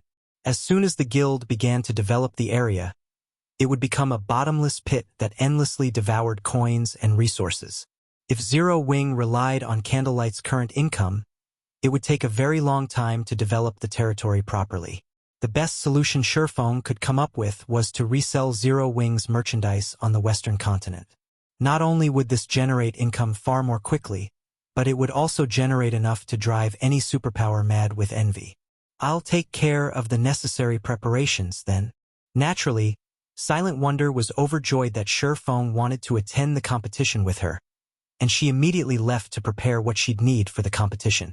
Oh right, come see me later and collect some equipment, Feng said. Since Silent Wonder had become an advanced master alchemist, she could produce items with far more speed than before, and as a result, her leveling speed had substantially increased. In fact, she had already reached level 99. However, her equipment was still average at best. She wasn't even wearing full level 95 equipment. Although Azure's internal competition was a personal affair, Silent Wonder was still a member of Zero Wing. If the Chamber's representatives saw her current equipment, Zero Wing would become a laughingstock. Equipment? When Silent Wonder took a look at her own equipment, she was a little ashamed. Her equipment was pretty shabby. More than half of the items she wore was level 90 equipment, and the few level 95 pieces she had were only secret silver rank. Her equipment might be excellent for ordinary expert players, but she was Candlelight's chief alchemist. For someone of her status, equipment of such quality was like wearing a pauper's rags. After all, the items in Zero Wing's guild warehouse were available to Candlelight's lifestyle players as well. However, to increase her development as an alchemist, she had spent almost all of her GCPs on rare materials. Once Silent Wonder collected her alchemy tools and materials, She promptly made her way to the basic meditation room Feng occupied. As she entered the room, Feng gestured to the strengthened crimson sunset on the stone table and said, "Here, give this a try." Since the crimson sunset was basically made of mana stones and magic crystals, it wasn't restricted to a particular class. Once equipped, the set's attributes would automatically adjust to its wearer. This was one of the benefits of mana set equipment. A Tier 2 advanced mana set equipment? Silent Wonder was stunned after inspecting the crimson sunset. She wasn't a stranger to mana set equipment. Some of Zero Wings members had used such items before, and many of the Candlelight's members had watched on with envy. Mana set equipment was essentially equipment made of pure mana. When equipped, it would increase the mana density around the player, calming and clearing their mind. However, mana set equipment was incredibly rare. The guild didn't have enough to allow its members to purchase it with GCPs. And yet, Feng was giving her her own mana set equipment. Moreover, this wasn't any ordinary mana set equipment. It was a 6-piece, Tier 2 advanced mana set equipment. At this stage of the game, not even the various superpowers likely had such a set. Guild leader, this is too precious. I'm only an alchemist. Giving this crimson sunset to me would be a waste. It'd be better if someone else in the guild used it, Silent Wonder said, refusing Feng's generosity. If Feng had merely offered her level 95 dark gold equipment, it wouldn't be a major issue since it wouldn't be helpful for very long. But that wasn't the case for the crimson sunset. A player could rely on the crimson sunset until they reached level 120. A lifestyle player like her wouldn't be able to make full use of the set equipment. You're our guild's chief alchemist. I can afford to give you such equipment, Feng said, chuckling. He then pointed to the pile of equipment in a corner of the room and continued, "Moreover, our guild has plenty of these sets." Plenty. At first, Silent Wonder was confused, but when she turned to look where Feng had pointed, she gaped in shock. More than 20 sets of equipment sat in a pile on a massive stone table in the corner of the room. Every one of those sets looked just like the crimson sunset before her. "All right, hurry up and equip it. If we waste any more time, Azure's people will likely grow impatient," Feng reminded her when he saw her in a daze. Suddenly, Silent Wonder realized that she didn't understand her guild as well as she had thought. First, he had handed her the droplet of life recipe, and then Feng had shown her that strange reception room. Now, she learned that the guild had a pile of Tier 2 advanced mana set equipment. However, Silent Wonder didn't give the matter much thought. Since Feng insisted, she stopped hesitating and equipped the crimson sunset he offered. In seconds, Silent Wonder transformed from a cold, workaholic beauty into a charming, graceful which surrounded by a layer of dense mana. The crimson robes radiated a faint, bloody mist that gave Silent Wonder a wicked feeling. Wearing the crimson sunset, she looked like a completely different person. Once they were ready, Feng and Silent Wonder quickly made their way to White River City's teleportation hall. After arriving at the teleportation hall, they headed toward one of the advanced restaurants located on the second floor. As they entered the restaurant, a level 100 Guardian Knight moved forward to greet Silent Wonder. He looked to be in his early 30s and wore 4 pieces of epic equipment. The Guardian Knight's weakest piece of equipment was even level 95 fine gold rank. Every one of the man's movements seemed natural and weightless. From what Feng could tell, this Guardian Knight should only be slightly weaker than Yen Tianqing. "Long time no see, second miss." The Guardian Knight respectfully greeted Silent Wonder. "Cloud? Why are you here?" Silent Wonder was a little surprised to see this Guardian Knight, Cloud Hunter. "I thought you've been managing one of the branch guild on the Western continent. Has something happened to it?" "The family's branch guild is fine. The old master was simply worried that you might encounter some problems during your trip, so he sent me to escort you," Cloud Hunter said, shaking his head. He then turned to Feng, who stood behind Silent Wonder, and said, "However, it seems you would have been safe without me. Read latest chapters at Wuxia World. You grandpa is being too cautious. They wouldn't dare move against me during such a crucial time," Silent Wonder said, not feeling surprised by the arrangement in the least. In a slightly prideful tone, she continued, "Allow me to introduce you. This is my guild leader, Black Flame. Not only is he an intermediate master forger, but he's also Star Moon Kingdom's #1 expert. He's even slain Warblood's commander. If those people dare to attack, they'll find that they've only made a one-way trip. The old master simply wants to ensure your safety. After all, the boundary space we're heading to is the Dark Hills. Azure has stationed some people in the area, but it won't stop anyone with ill intentions," Cloud Hunter said. "I understand. Let's set out, then." Silent Wonder nodded. She understood how special an area the Dark Hills was, but Shurfeng was a Tier 3 player. Anyone that tried to ambush them would be digging their own grave. Cloud Hunter said nothing more after witnessing Silent Wonder's nonchalant attitude. His task was simply to protect her. Following which, he led Silent Wonder and Shurfeng to the Fire Dragon Empire. Chapter 2358. Boundary Space Fire Dragon Empire, Fire Dragon City. 20 flashes illuminated in the city's teleportation hall. As these flashes faded, players in standardized equipment emerged from the array. The moment these players appeared, they attracted envious, awed looks from many of the building's other occupants. Even the lowest level player in the group was level 99 and wore standardized level 95 Dark Gold set equipment. Standardized Dark Gold set equipment couldn't compare to ordinary set equipment of the same level and rank, but its basic attributes were on par with level 95 Dark Gold equipment. At this stage of the game, most ordinary experts were stuck at level 95 and would be lucky if they had a full set of level 95 Secret Silver equipment. Not even large guilds' core experts dared to dream of wearing level 95 Dark Gold equipment. The man leading the group was a level 100 player, and not only did he wear 5 pieces of epic equipment, but he also carried a crimson axe that radiated a chilling aura with an indiscernible rank. The weakest of this man's equipment was level 95 Dark Gold rank. Even among such high-leveled and excellently geared players, he was conspicuous. While the crowd wondered who these players were, 2 level 99 players with dense life auras approached the group. These two were none other than Cold Memory and South Dream, whom Shurfeng had met earlier. "Owl, you actually made a trip here? If your grandfather finds out, he'll definitely scold you," South Dream said, pinching the bridge of his nose as he gazed at the level 100 berserker youth named Burning Owl. Burning Owl was one of South Dream's childhood friends. He was also one of the Azure Chamber of Commerce's vice guild leaders. Apart from the fact that he had his family's support, Burning Owl had earned the position through his superior abilities and talents. Of course, this is an important day that decides our family's position. "How could I miss it?" Burning Owl said, chuckling. "How did it go with my second sister?"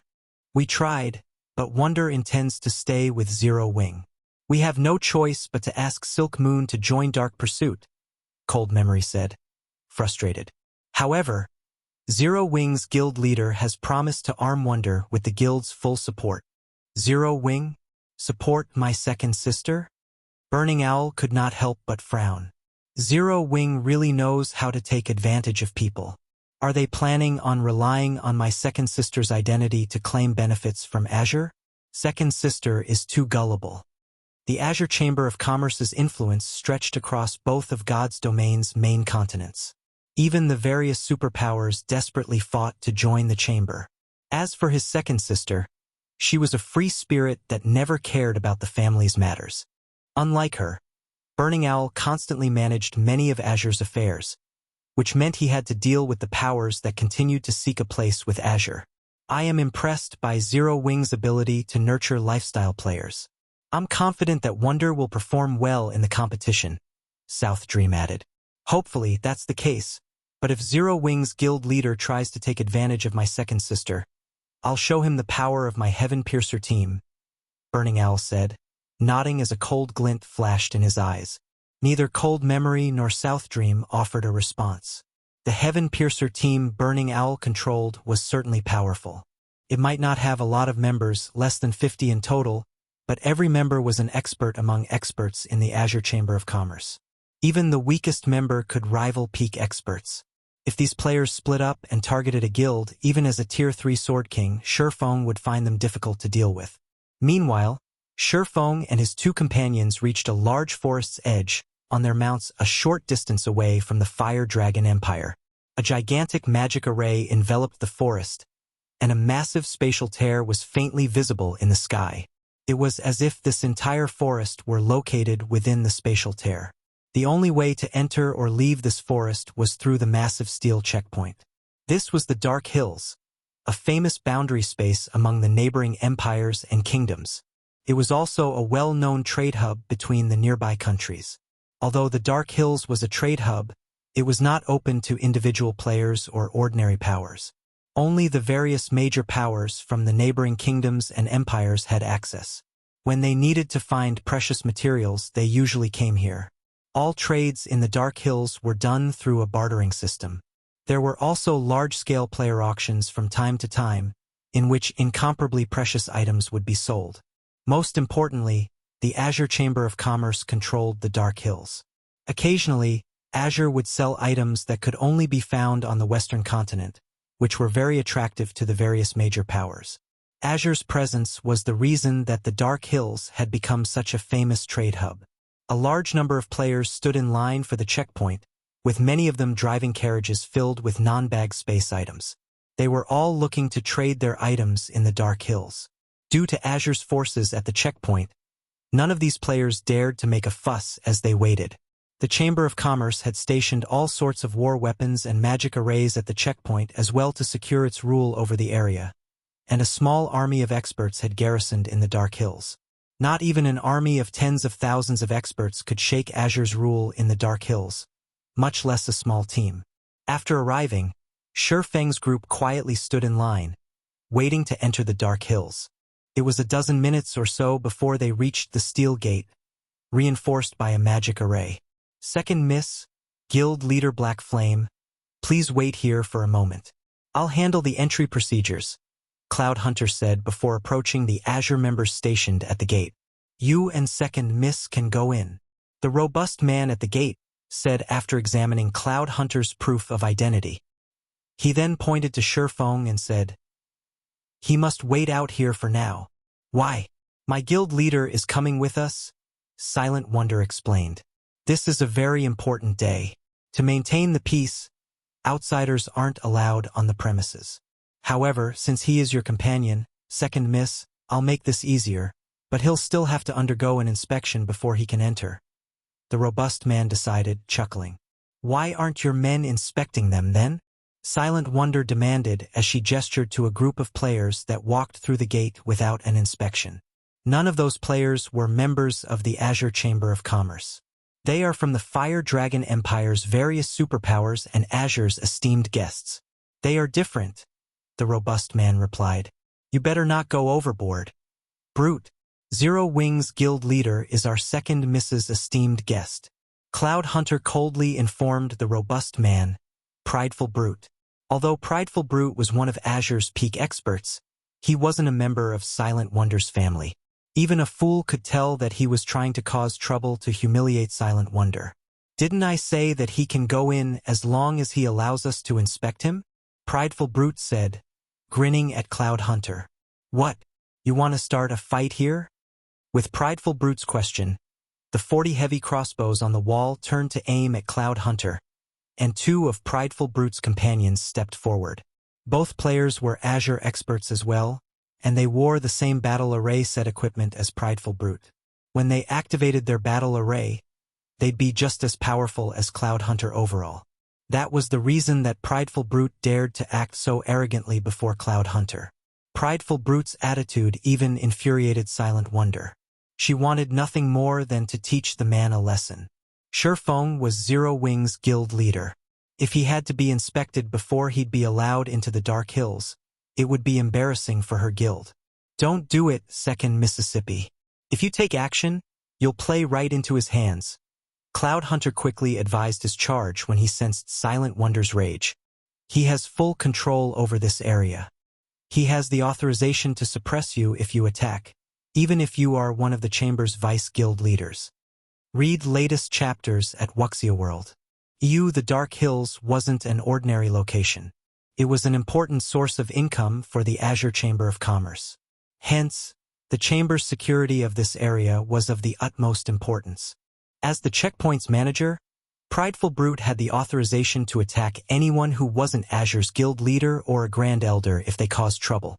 If Silent Wonder caused a scene and died as a result, her maternal grandfather wouldn't be able to object. It seems you're not that dumb after all. This is one of Azure's most important territories. Do you really think your family has full say in Azure? Prideful Brute said, sneering Silent Wonder. However, as soon as he finished speaking, a sword light startled everyone. The attack was so fast that by the time players had reacted, it had already sliced through Prideful Brute's throat. As the sword light faded, Prideful Brute lost all of his HP and collapsed powerlessly to the ground. Everyone that had seen the attack spun toward its origin. The attacker was none other than Silent Wonder's guest Shurfeng. Chapter 2359. Unfortunate death. Prideful Brute died. How dare he? Everyone stared at Shurfeng in shock. The players from the various superpowers were especially stunned. Azure was a large-scale chamber of commerce with close to 100 years of history in the virtual gaming world. It was no weaker than a super guild. Azure was even capable of operating on both the western and eastern continents in God's domain, which was why the various superpowers sought to become a member. The Dark Hills was one of Azure's important territories, and as such, the chamber had stationed 4,000 experts at the checkpoint. It had also set up 40 heavy crossbows and 6 basic mana pulse cannons on the checkpoint's walls. All sorts of magic arrays protected the checkpoint as well. Even domain realm experts would have to behave themselves here. After watching Prideful Brute die, Cloud Hunter was utterly stupefied. He simply couldn't understand why Shurfeng had been so impulsive. The several cloaked players that Prideful Brute had respectfully welcomed into the Dark Hills earlier jerked to a halt, watching Shurfeng curiously. That guy must be crazy. Big Sis Jade. He actually dared to attack someone here. I doubt even the Long family's second miss can save him now, a blue-clad assassin youth said. Although the Long family was one of the Azure Chamber of Commerce's main shareholders, Silent Wonder didn't have a particular position or authority in the chamber. She could only rely on the Long family's old man for help.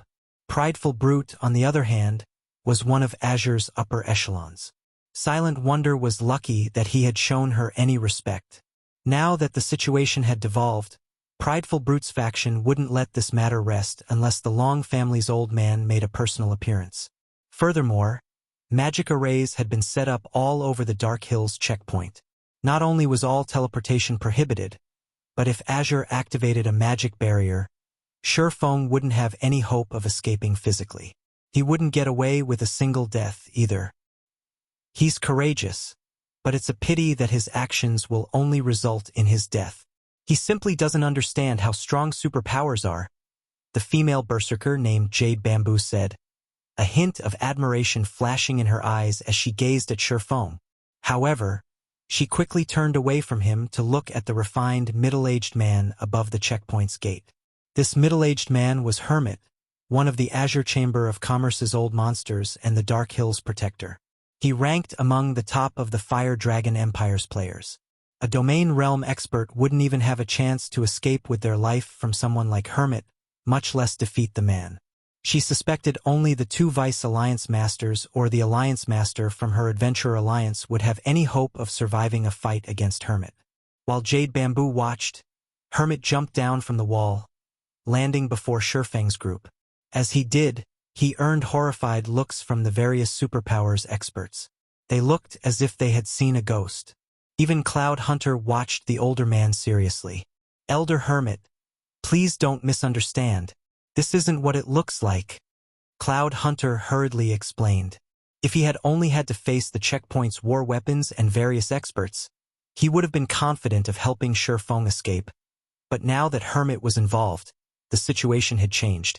Hermit wasn't allied with either of the 2 families, but he was Azure's secret enforcer. He had assassinated countless peak and apex experts that had wished to harm the Azure Chamber of Commerce.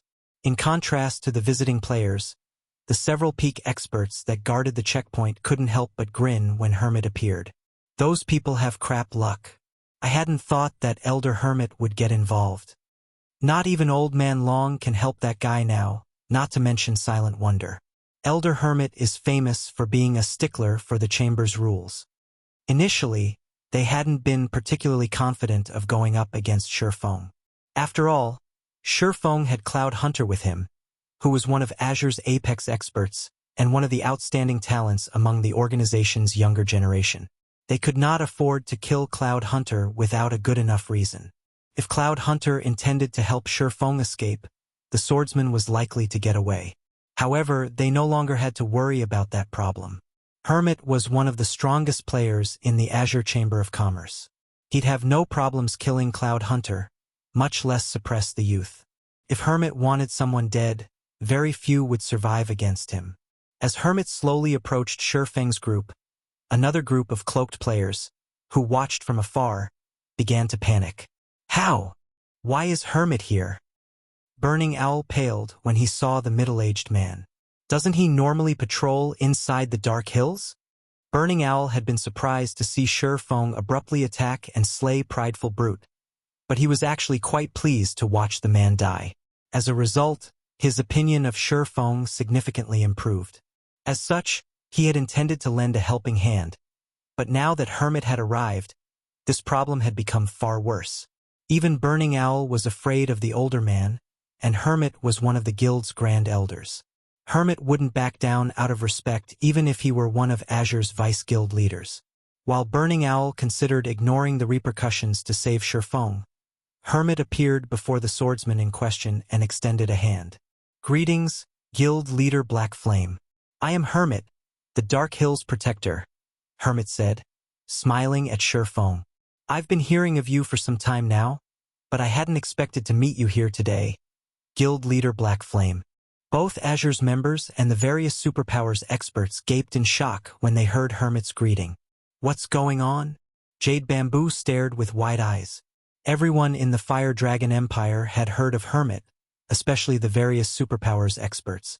They all treated Hermit like the Grim Reaper. The man was known for his indifferent expression, and even when he had stood before her Adventurer Alliance's Alliance Master, he had treated her coldly. Now, however, Hermit welcomed Shifeng with a smile. It was unbelievable. Even Cloud Hunter and Burning Owl, who were both quite familiar with the middle-aged man, were utterly flabbergasted, their eyes nearly falling from their sockets. Was this really the Hermit they knew? Even stranger, Shifeng had just killed Prideful Brute in public. Prideful Brute had picked the fight, but he was still one of Azure's peak experts, and Shifeng had slain him as so many people watched. This would definitely damage Azure's reputation. Normally, Hermit wouldn't tolerate such an insult. Both Cloud Hunter and Burning Owl figured Shifeng would be lucky if Hermit decided to spare him. However, not only wasn't Hermit attacking the swordsman, but he had greeted Shifeng with a smile. You offer too much praise, Elder Hermit. I've heard a lot about you as well. I am here to accompany Silent Wonder and visit the Azure Chamber of Commerce. Shifeng politely responded. In reality, Hermit's behavior surprised even him. I see. The competition will begin soon. I'll have someone guide you and your group to the venue. Guild leader Black Flame, Hermit said. He then instructed one of his subordinates to lead Shifeng's group through the gates. After watching the amicable conversation between Hermit and Shifeng, and Hermit's initiative to have someone lead Shifeng into the Dark Hills, everyone was utterly confused. Elder Hermit, that player hasn't been inspected, and he killed Prideful Brute. We cannot just let him get away with this. One of Azure's peak experts whispered to Hermit. Read latest chapters at Wuxia World. The other Azure experts nodded in agreement. However, they then felt an intense aura wash over them. It was from none other than Hermit himself. Fools! Hermit glared at the peak expert that had spoken. You think you can afford to provoke a Tier 3 player? It seems you lot have been slacking while I wasn't around. From now on, you and that Prideful Brute will spend your days in the combat training rooms. You are only allowed a break once you've passed those trials. After saying so, Hermit ignored the experts and left. Chapter 2360, Dark Hills. Shocked watching Hermit leave, the several peak experts from Azure were stunned. Tier 3. How is that possible? Nobody in our chamber is even confident of challenging their Tier 3 promotion quest. How can he have reached Tier 3 already? Tier 3 classes were no longer foreign to the various superpowers in God's domain, who knew very clearly how powerful a Tier 3 class was. It was not something that Tier 2 classes could go up against. Meanwhile, now that level 100 players had already appeared, the various superpowers had started researching the Tier 3 promotion quest. However, their findings indicated that the Tier 3 promotion quest was absurdly difficult. Ordinary experts could not hope to complete the quest as soon as they reached level 100. As for peak and apex experts, they faced an even greater challenge. After all, not only had they obtained excellent legacies, but they also had to challenge the highest difficulty promotion quest available in consideration of their future development. If they settled for a mediocre result, they would only be harming themselves in the long run. However, even the ordinary Tier 3 promotion quest already exceeded the expectations of the various superpowers because players had to travel to level 100 neutral maps to conduct their Tier 3 promotion quest. Level 100 neutral maps were not places that just any player could visit. Even a team of level 100 Tier 2 experts would face great danger when exploring a level 100 neutral map. Anyone capable of completing their Tier 3 promotion quest at this stage of the game undoubtedly had extraordinary strength. Needless to say, after completing their Tier 3 promotion quest, they would only have further improved their extraordinary strength. Brute died for nothing this time. That's right, he really dug his grave this time. Let alone Brute, even if Black Flame killed one of the chamber's elders, the chamber would most likely still ignore the matter. If what Hermit said was indeed true, then Prideful Brute's attempt to use Sure Fong to make trouble for Silent Wonder was simply suicidal. After all, the Azure Chamber of Commerce didn't have a single Tier 3 player right now. If a Tier 3 player wanted to do something against Azure's members out in the fields, particularly in level 100 neutral chamber, would be absolutely powerless to do anything about it. To avoid such an outcome, the chamber naturally wouldn't retaliate against Sure Fong just because he responded aggressively to Prideful Brute's provocation. As for the spectating crowd, when they saw Hermit berating Azure's peak experts, their jaws dropped even more than before. They simply could not wrap their minds around what had just happened.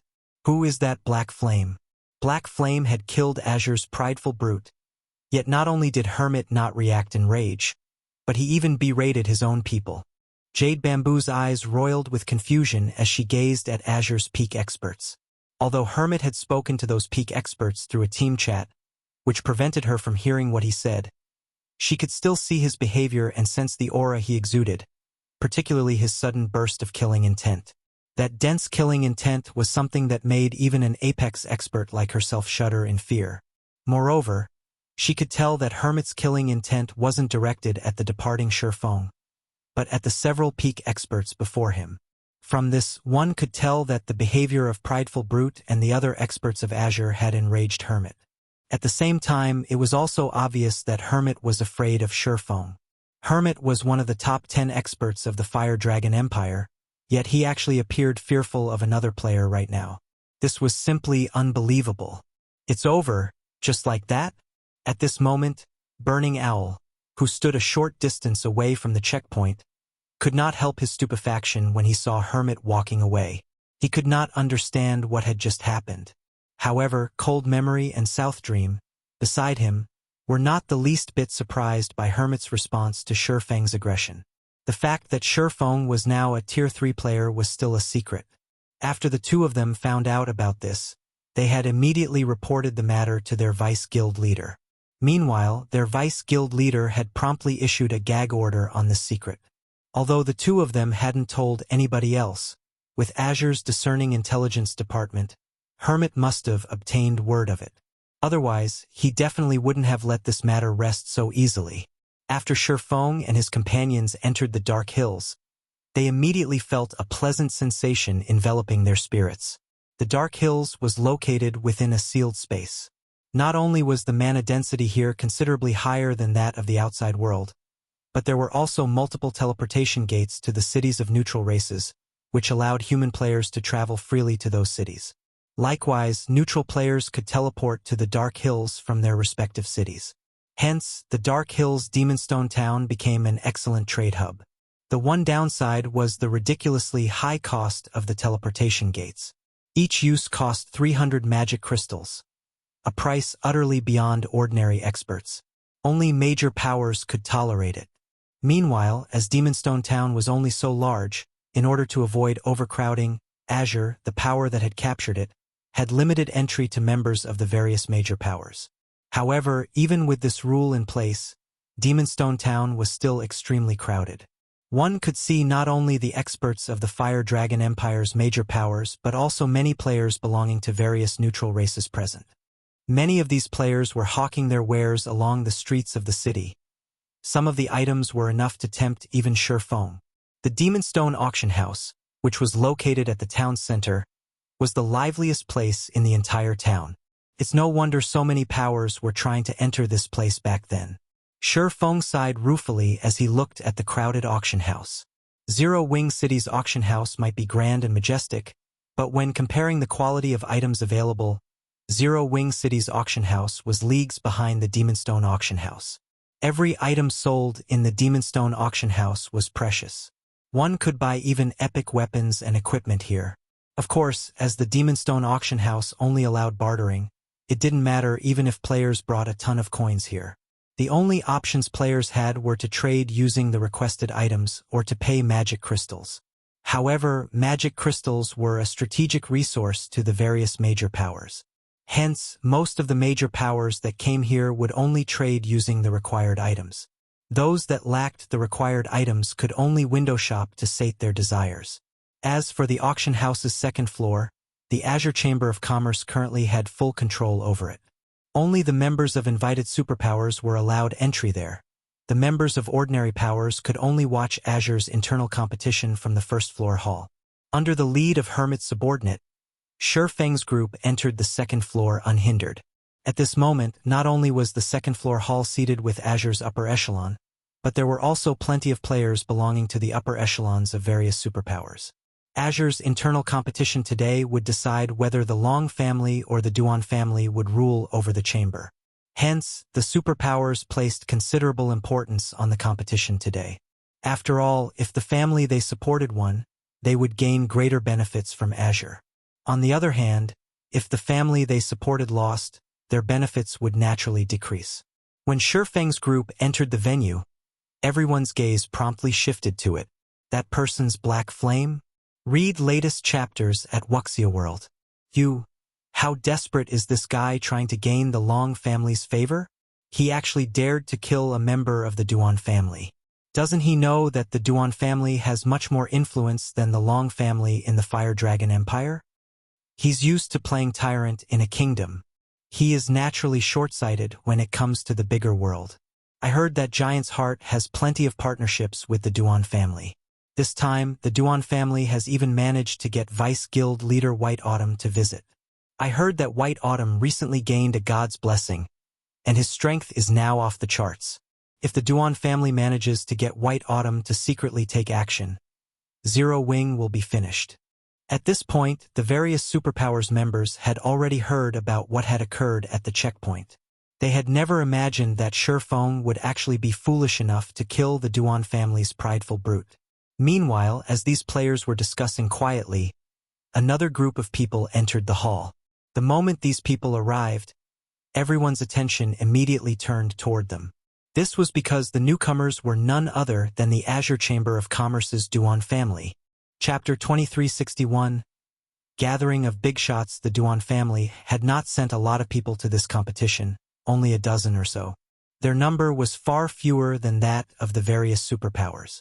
However, when the attendees present saw the pale white, middle-aged man at the head of the group, they all revealed surprised expressions. The ice demon, Duan Hanshan. He actually came too. This is going to be interesting.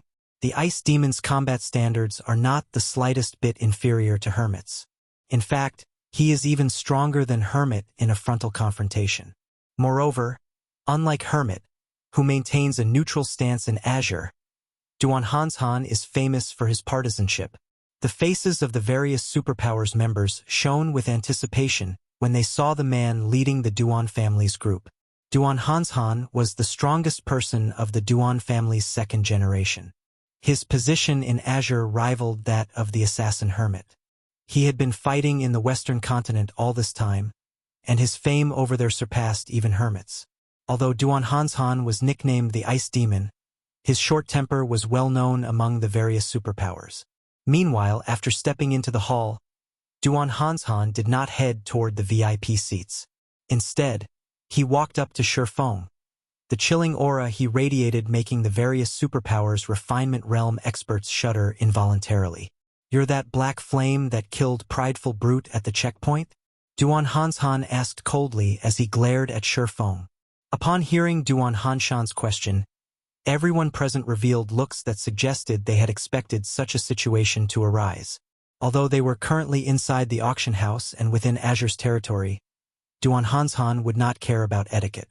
If Shifeng gave him an unsatisfactory reply, Duan Hanshan would definitely take action. "That's right. Do you have business with me?"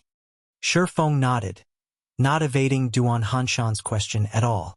His nonchalant reply also made it seem as if the killing intent Duan Hanshan radiated was non-existent. Upon hearing Shifeng's words, everyone present gasped involuntarily. "Is this guy nuts? He's still trying to act tough at this point?" A blue-clad assassin youth, who was also in the second-floor hall, stared at Shifeng in shock. Duan Hanshan was known for being an unstoppable killing machine over in the Western continent. This was why he was nicknamed Ice Demon. Even the guild leaders of the various superpowers had to show respect when meeting him. Shifeng, however, behaved as if he had nothing to do with this matter. He probably doesn't know about the Ice Demon. After all, Zero Wing is developing in a small kingdom. It shouldn't know much about matters in the Western continent, said Jade Bamboo from beside the assassin youth. She, too, had been surprised at Shifeng's reply. However, now that he has spoken to Ice Demon that way, he's definitely doomed. Hermit maintained a neutral stance in the Azure Chamber of Commerce, so it was only normal for him to ignore the quarrels between the two main families and prioritize the chamber's benefits above all else. However, that was not the case for Duan Hanshan at all. Meanwhile, as soon as Shifeng finished speaking, Duan Hanshan's killing intent skyrocketed in intensity, putting a powerful pressure on the spectating crowd. "Good. Young man, you're very brave. It seems that if I don't take some action in the Eastern continent, nobody will place the Azure Chamber of Commerce in their eyes in the future," Duan Hanshan exclaimed wrathfully. Mana started gathering around him, the ambient temperature plummeting. Black Flame is doomed now. At this moment, everyone understood that Duan Hanshan was thoroughly enraged. With this, even Silent Melody and Cloud Hunter would be powerless to save Black Flame. After all, quite a few of those standing behind Duan Hanshan were peak experts. They would have no problem holding Cloud Hunter back for a short period. However, just when everyone thought a battle would break out between Shifeng and Duan Hanshan, a deep and powerful voice echoed throughout the entire hall. "Old Ice, are you planning on breaking the chamber's rules?" When everyone turned to look at the origin of this voice, what they saw was a man in dark gray armor, who seemed to be in his early 50s. The aura this man radiated was not the slightest bit weaker than that of Duan Hanshan. It daunted the nearby refinement realm experts, deterring them from approaching him. "Third uncle, why are you here?" Silent Wonder asked in confusion when she saw this middle-aged man. This stalwart, middle-aged man was none other than Long Xianglong, one of the Long family's second-generation leaders. He was also one of Azure's Grand Elders and was Silent Wonder's third uncle. As Long Xianglong was addicted to improving his combat standards, he had not bothered himself with the chamber's matters in a very long time. "Your father has some other matters to take care of and cannot attend this competition, so he asked me to come in his place?" Long Xianglong said, a rare smile appearing on his face when he looked at Silent Wonder. He then turned to look at Duan Hanshan. "Old Ice, Azure is holding an important competition here today. Are you still planning on taking action here? Or are you telling me that you've already forgotten about the chamber's rules?" At Long Xianglong's words, Duan Hanshan's complexion darkened. "Lunatic Long, I'll step back out of respect for you this time. However, if there is a next time, your people won't be as lucky," Duan Hanshan said. After glaring at Shifeng, he promptly turned around and left. Upon seeing this, Cloud Hunter breathed a deep sigh of relief. At the same time, he was also speechless at Shifeng's bravery. It was fortunate that Long Xianglong appeared. While attacking an invited guest within Azure's territory was indeed against Azure's rules, if Duan Hanshan was intent on taking action, even Cloud Hunter was not confident of stopping the Ice Demon. However, Long Xianglong was Duan Hanshan's equal in strength. Moreover, the rules were on Long Xianglong's side. If Duan Hanshan took action, he would definitely end up getting himself punished. After seeing Duan Hanshan leave, Long Xianglong turned his gaze away from the Ice Demon and walked up to Shifeng. "Young man, you shouldn't act so impulsively next time. That old Ice Demon usually does whatever he wants." Long Xianglong admonished Shifeng slightly. Very quickly, however, he shifted his attention to Silent Wonder and said, "Wonder, your grandfather has constantly been thinking about you. If not for the competition this time, he would have most likely called you back already. Once this competition is over, return with me." From the previous scene, Long Xianglong understood that Shifeng was a very impulsive person. If he allowed his niece to remain in Zero Wing, it would only be a matter of time before disaster befell her. Return? No. I wish to stay in Zero Wing and continue my development there. In any case, Owl and Big Sis Silk are more than enough to handle the chamber's affairs. It doesn't matter whether I return or not, Silent Wonder said, shaking her head. Moreover, I'm developing very well. Nonsense. Your talents are second only to Silk Moon's. It might be fine if it were before, but after this competition, the struggle between the two main families will come to an end. Regardless of today's outcome, you will receive the chamber's full support. At that time, your improvement speed will definitely exceed your current rate, Long Xianglong said as he glared in exasperation at Silent Wonder. The Azure Chamber of Commerce's resources far surpassed that of ordinary superpowers. The future Silent Wonder could have in Azure would be many times better than if she remained in Zero Wing. In fact, remaining in Zero Wing would be a complete and utter waste of her talents. Moreover, the Long family's third generation still needed some strong pillars to support it. Simply relying on Burning Owl and Silk Moon wouldn't be enough. Third uncle, I've already decided. Moreover, I feel that Zero Wing is quite good. Stop trying to persuade me, Silent Wonder said, shaking her head. She was determined to stick to her decision. Just as Long Xianglong was about to launch another round of persuasion, a fresh group of players arrived, inducing gasps throughout the hall. This was because these players were members of Giant's Heart, a superpower that had thoroughly shaken the foundations of the Fire Dragon Empire and was capable of contending against the Super Guild Pride Empire. In fact, when comparing them purely in terms of naval prowess, Giant's Heart was superior to Pride Empire. Read latest chapters at Wuxia World. Nowadays, the various superpowers were placing extreme emphasis on their naval development. Since Giant's Heart possessed exceedingly great naval prowess, it had naturally become the target of partnership for many other superpowers. Meanwhile, the person leading Giant's Heart's group this time was none other than White Autumn, one of Giant's Heart's vice guild leaders, who was currently a megastar in the Fire Dragon Empire. At the same time, he was an existence that the various superpowers feared greatly because he had gained the sea god's blessing and possessed near unrivaled strength out at sea. During these past few days, White Autumn's existence alone had inflicted a lot of major losses on Pride Empire. When White Autumn entered the hall, the upper echelons of the various attending superpowers promptly surged forward to greet him. Azure's Duan Hanshan and Long Xianglong even took the initiative to greet White Autumn in an attempt to bridge the distance between Giant's Heart and the Azure Chamber of Commerce. However, after making small talk with the other attendees for a short time, White Autumn suddenly walked up to Shifeng. Greetings, Guild Leader Black Flame. I am White Autumn, one of Giant's Heart's vice guild leaders. I have heard a lot about you. I feel joyful that I finally get to meet you today. White Autumn greeted Shifeng in a very friendly manner. Chapter 2362. She's an advanced master alchemist too? Silence. Shock. For a time, everyone in the hall was stunned. White Autumn was one of Giant's Heart's vice guild leaders, as well as one of the strongest individuals in the Fire Dragon Empire. After he obtained the sea god's blessing, his strength had further skyrocketed. Nowadays, he was an existence that even the guild leaders of the various superpowers wished to befriend. Now, however, White Autumn had actually taken the initiative to greet Shifeng. Let alone the various superpowers' upper echelons. Even Long Xianglong and Duan Hanshan could not help looking confused at this scene. In their opinion, Shifeng was merely the guild leader of a pseudo-superpower. Even if Zero Wing had a lot of potential, it would still take a long time to become a superpower. Moreover, even if it eventually became a superpower, it still wouldn't warrant the attention of someone like White Autumn.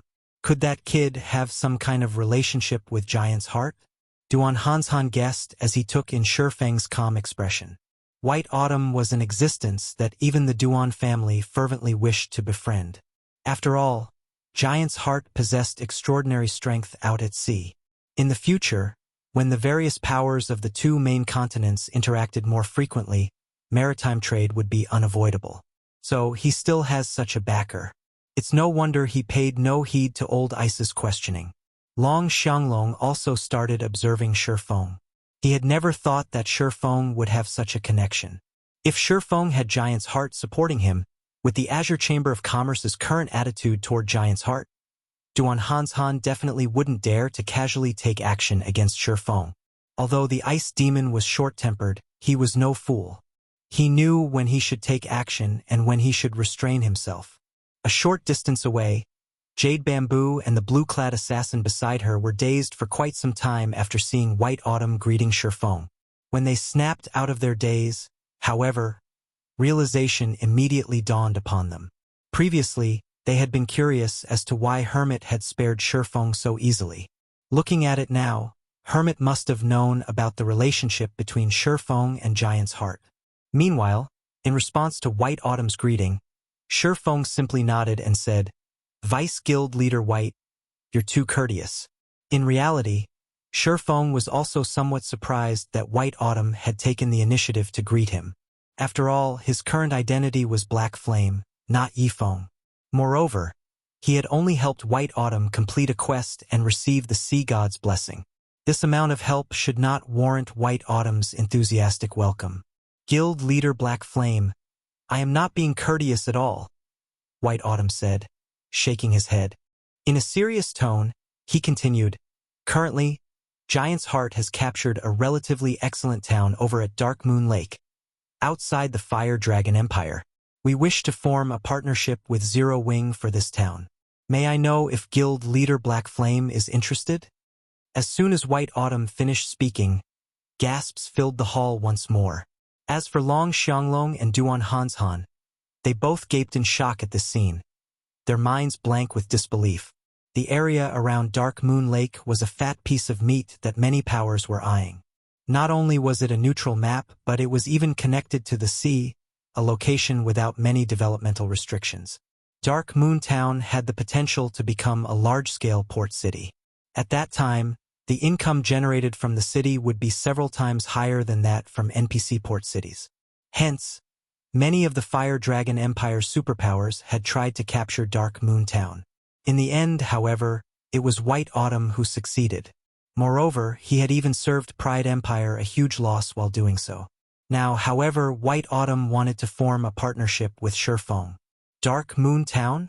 Zero Wing is naturally very interested in this partnership, Shifeng said, although he, too, was very surprised by White Autumn's suggestion. Shifeng was relatively familiar with Dark Moon Town, or more precisely, with Dark Moon City. In his previous life, Dark Moon City had been the largest player-operated port city in the vicinity of the Fire Dragon Empire. It had practically been the lifeline linking the Fire Dragon Empire with the sea.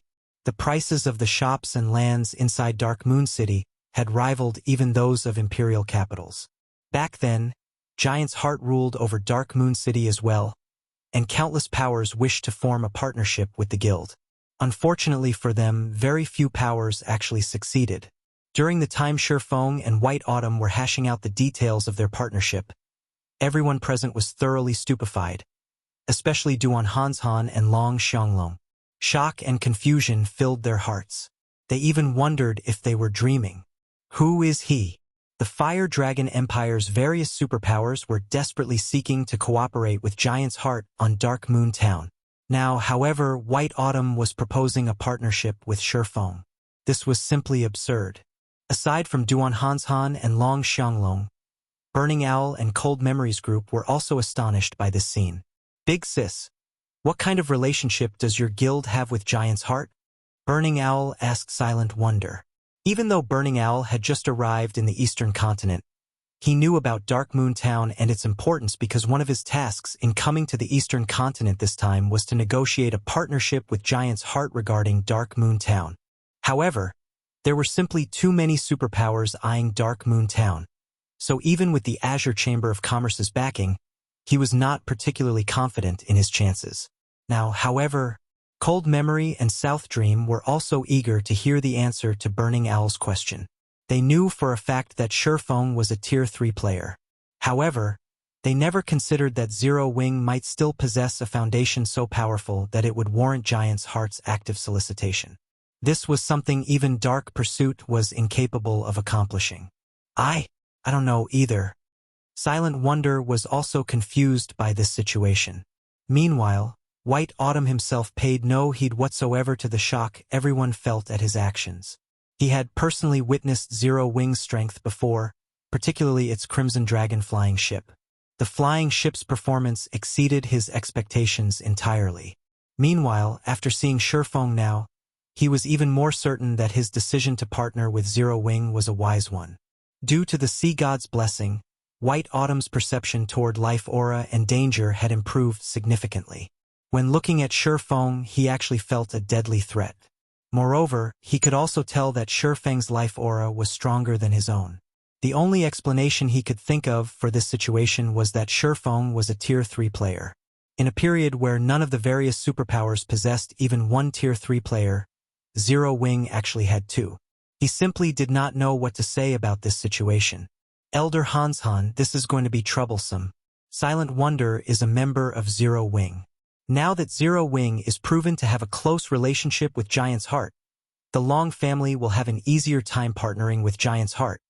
A youth standing behind Duan Hanshan said worriedly. What's there to worry about? So what if the Long family gets to partner with Giant's Heart? The most important point is who will get to rule Azure. Even if Zero Wing has a good relationship with Giant's Heart, that won't help the Long family or Silent Wonder win the upcoming competition. Duan Hanshan retorted. Although the Long family's Silk Moon had also joined the famous Dark Pursuit as a lifestyle player, the time she joined Dark Pursuit was much shorter compared to Yan Xiaoqian's. Moreover, Yan Xiaoqian was almost as talented as Silk Moon. In such a situation, it would be impossible for Silk Moon to beat Yan Xiaoqian. While Duan Hanshan was saying so, another group of players arrived in the second-floor hall.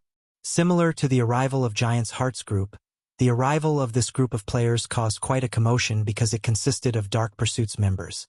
Not only was the lowest-leveled player among them level 100, but the equipment they possessed was also something that could make even the upper echelons of the various superpowers envious. Of the dozen or so Dark Pursuit members that entered the hall, even the worst equipped among them had 3 pieces of epic equipment paired up with a 6-piece, level 95 Dark Gold set equipment. The most eye-catching among these players were undoubtedly the 2 heroic women walking in the lead. One of these women was Silk Moon, a cursemancer that possessed a mature and seductive charm. Silk Moon's appearance and figure were not the slightest bit inferior to Silent Wonder's. The other tall and graceful woman was Yan Xiaoqian. However, unlike Silk Moon's mature appearance, Yan Xiaoqian looked to be only 18 years old. Both women were actually geared in the Elven Light set, an 8-piece set of level 95 Dark Gold equipment, currently the best set equipment available for magical classes. The other pieces of equipment they wore were all epic rank. Amazing! Truly amazing. So, this is Dark Pursuit's foundations? The Elven Light set. Dark Pursuit is really going all out for the competition this time. It seems the winner of this competition is going to be one of these two. I know, right? I heard that Dark Pursuit invested all its available resources into nurturing the 2 of them. Although the Long family's and Duan family's other heirs are excellent, these 2 are on a completely different level. The various superpowers' upper echelons were green with envy as they looked at Silk Moon and Yan Xiaoqian. The Elven Light set was currently the strongest Dark Gold set equipment available for magical class players. None of the various superpowers present had managed to complete even a single set yet. However, Dark Pursuit actually had two. This was simply unbelievable. With the arrival of Dark Pursuit's group, all 6 representatives of the Long family and Duan family were finally present. A short moment later, an elegant, middle-aged man walked to the center of the hall. This man was none other than Hermit, the manager of the Dark Hills. Ladies and gentlemen, I thank you all for attending the Azure Chamber of Commerce's alchemy competition today, Hermit said. I believe everyone present has been waiting for quite some time now, so I'll dispense with the pleasantries. The competition this time will be very simple. Participants will have to produce as many meditation souls, an intermediate master potion, as possible within the given time frame. However, there is a precondition for those seeking to participate in the competition. They must be an intermediate master alchemist at the very minimum. Those who do not meet this requirement may not participate in the competition, so all participants, please show your alchemist insignias. Upon hearing the rules, the various spectators gasped involuntarily. Setting aside the meditation soul's production difficulty, just the condition of intermediate mastery would already leave countless alchemist players in despair. The requirements of this competition are really high. I bet that more than half of the participants will be disqualified because of this condition. Cold Memory was astonished when she heard Hermit's words. Nurturing an intermediate master alchemist was easier said than done. This was a task that even Dark Pursuit found difficult. Despite being very talented herself, Cold Memory was still a long way from the intermediate master rank. Needless to say, others would have an even more difficult time attaining it. In the next moment, just like Cold Memory anticipated, the Long family's first representative revealed that he was only a basic master alchemist. As for the Duan family's heirs, Duan Ying and Duan Qingfeng, they, too, were only basic master alchemists. Although they would be extremely talented geniuses in the eyes of the various superpowers, they failed to meet the minimum requirement for participation in this competition. When it was Yen Xiaoqian's turn, she proudly took out an insignia with 3 silver moons. Upon seeing this insignia, the spectating crowd gasped in shock. Advanced Master rank. She's actually an Advanced Master Alchemist. How is this possible? Our guild doesn't even have an Intermediate Master, yet she's actually an Advanced Master already? The various superpowers were filled with an indescribable sense of shock and envy at this scene. After all, the abilities an Advanced Master could exhibit were far greater than those of an Intermediate Master. Furthermore, an Advanced Master could produce Advanced Master Potions, which would be extremely useful when exploring new maps in the future.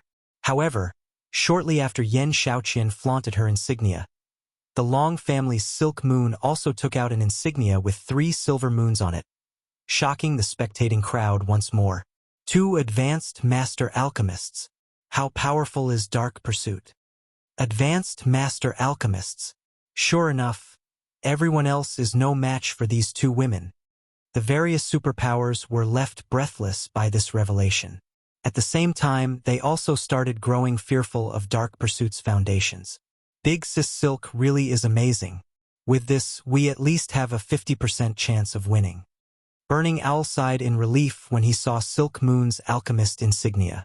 The latest information he had received said that Yen Xiaoqian had been promoted into an Advanced Master Alchemist already while Silk Moon was still trying. Hence, he had been considerably worried until this point. Now that Silk Moon had become an Advanced Master Alchemist as well, both the Long family and Duan family could be said to be on the same starting line. It's a pity that Wonder did not join Dark Pursuit. Otherwise, she would also have had a chance at becoming an Advanced Master Alchemist before this competition, and our chances of winning will be much greater. Cold Memory was relatively confident in her own guild's strength. However, as Silent Wonder was determined to stay in Zero Wing, Cold Memory couldn't do anything about it. This is already good enough. At least, it is much better than our initial expectations, South Dream said, chuckling. Read latest chapters at Wuxia World. She caught up? Yen Xiaoqian reflexively took an extra glance at Silk Moon. She had never thought that Silk Moon would actually succeed in catching up with her. While everyone was wondering who between Yen Xiaoqian or Silk Moon would win this competition, Silent Wonder also took out an alchemist insignia with 3 silver moons on it from her bag. Impossible! She's an advanced master alchemist too? Chapter 2363. Shocking, the venue silence filled the competition venue as everyone stared at Silent Wonder's triple moon alchemist insignia. They could all understand Silk Moon and Yen Xiaoqian becoming advanced master alchemists, but none of them could fathom out Silent Wonder had become one as well. It wasn't easy to reach advanced master rank.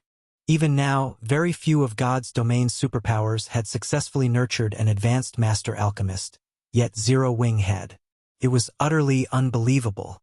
How is this possible? Cold Memory was shocked to see Silent Wonder's advanced master alchemist insignia. How has she been promoted so quickly? Completing the requirements to become an advanced master alchemist was easier said than done. Aside from talent, the rare resources required for research and experimentation were more than enough to give any superpower a huge headache. Dark Pursuit had only been able to supply these resources due to its control in the Moon God's world and access to precious alchemical resources. This was why Cold Memory was so confident in Dark Pursuit's ability to nurture advanced master alchemists. Any other superpower would likely run out of materials before one of its alchemists could reach advanced master rank. Zero Wing had the research workshop, but that only provided guidelines to assist the guild's lifestyle players. In doing so, it would only slightly reduce the amount of materials one would need for their experiments. Moreover, Silent Wonder had been some time away from reaching advanced master rank during their last meeting. She hadn't progressed as far as Silk Moon and Yen Xiaoqian, who had stood before the threshold to advanced master rank. Even as talented as Silent Wonder was, she should have needed another fortnight to complete her promotion. Yet she had caught up with Silk Moon and Yen Xiaoqian in less than a week. Cold Memory couldn't imagine how Zero Wing had helped her accomplish the feat. Even Silk Moon and Yen Xiaoqian, who stood beside Silent Wonder, were astonished. Little sis actually succeeded? Silk Moon could not help but glance at Shifeng, who watched from the spectator stands, with a soft smile.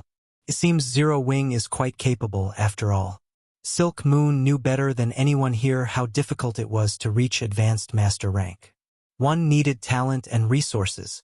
Anyone who said otherwise was either lying or a fool. An advanced master alchemist. Ha ha ha. This girl is quite impressive. Long Xianglong laughed when he saw the alchemist insignia in Silent Wonder's hand. Now, he was even more determined to take the girl with him to the Western continent. Even without a superpower support, Silent Wonder had become an advanced master alchemist. She proved to be frighteningly talented. Long Xianglong acknowledged that Zero Wing had played a massive role in his niece's success. But how could such a small guild compete with the Azure Chamber of Commerce's resources? When the Duan family's members saw that Silent Wonder was also an advanced master alchemist, they watched on with grim expressions. Although the final victor would decide the competition's outcome, the fact that the Long family had one more advanced master alchemist than they did gave their competitor an edge. Why are you so worried? She's merely an advanced master alchemist, Duan Hanshan said as he eyed the people around him. So what if she's a talented alchemist? This competition won't be won on alchemy standards alone. The competition would determine which of the two families had a stronger heir. Even though this was an alchemy competition, it wasn't any ordinary battle between alchemists. High alchemy standards would provide an advantage, but combat power would also play a significant role. The participants would have to fight for the materials they needed. If they weren't strong enough in combat, they wouldn't secure enough materials, and without materials, how were they supposed to brew the required potion? With Duan Hanshan's comment, realization dawned on the other Duan family members. After all was said and done, this competition would rely on the strength of the competitors' backers. In this regard, Zero Wing was no match for Dark Pursuit. While everyone chatted amongst themselves, Hermit, who had inspected all 6 participants' insignias, spoke again. Since the remaining participants have met the minimum requirements, let's officially begin this competition. As you all know, the participants are required to produce meditation soul potions, an intermediate master potion. However, participants must earn their required materials. Hermit explained as he gestured to an approaching group of players. These players carried gigantic cages into the venue, all containing incredibly powerful beasts. He then turned to Silk Moon, Yen Xiaoqian, and Silent Wonder. You will face these level 100 wild beasts. You will earn more materials by defeating stronger monsters. Of the monsters we've prepared, the weakest is a lord.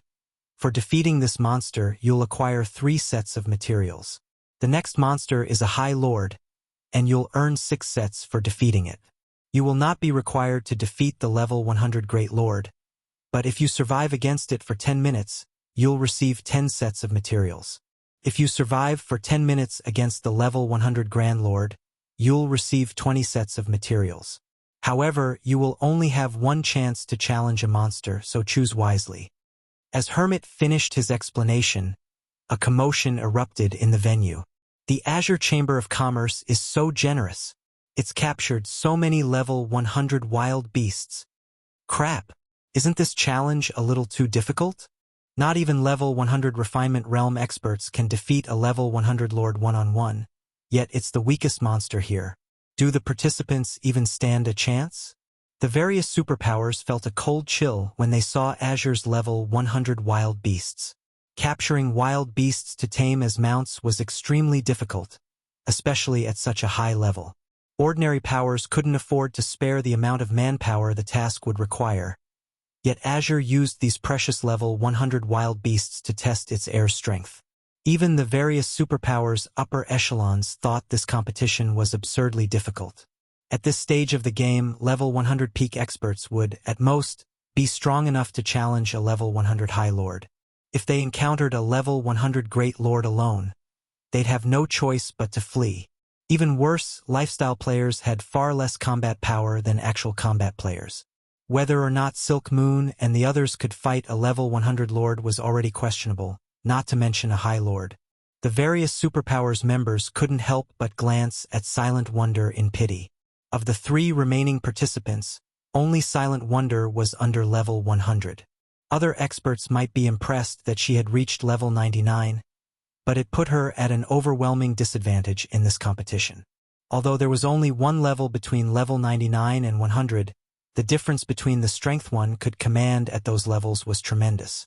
A level 100 player would have far more control and flexibility than a level 99 player, and the difference between the basic attributes provided by equipment was just as drastic.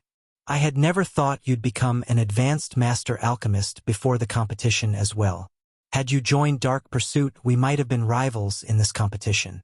However, it seems you'll just be watching from the sidelines, Yen Xiaoqian said, chuckling. If you have to assign blame, blame yourself for being so stubborn. Rather than accept Dark Pursuit's invitation, you chose to remain with a non-superpower like Zero Wing. Everyone has constantly compared Silent Wonder and Yen Xiaoqian, assuming one of them would win this competition. However, their guilds were simply on different levels. Now, only Silk Moon had a chance of giving Yen Xiaoqian a run for her money. Silk Moon was powerful in every aspect and had been known as an unrivaled genius. Unfortunately, she had become quite strange after surviving an illness a few years ago. Now, Yen Xiaoqian didn't even think of Silk Moon as a competitor. Cold Memory and South Dream watched the 3 participants, frustrated. They had thought Silent Wonder had a significantly higher chance of winning now that she had become an advanced master alchemist, but even they would struggle in this competition, not to mention Silent Wonder. Pick a difficulty.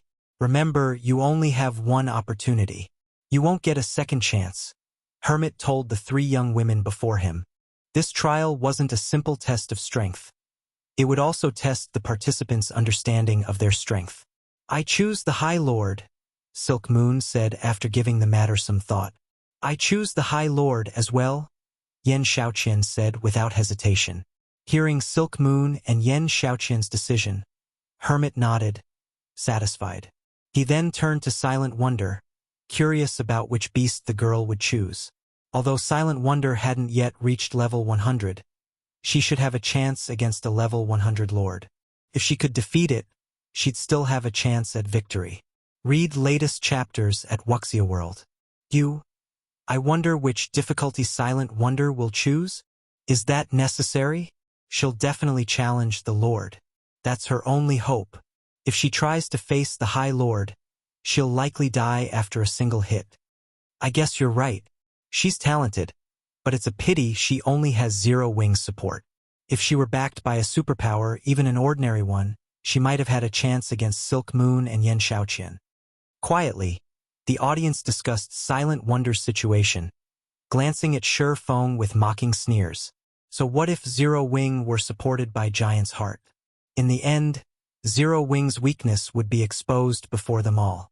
While everyone softly talked among themselves, Silent Wonder had made her decision and looked at Hermit, announcing, "I choose the Grand Lord." Chapter 2364. Overwhelming Strength. A Grand Lord. She's lost her mind. That's a level 100 Grand Lord we're talking about. What arrogance! Has she never witnessed a level 100 Grand Lord's strength before? Even domain realm experts would have to flee from such a monster. When they heard Silent Wonder's decision, everyone felt that she had gone mad and was hopelessly optimistic. Why else would she make such a foolish, insane choice? Even the various superpowers expert teams had trouble with level 100 monsters at this stage of the game. No player could solo a level 100 Great Lord, much less a Grand Lord. Wonder is being too impulsive. Long Xianglong could only shake his head and sigh at his niece's decision. Although Hermit had presented 4 choices for the competition, as someone who had fought in level 100 neutral maps, he knew that there were really only 2 viable difficulties. The bit about surviving for 10 minutes was a joke. Level 100 peak experts wouldn't even survive more than 3 minutes against a level 100 Great Lord, much less against a Grand Lord. Moreover, Silent Wonder and the others were lifestyle players who rarely engaged in combat. What is Wonder thinking? Even if she's trying to improve Zero Wing's prestige, does she really need to choose a Grand Lord to do it? Cold Memory muttered, baffled. Cold Memory understood the reason behind Silent Wonder's decision. Many of the spectators here lamented over the fact that Zero Wing, not a superpower, backed her. She must have found these opinions offensive and chose to challenge a Grand Lord to prove Zero Wing's strength. However, Cold Memory was confused that Silent Wonder had chosen the Grand Lord instead of the Great Lord. She had better chances against the Great Lord, even if they were still quite slim, than she had against a Grand Lord. Now, she was simply making a fool of herself. Are you certain that you wish to challenge the Grand Lord? Wonder? Hermit, who was just as surprised by the girl's decision, asked for confirmation. Before the trial, Azure's Grand Elders had tested the challenge's viability. They had come to the conclusion that the highest difficulty challenge would be utterly impossible for current players. That's right. I choose to challenge a Grand Lord, Silent Wonder declared. Both Silk Moon and Yen Xiaoqian gave Silent Wonder strange looks. They had never thought that her choice was a serious one. It seems you'll never change, Wonder. It's a pity that you'll only find yourself in a dead end, Yen Xiaoqian said. She understood that Silent Wonder was attempting to save herself from a hopeless situation, but her opponent wasn't aware of how terrifying a level 100 Grand Lord really was. She, on the other hand, had encountered such a monster personally when she had accompanied her guild's main force on an expedition. All right, since you 3 have chosen, we'll begin the competition according to the original order, Hermit said. He could see Silent Wonder's determination, so he didn't try to dissuade her. A group of players then brought a 4-meter-tall cage into the venue. As the cage opened, a 3-tailed flaming tiger burst forth. As it did, Azure's members activated the magic array they had set up earlier, trapping the flaming tiger within. Not only did this magic barrier prevent the flaming tiger from escaping, but it also suppressed the flaming tiger's recovery speed. It was considered a bonus to the challengers. 3-tailed flaming tiger, wild beast, High Lord, level 100 HP 42. 000 000/42.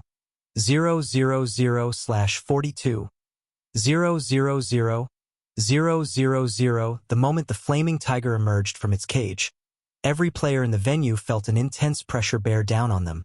Moreover, the temperature within the magic barrier rose due to the flaming tiger's body. It caused steam to rise, obscuring the space inside the barrier.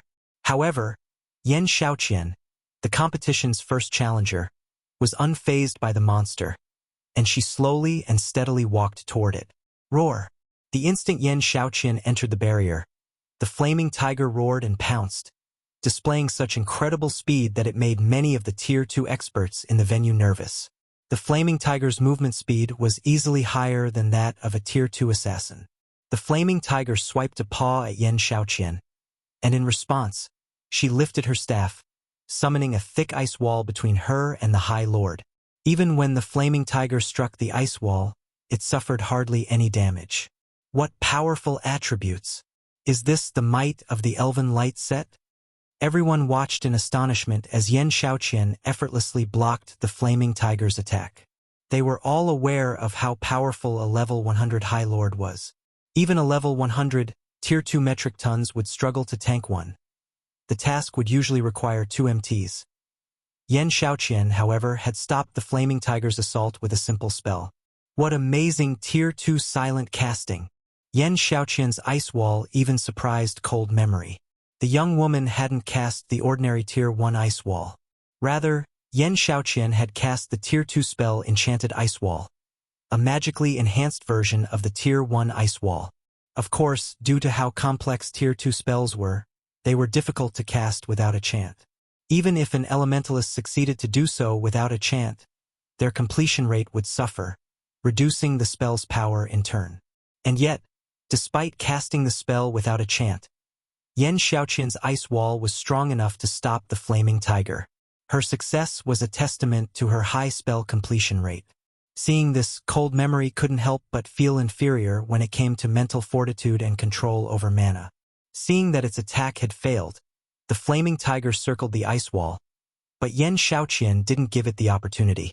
She immediately summoned several more ice walls, surrounding the flame tiger. She then double speedcast her Tier 2 spells, Earthen Spike and Frostwheel arrows. With nowhere to run, both attacks slammed into the flaming tiger, and damages of over -100,000 appeared above the High Lord's head, one after another.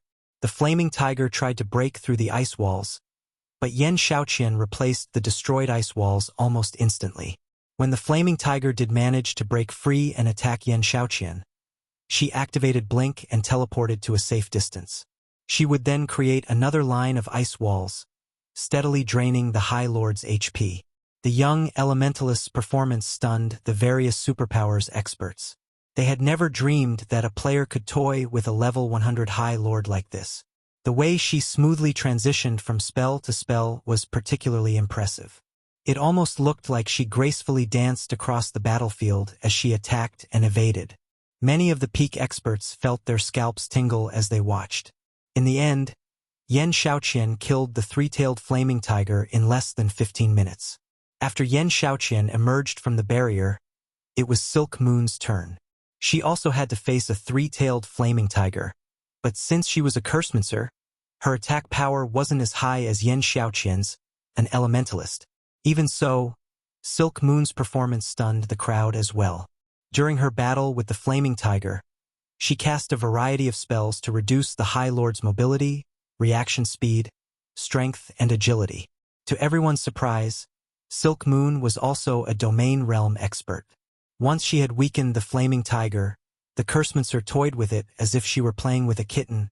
Although Silk Moon's fight had lasted 5 minutes longer than Yan Shaoqian's, she had seemed far more relaxed than her opponent. After the battle, the spectators burst into a heated discussion.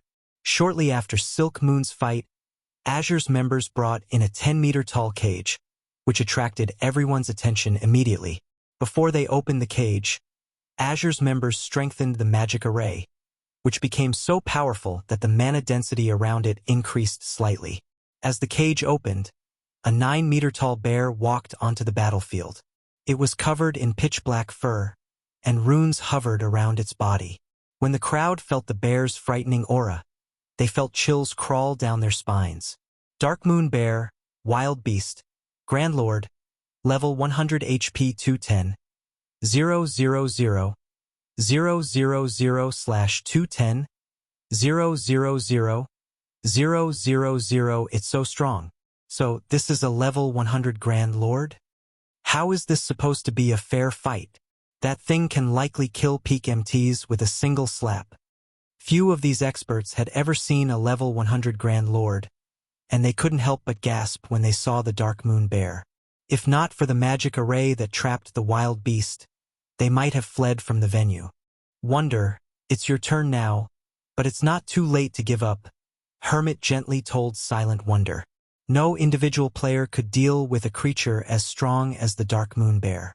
Not only would players have to fight as a team to defeat this monstrosity, but they'd also have to rely on a magic array to suppress it. Trying to survive against the unsuppressed Dark Moon Bear for 10 minutes was utterly impossible for a level 99, Tier 2 player. However, Silent Wonder ignored Hermit's advice as she approached the magic barrier. She's insane. I wonder how many hits she'll last? Hits? You think she can last more than one? That's a level 100 Grand Lord we're talking about. My guild's chief MT underestimated a level 100 Grand Lord once, and he died after 2 hits. The team's healers didn't even have a chance to heal him.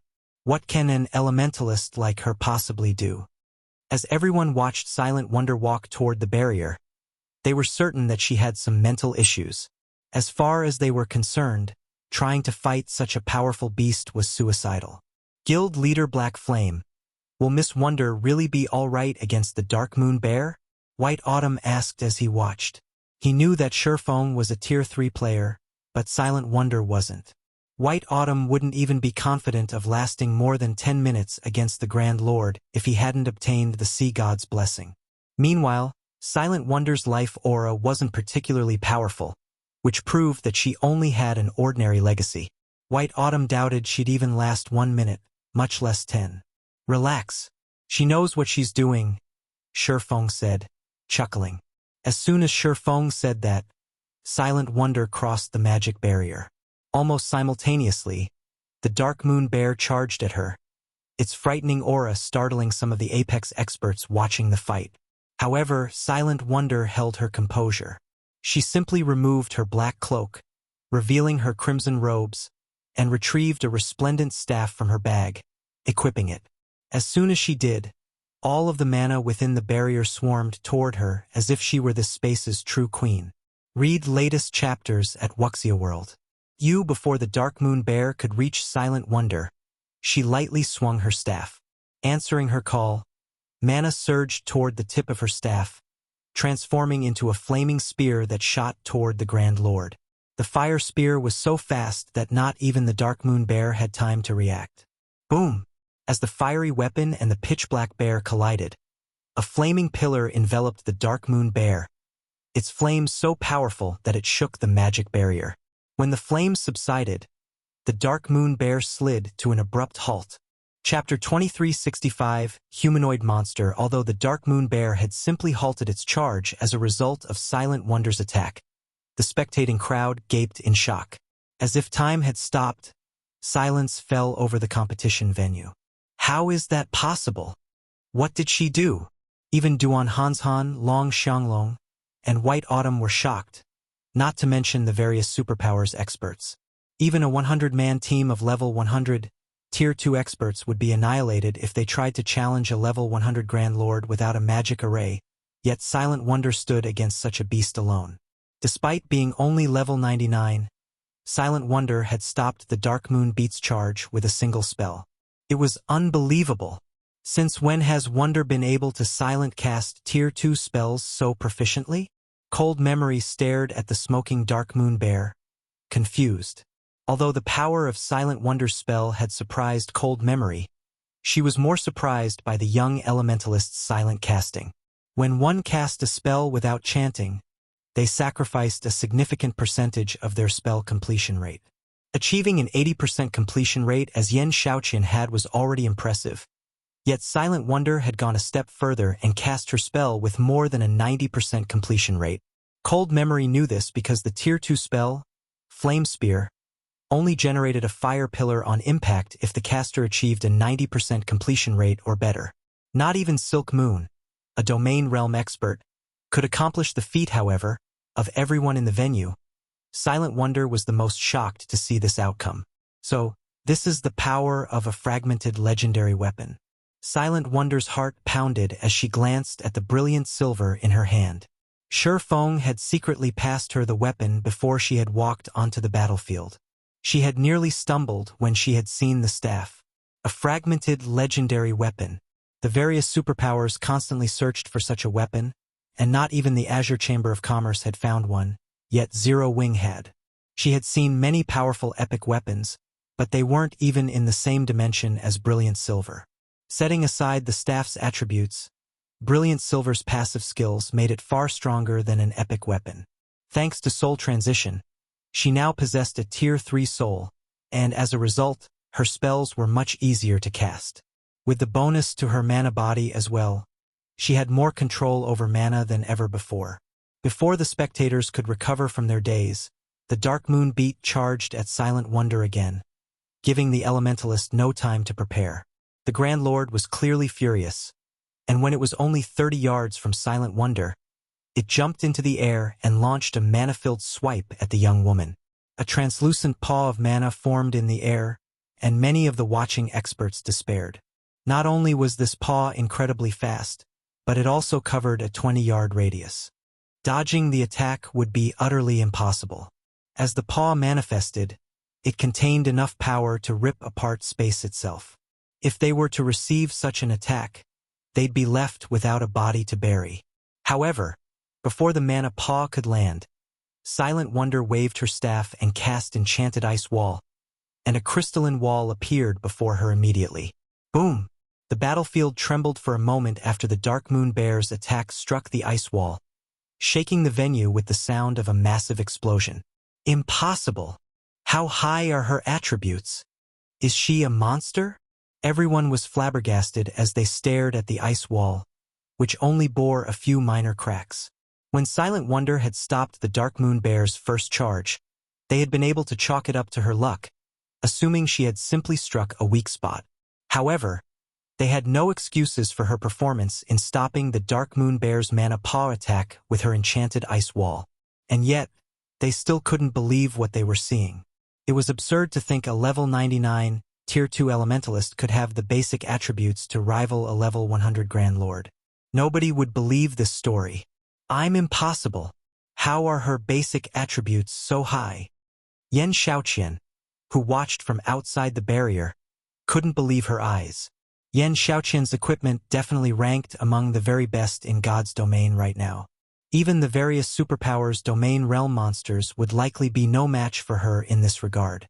However, she could only fight a level 100 High Lord at best, yet Silent Wonder stood her ground against a level 100 Grand Lord, 2 ranks higher than a High Lord.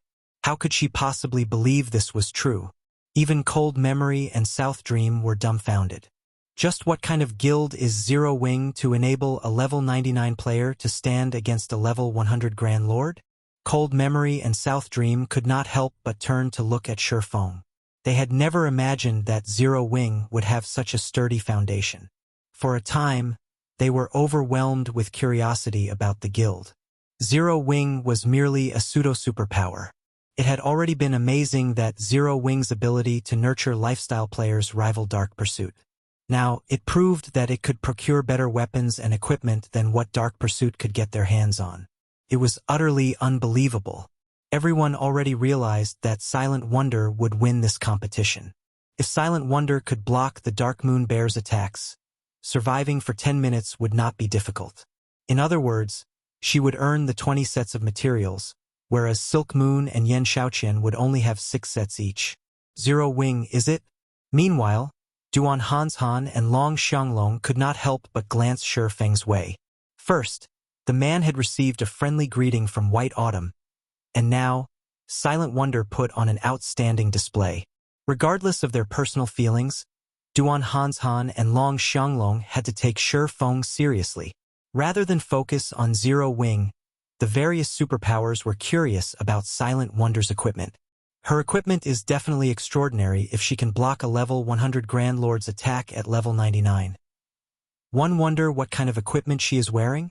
The magic runes on her robes seem to match. I suspect she's wearing set equipment, but which set? If I could get my hands on a set like that, neither my Tier 3 promotion quest nor defeating field bosses would be a problem. For a time, The various superpowers experts watched Silent Wonder in envy. If they had such incredible set equipment, they could roam level 100 neutral maps without fear. Guild Leader Black Flame. May I know what set equipment Miss Wonder is using? White Autumn curiously asked.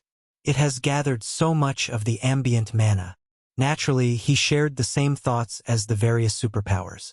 Such a set equipment would make killing field bosses in level 100 neutral maps so much easier. The set might even help him during his Tier 3 promotion quest. The Crimson Sunset, a Tier 2 advanced mana set equipment. Shurfeng answered honestly. A Tier 2 advanced mana set equipment? White Autumn's breathing became excited. He had never realized that Zero Wing was this powerful. He had heard of mana set equipment before. It was top-tier set equipment that was even more powerful than Dark Gold set equipment, but mana set equipment was painfully rare in God's domain. Moreover, the higher the mana set equipment's tier was, the rarer it would be. As far as he knew, none of the various superpowers had a single complete Tier 2 mana set equipment, yet Zero Wing had a complete advanced mana set equipment. If he could equip Giant's Heart's Peak experts with the Crimson Sunset, they'd have a better chance of completing their Tier 3 promotion quests. As well. Vice Guild Leader White, are you interested in this Crimson Sunset? Shurfeng asked. You jest, Guild Leader Black Flame. I doubt any player would turn away something like this, White Autumn said, a hint of envy and desire flashing in his eyes as he gazed at the Crimson Sunset Silent Wonder War. Read latest chapters at Wuxia World. If you want one, Zero Wing has a few, Shurfeng calmly stated. Zero Wing certainly needed the Crimson Sunsets, but it needed money more. Since a wealthy guild like Giant's Heart was willing to work with Zero Wing, Shurfeng wouldn't mind selling the guild a few of the sets. Really? White Autumn was instantly excited about the prospect. How many sets can you sell? He had already witnessed the Crimson Sunset's effects. If he could get 2 or 3 sets for Giant's Heart, the guild's main force wouldn't have to worry about grinding in level 100 neutral maps, and he could challenge his Tier 3 promotion quest immediately. Zero Wing doesn't have many sets. Will 30 be enough? Shurfeng asked after giving the matter some thought. Chapter 2366. Unexpected Harvest, 30 sets. White Autumn stared at Shurfeng with wide eyes, utterly baffled. He would have already been impressed if Zero Wing could afford to part with 2 or 3 sets. After all, they were talking about advanced mana set equipment, which was far rarer and more valuable than level 95 Dark Gold set equipment. Yet, Shurfeng had just offered to sell him 30 Crimson Sunsets? That's right, 30 sets, Shurfeng said, chuckling at White Autumn's dazed expression. Each Crimson Sunset will cost 15,000 gold and 10,000 magic crystals. What do you think, Vice Guild Leader White? Although the Crimson Sunset was extremely valuable, each set could, at most, fetch him around 30,000 to 40,000 gold. He wouldn't make any profit if he only sold a handful of sets, but selling 30 at once would be a huge windfall for Zero Wing. Of course, he could auction off the Crimson Sunsets. He'd definitely earn more money from each set if he did, but he didn't want too many powers to get their hands on the equipment, helping their experts complete their Tier 3 promotion quests much sooner. Ultimately, that wouldn't benefit Zero Wing.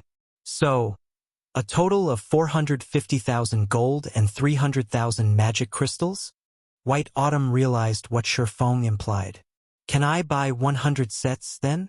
Even a fool could tell that Zero Wing had the ability to produce the Crimson Sunset.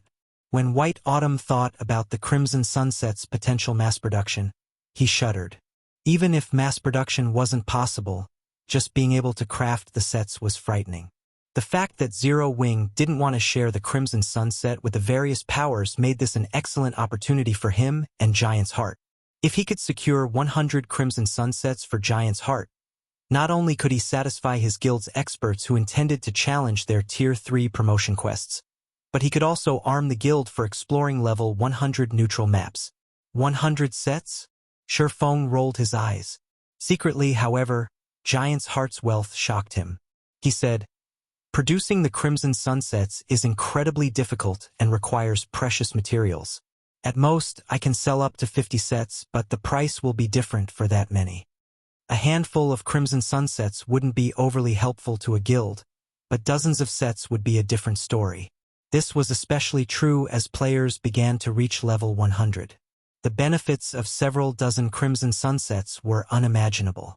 "May I know how much you intend to charge?" White Autumn asked, smiling.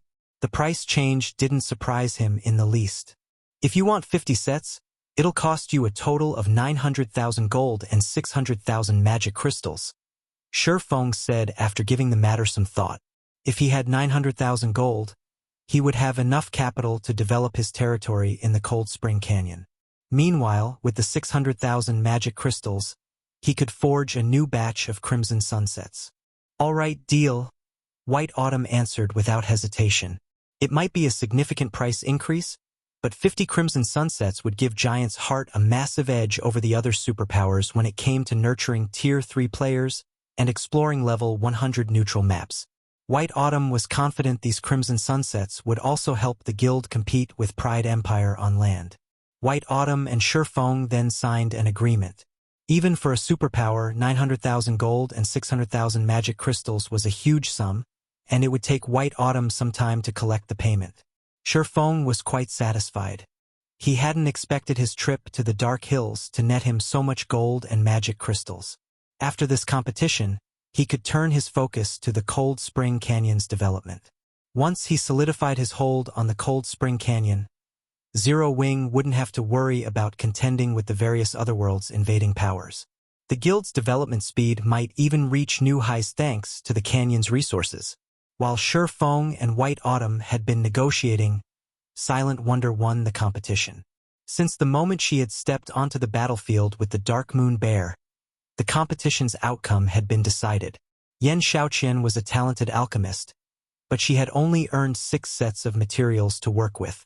In the end, she had only produced 3 bottles of meditation soul. Silent Wonder, on the other hand, had produced 6 bottles before she had even used all 20 material sets. Even though Silent Wonder had won by a landslide, the other members of the Azure Chamber of Commerce couldn't believe the outcome. "Big Sis Jade, this is our chance. Now that Silent Wonder has won, the Long family has secured its rule over Azure. Naturally, Zero Wing will benefit from this," the blue-clad assassin beside Jade Bamboo said. "Although we can't become members of Azure, we can ally with Zero Wing and use Azure's channels through the guild.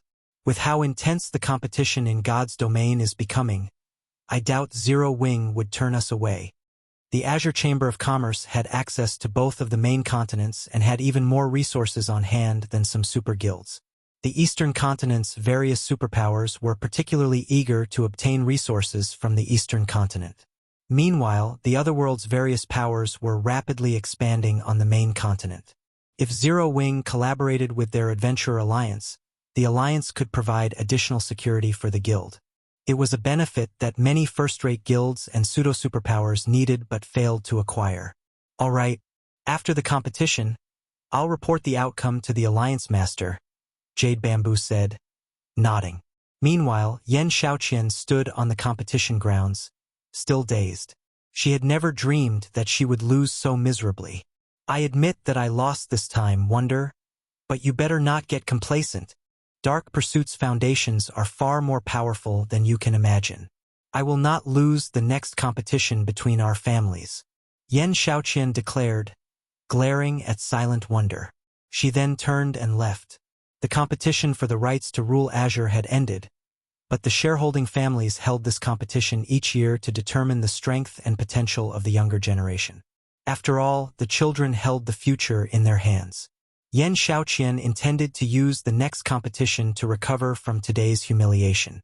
Silent Wonder simply shook her head. She hadn't thought that Yan Xiaoqian would view her as a rival. "Wonder, the competition is over. From now on, our Long family will be responsible for leading Azure in God's domain," Long Xianglong said as he approached Silent Wonder. "Everyone has witnessed your talents. Return to the Western continent with me. You'll only be able to grow by training at the Chamber's main headquarters. The Eastern continent's legacies can't compare to those on the Western continent, and strength is everything in God's domain. You don't have to worry about Zero Wing. I'll give Zero Wing a large-scale shop in Demonstone Town. Not only will the guild be able to earn a significant amount of resources through the shop, but it will also have access to plenty of treasure from the Western continent. Silent Wonder's display had certainly shocked Long Xianglong. He hadn't realized that his niece was so powerful. She was just as talented in combat as Yen Shaoqian. Although he had also been surprised to learn that Silk Moon had reached the domain realm, her health remained a problem. Unfortunately, Burning Owl couldn't lead the Long family to glory in the future alone. Hence, Silent Wonder's participation was absolutely necessary. Read latest chapters at Wuxia World. You third uncle. I already told you. I've decided to stay in Zero Wing. Silent Wonder insisted. Enough nonsense. With your talents, it won't be long before you become one of the Chamber's vice guild leaders. You'll have no issues becoming a Grand Elder in the future, either. You'll have a much better future with the Chamber than in a pseudo-superpower like Zero Wing. Long Xianglong argued. At this rate, you'll only ruin your prospects. As Silent Wonder tried to explain herself, everyone in the hall heard a deep voice. Elder Long, Silent Wonder is a genius, but I disagree that she'll ruin her future by staying in Zero Wing. Silence descended on the venue. No one had expected someone to be daring enough to refute Long Xianglong's statement, and everyone spun toward the speaker. The player that had interrupted the conversation between the Long family members was none other than Shifeng, who slowly approached Long Xianglong. Chapter 2367 Sword King? How dare he? Everyone in the venue looked at Shifeng as if he were a fool. Long Xianglong was the strongest member of the Long family's second generation. He was even capable of contending with Hermit, and now that the Long family had secured the right to rule Azure, his status in the chamber was even higher than Hermit's and Duan Hanshan's. The various superpowers would do anything they could to befriend Long Xianglong at this point.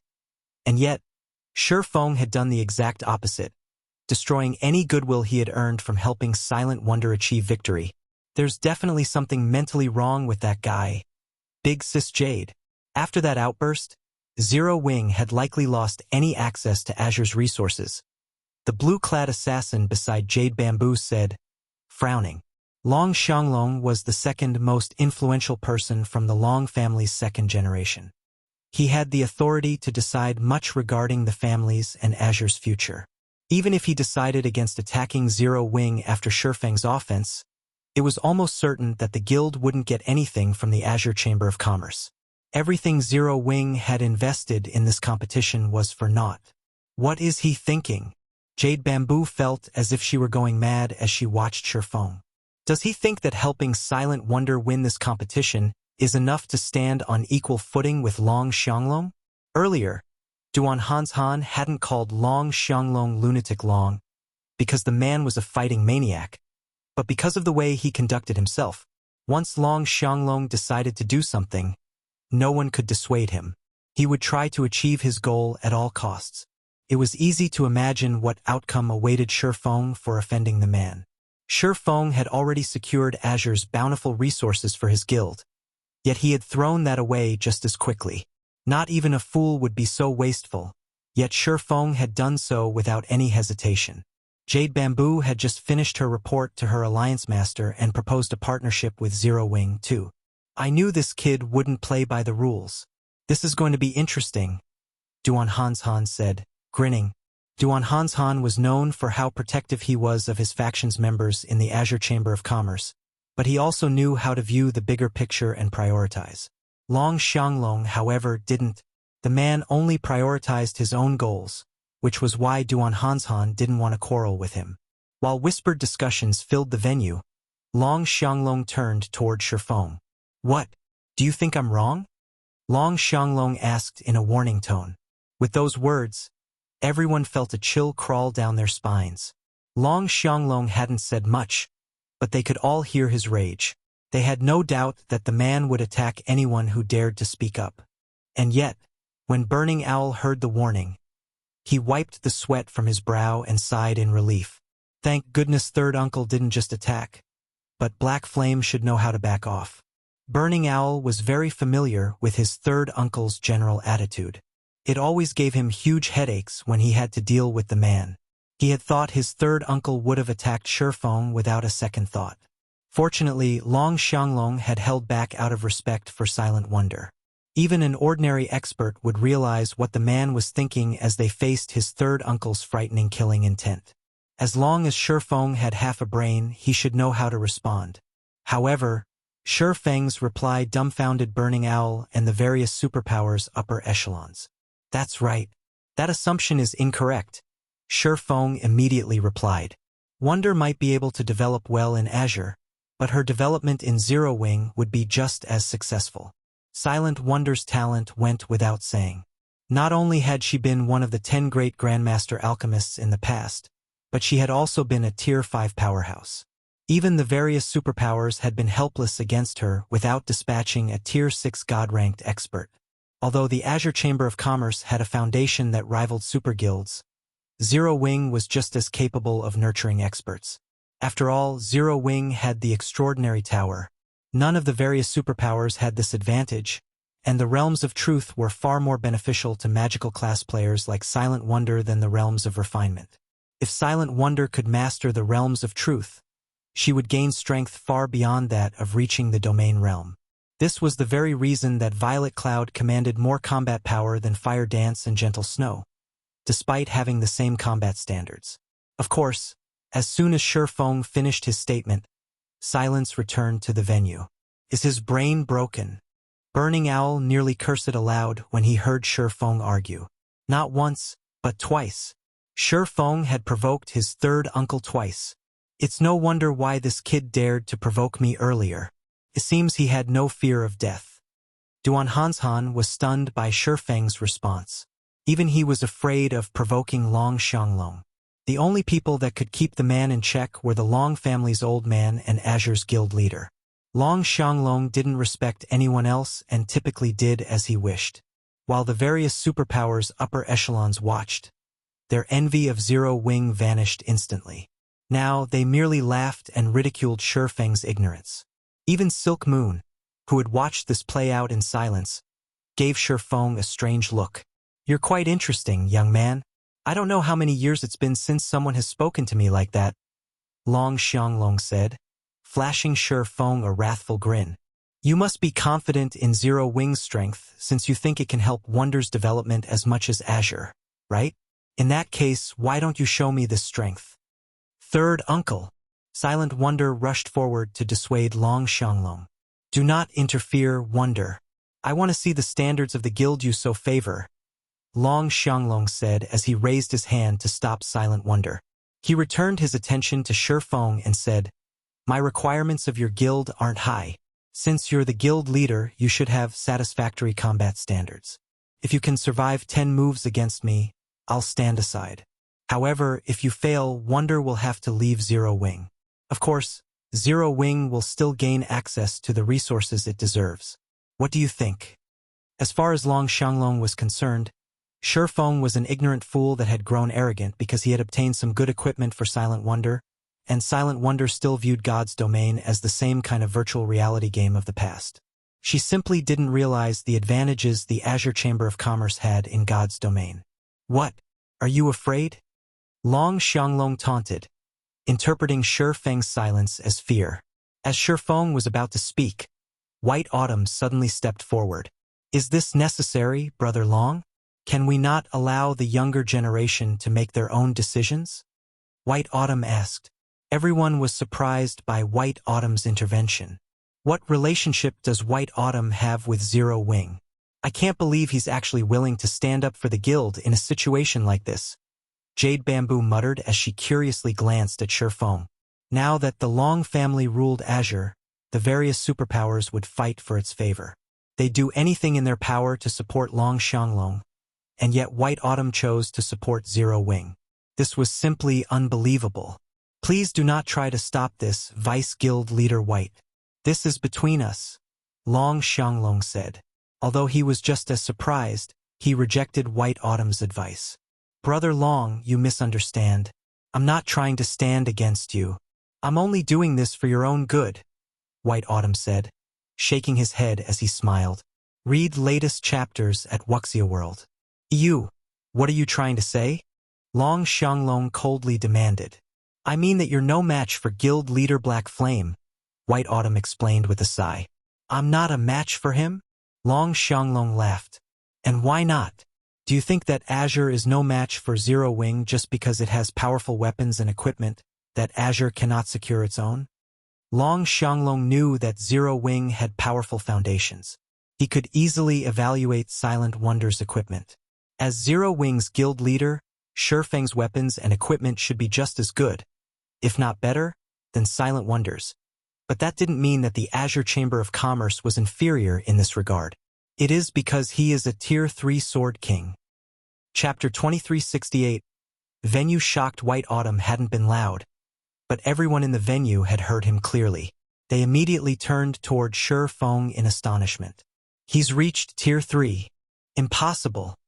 Instinctively, they refused to believe White Autumn's claim, especially the furious Long Xianglong. He assumed White Autumn was trying to trick him. Is White Autumn joking? How can that kid be Tier 3? Not even Duan Hanshan believed White Autumn's statement had been serious. Apex experts like Duan Hanshan had been fighting to reach Tier 3 for a while, yet even now he wasn't confident of completing his promotion quest and intended to train for a while longer. Meanwhile, Shifeng was merely the guild leader from a pseudo-superpower. He had nowhere near as much access to resources as Azure's Grand Elders. It'd already be impressive if the young man had reached level 100, not to mention Tier 3. However, Hermit suddenly stepped forward and confirmed. He is indeed a Tier 3 Sword King. Shocked silence filled the venue again after Hermit supported White Autumn's statement. Not only had White Autumn claimed that Shifeng was a Tier 3 player, but now Hermit, one of Azure's Grand Elders, agreed. Either these two men were playing a joke, or they were telling the truth. However, Hermit should have no reason to lie with his status and position. Everyone turned to stare at Shifeng, their expressions changing. Rather than seeing a simple pseudo-superpower's guild leader, they saw Shifeng as a Tier 3 powerhouse that could effortlessly slaughter Tier 2 players. It's no wonder why Hermit turned a blind eye to his earlier transgression.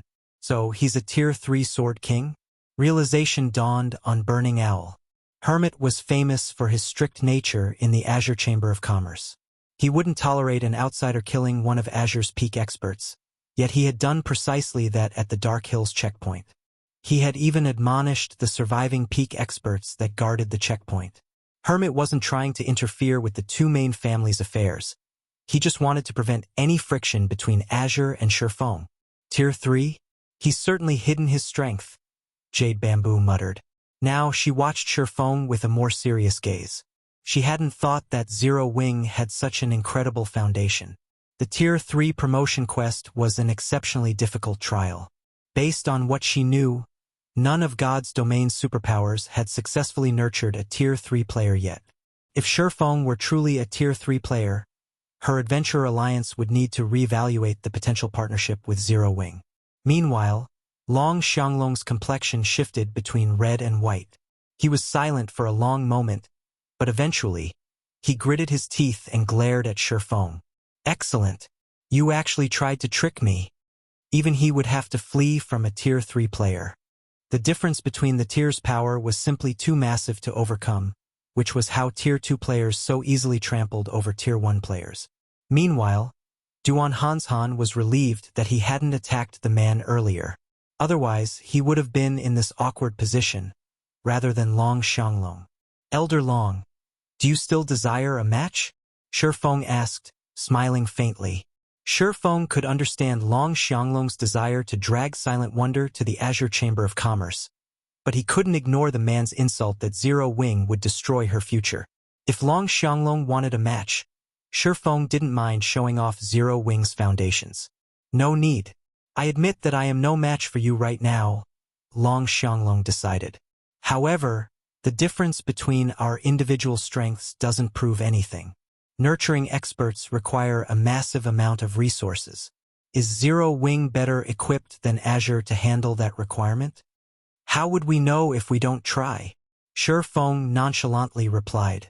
Azure had a lot of resources, but Zero Wing wasn't as unprepared to nurture experts as it had been in the past. This was especially true now that Zero Wing had accumulated a huge stockpile of primal void stones. Once the guild constructed a combat room with those stones, it would be just as capable of nurturing experts as current superpowers. Furthermore, Shifeng had a better understanding of what awaited players after Tier 3 than anyone. Good. Very good. Azure holds this competition between the shareholder family's younger generation every year. Naturally, Wonder will participate in next year's competition as well. Show me how far she'll develop with Zero Wing without Azure's resources. Long Xianglong snarled before he turned and left. Third uncle. Silent Wonder felt anxious as she watched Long Xianglong storm off. Zero Wing had expended a lot of resources to help her improve. She had hoped to return the favor with resources from Azure once she had won the competition, but Long Xianglong's attitude made it clear that he had no intention of giving her guild a single cent. Don't bother. Second sis. You know how third uncle is. We'll have to wait until he calms down to persuade him. Burning Owl advised, trying to ease Silent Wonder's nerves. She had no choice but to give up, despite how guilty she felt. Meanwhile, the various spectating powers joyfully grinned at Shifeng, especially Duan Hanshan. Despite helping the Long family a great deal, Zero Wing would walk away with nothing. Why wouldn't Duan Hanshan be pleased? Black Flame is very strong, but he's foolish. He threw away such a golden opportunity. Yan Shaoqian looked at the man, a little disappointed. It seems Silent Wonder won't be a match for me in the next competition. Black Flame really is stubborn. If he hadn't provoked Long Xianglong, he would have secured precious resources from the Western continent. Not only would Zero Wing have grown stronger, but it would have had an easier time fending off the otherworld's invading powers. But he's lost everything. What can he possibly do by himself? The blue-clad assassin beside Jade Bamboo surmised, just as stunned by Shifeng's performance as the rest of the crowd. Read latest chapters at Wuxia World. Shifeng might be very strong and deserve respect for reaching Tier 3 so soon, but he'd only have that advantage for a short time. His status as a Tier 3 player would be meaningless once the various superpowers experts were the same tier. How exactly did Zero Wing intend to compete with the Azure Chamber of Commerce then? Jade Bamboo nodded in agreement. She had planned to convince her alliance master to negotiate a partnership with Zero Wing, but it seemed that it was no longer necessary. Similarly, the other superpowers that intended to approach Zero Wing about an alliance dismissed the idea. Shifeng didn't remain in Demonstone Town after Azure's competition reached its end. He and Silent Wonder immediately teleported back to White River City. Since the very beginning, he had never viewed Demonstone Town's resources as important. He had only one thing on his mind: his territory in the Cold Spring Canyon. Once he developed the area, the resources Azure could offer would pale in comparison. Chapter 2369. Candlelight's new benefits. 2 lights flashed in White River City's teleportation hall as Shifeng and Silent Wonder returned. Although they had only been away from the city for about half a day, it had changed significantly. There were visibly more players in the teleportation hall than when they had left, and many of these players originated from the various otherworlds. Their life auras were clearly different from the main continent's ordinary players. Many of Star Moon Kingdom's original inhabitants couldn't help but envy these otherworld players when they saw them. Being a silver member in the Star Moon Adventurer Alliance is wonderful. The Alliance actually lets them tag along with so many experts when questing and leveling up. A level 92 shield warrior in full level 90 mysterious iron equipment said as he watched a team walk toward the teleportation array. I wonder when I'll get promoted to silver rank. When I do, my friends in guilds will die from envy. Silver members might get excellent benefits, but becoming one of the Alliance's elites is easier said than done. One of the shield warrior's teammates, a level 93 assassin, said. Major powers from several other worlds founded the Star Moon Adventurer Alliance recently, and they've made huge investments in the Alliance. As a result, they've substantially raised the requirements to reach silver rank. You only used to need to reach the Trial Tower's 5th floor to become a silver member, but now you need to reach the early stage of the Trial Tower's 6th floor. That's old news. I've heard they've recently raised the bar to the 6th floor's middle stage, and you need to make significant contributions to the Alliance. Isn't that a little too much? the level 92 shield warrior exclaimed. Even in our adventurer team, only a handful of people can meet that requirement. I know, right? The level 93 assassin said, sighing. As players' average combat standards rose, the requirements to be considered an expert increased as well, but even at this stage of the game, the various major powers considered a player an ordinary expert if they could reach the late stage of the Trial Tower's 5th floor. The Star Moon Adventurer Alliance, however, required its silver members to reach the 6th floor's middle stage, much to the despair of many of the Alliance's ordinary experts. These otherworld powers are moving so quickly. Shifeng was surprised when he overheard the conversation. The various otherworld powers had only established adventurer alliances to recruit independent players after encountering resistance on the main continent during his previous life. Since individually these powers' abilities and resources were limited, they usually worked together to run an adventurer alliance. And yet, these otherworld powers had begun to work together much sooner than they had in the past. Naturally, this would have a greater impact on the main continent's various powers. After all, independent players made up the majority of God's Domain's player base. With this thought in mind, Shifeng hurried toward the candlelight trading firm.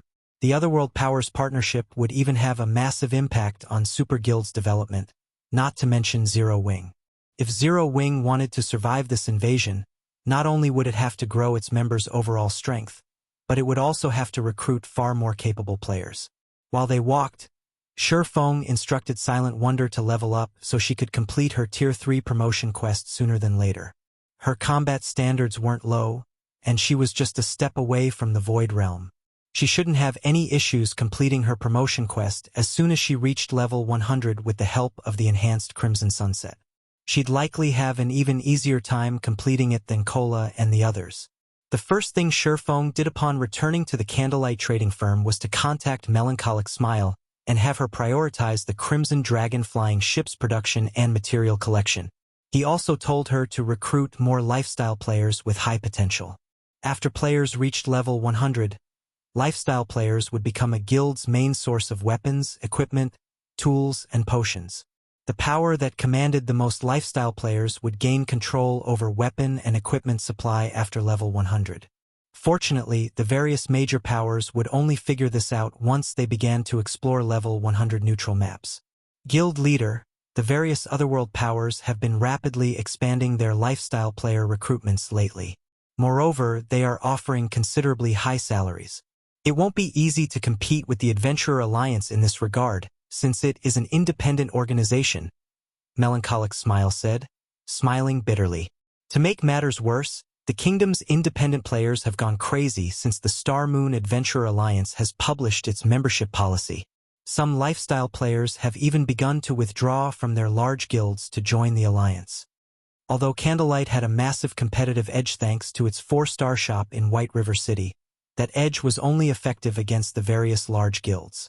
Independent organizations like the Star Moon Adventurer Alliance were a different story. As long as the alliance offered some benefits, both lifestyle players and combat players would be more than willing to join. The alliance's rules weren't particularly strict after all. I understand. Shifeng nodded. But no matter what, we need to accelerate the trading firm's development. From now on, I intend to give normal members access to the meditation rooms as well, but they'll have to pay 10,000 GCPs per hour.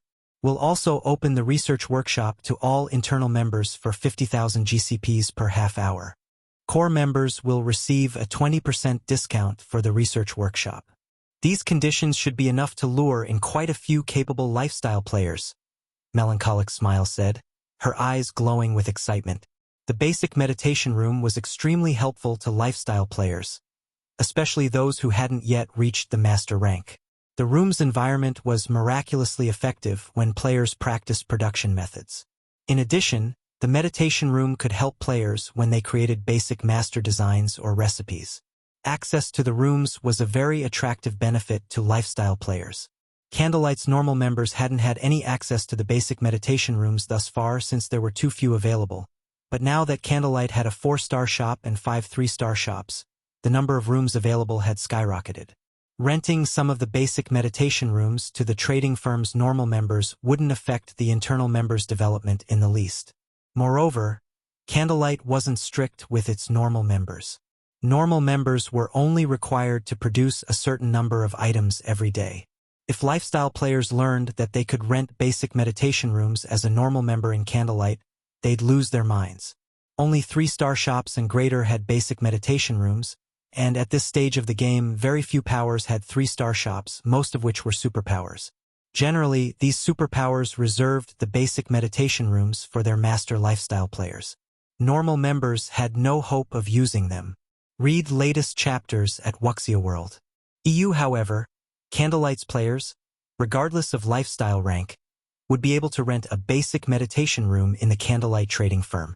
Furthermore, based on the value of Candlelight's GCPs, 10,000 GCPs were only equal to 30 gold. Renting a basic meditation room for 30 gold an hour was a bargain that lifestyle players wouldn't find anywhere else in God's domain. The various adventure alliances might be able to offer more resources and freedom, but these factors wouldn't be nearly as helpful to a lifestyle player's development as a basic meditation room. Shi Feng left Melancholic Smile to oversee the adjustments and recruitment. He then resumed the Crimson Sunsets production to help the guild's core members prepare for their Tier 3 promotion quests. After half a day of work, White Autumn Secret visited the Candlelight trading firm to fulfill his transaction with Shi Feng. In exchange for 50 Crimson Sunsets, Shi Feng instantly obtained 900,000 gold and 600,000 magic crystals. I finally have enough money. Time to visit the Adventurers Association.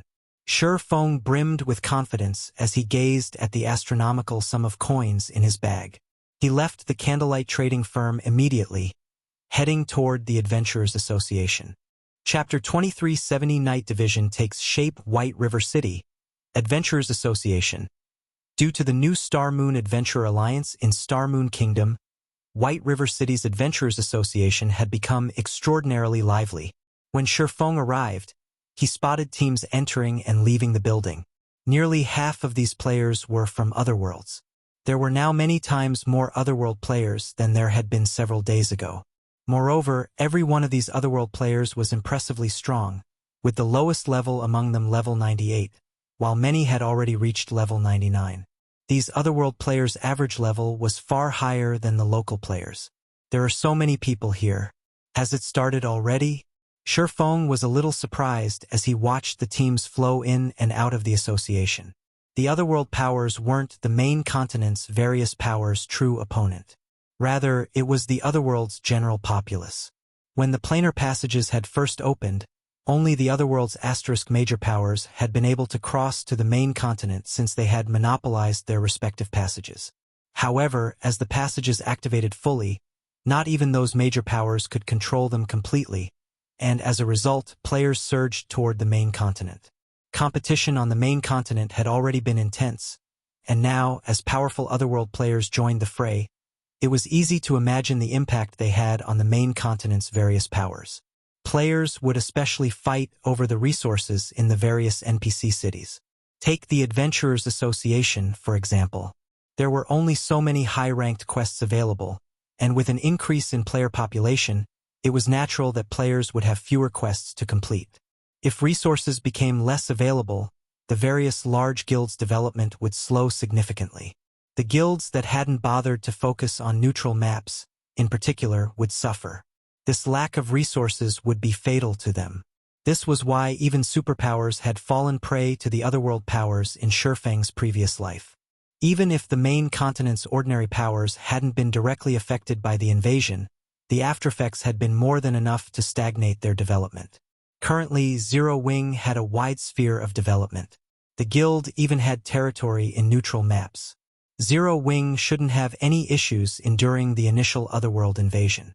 However, the guild still needed to be very careful with its operations. Otherwise, Zero Wing would suffer a severe developmental blow since multiple hostile superpowers were keeping an eye on it.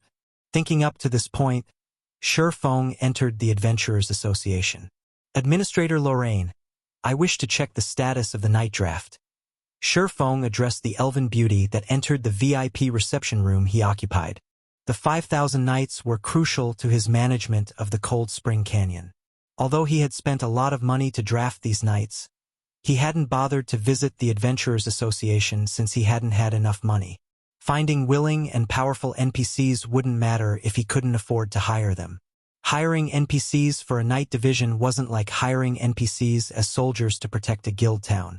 He would not receive any subsidies from the kingdom. It was like nurturing 5,000 personal guards. Without sufficient capital, he couldn't support the night division. Now, however, he had 900,000 gold on him, which should be, more or less, enough to establish his night division. "This is the current status of your draft," Lorraine said, smiling as she handed Shi Feng a thick stack of papers. He was dumbfounded when he saw the listed numbers on the summary sheet. "Aren't these results a little too amazing?" Shi Feng couldn't believe his eyes. His draft had attracted 20,164 NPCs in total. Among them, 13,664 were Tier 2 Common Knights, 4,814 were Tier 2 Bronze Knights, 1,669 were Tier 2 Mysterious Iron Knights, 15 were Tier 2 Secret Silver Knights, and 2 were Tier 2 Fine Gold Knights. Shi Feng had assumed he'd be fortunate to gain the interest of 5,000 NPCs with his draft. Recruiting NPCs wasn't easy, after all. Players that weren't one-star lords would have to spend 2 or 3 months to find enough interested NPCs. And yet, he had over 20,000 NPCs apply for the draft, and they were frighteningly high quality. Based on what Shi Feng knew, most of the NPCs in a Superpowers Knight division would be Bronze Knights, with very few Mysterious Iron Knights. Mysterious Iron Knights were just as rare as Mysterious Iron Personal Guards. Only the Knight divisions that had been in place for a while had attracted Secret Silver Knights in the past, and one would have to be very lucky to find treasured Fine Gold Knights. Shi Feng had never imagined that his simple draft would lure 15 Secret Silver and 2 Fine Gold Knights. If the various superpowers of the past knew about this, they'd go mad with envy. As for Tier 3 NPCs, recruiting such a being was painfully difficult in God's domain because they were considered powerhouses in the game. They qualified to rule over a small city. Naturally, they wouldn't be willing to lower themselves to becoming someone's knight. However, when Shi Feng saw the prices to recruit these NPCs, his excitement vanished. The Bronze Knights only requested a weekly salary of 30 gold, with a 20 gold per week nurturing fee, but the knights of higher ranks cost far more. Mysterious Iron Knights requested a weekly salary of 70 gold and a 30 gold per week nurturing fee. Secret Silver Knights requested a weekly salary of 150 gold and 50 gold per week nurturing fee. And Fine Gold Knights requested a weekly salary of 300 gold and 100 gold per week nurturing fee. If Shi Feng hired the best available knights, maintaining his knight division would cost him 336,400 gold per week. Even superpowers would choke at this amount, and that didn't even include the cost of arming these knights. "Lord Bronze Legatee, may I know who you wish to choose?" Lorraine asked after Shi Feng's long silence. "I want all of the Fine Gold, Secret Silver, and Mysterious Iron Knights. Fill the remaining slots with Bronze Knights," Shi Feng said, his heart aching as he spoke. "Also, outfit the Secret Silver and Fine Gold Knights with epic equipment, and give the rest Secret Silver equipment." Fortunately, arming these knights cost as much as arming NPC soldiers. A full set of level 100 to level 150 epic equipment cost 4,000 gold, and a full set of level 100 to level 150 Secret Silver equipment cost 50 gold. Even so, it still cost him a total of 317,150 gold to outfit his entire knight division. "Very well. Your total comes to 653,550 gold coins," Lorraine announced after calculating the total cost. "Here," Shi Feng said, gritting his teeth. He was reluctant, but he still paid the full amount. If he hadn't just earned 900,000 gold, he doubted he'd be able to walk out of the Adventurers Association. Shi Feng finally understood why so few first-rate guilds had formed knight divisions in the past. Although it was profitable to own territory in a level 100 neutral map, the knight division was a heavy burden. If not handled carefully, a first-rate guild would easily go bankrupt. Only superpowers could afford to maintain a knight division without major repercussions. Now that you have hired your knights, please prepare their accommodations in your territory as soon as possible. If they do not have suitable accommodations, They may dissolve their contracts. Lorraine warned Shi Feng after she received the payment. At the moment, there wasn't even a town in Cold Spring Canyon. That won't be a problem. I wish to transfer Stone Forest City to my new territory now, Shi Feng said. He then handed another 50,000 gold to the Elven administrator. Once players had a land of their own, they had the authority to transfer a guild town or city to the area. Of course, the transfer had a price which would depend on the target size. Transferring a basic city like Stone Forest City would cost 50,000 gold, while if one transferred an advanced town, they'd only have to pay 10,000 gold. Read latest chapters at Wuxia World. EU mainstream players had already reached level 95, while most experts were, on average, level 97. They weren't far from level 100. Once players reached level 100, they wouldn't be allowed into the bottomless abyss. Although the bottomless abyss had bountiful resources, it would become drastically less useful to players as time passed. And as a result, Stone Forest City's daily income continued to decrease. Rather than let the city rot in the bottomless abyss, Shi Feng would benefit from transferring it to a level 100 neutral map as soon as possible. That won't be a problem.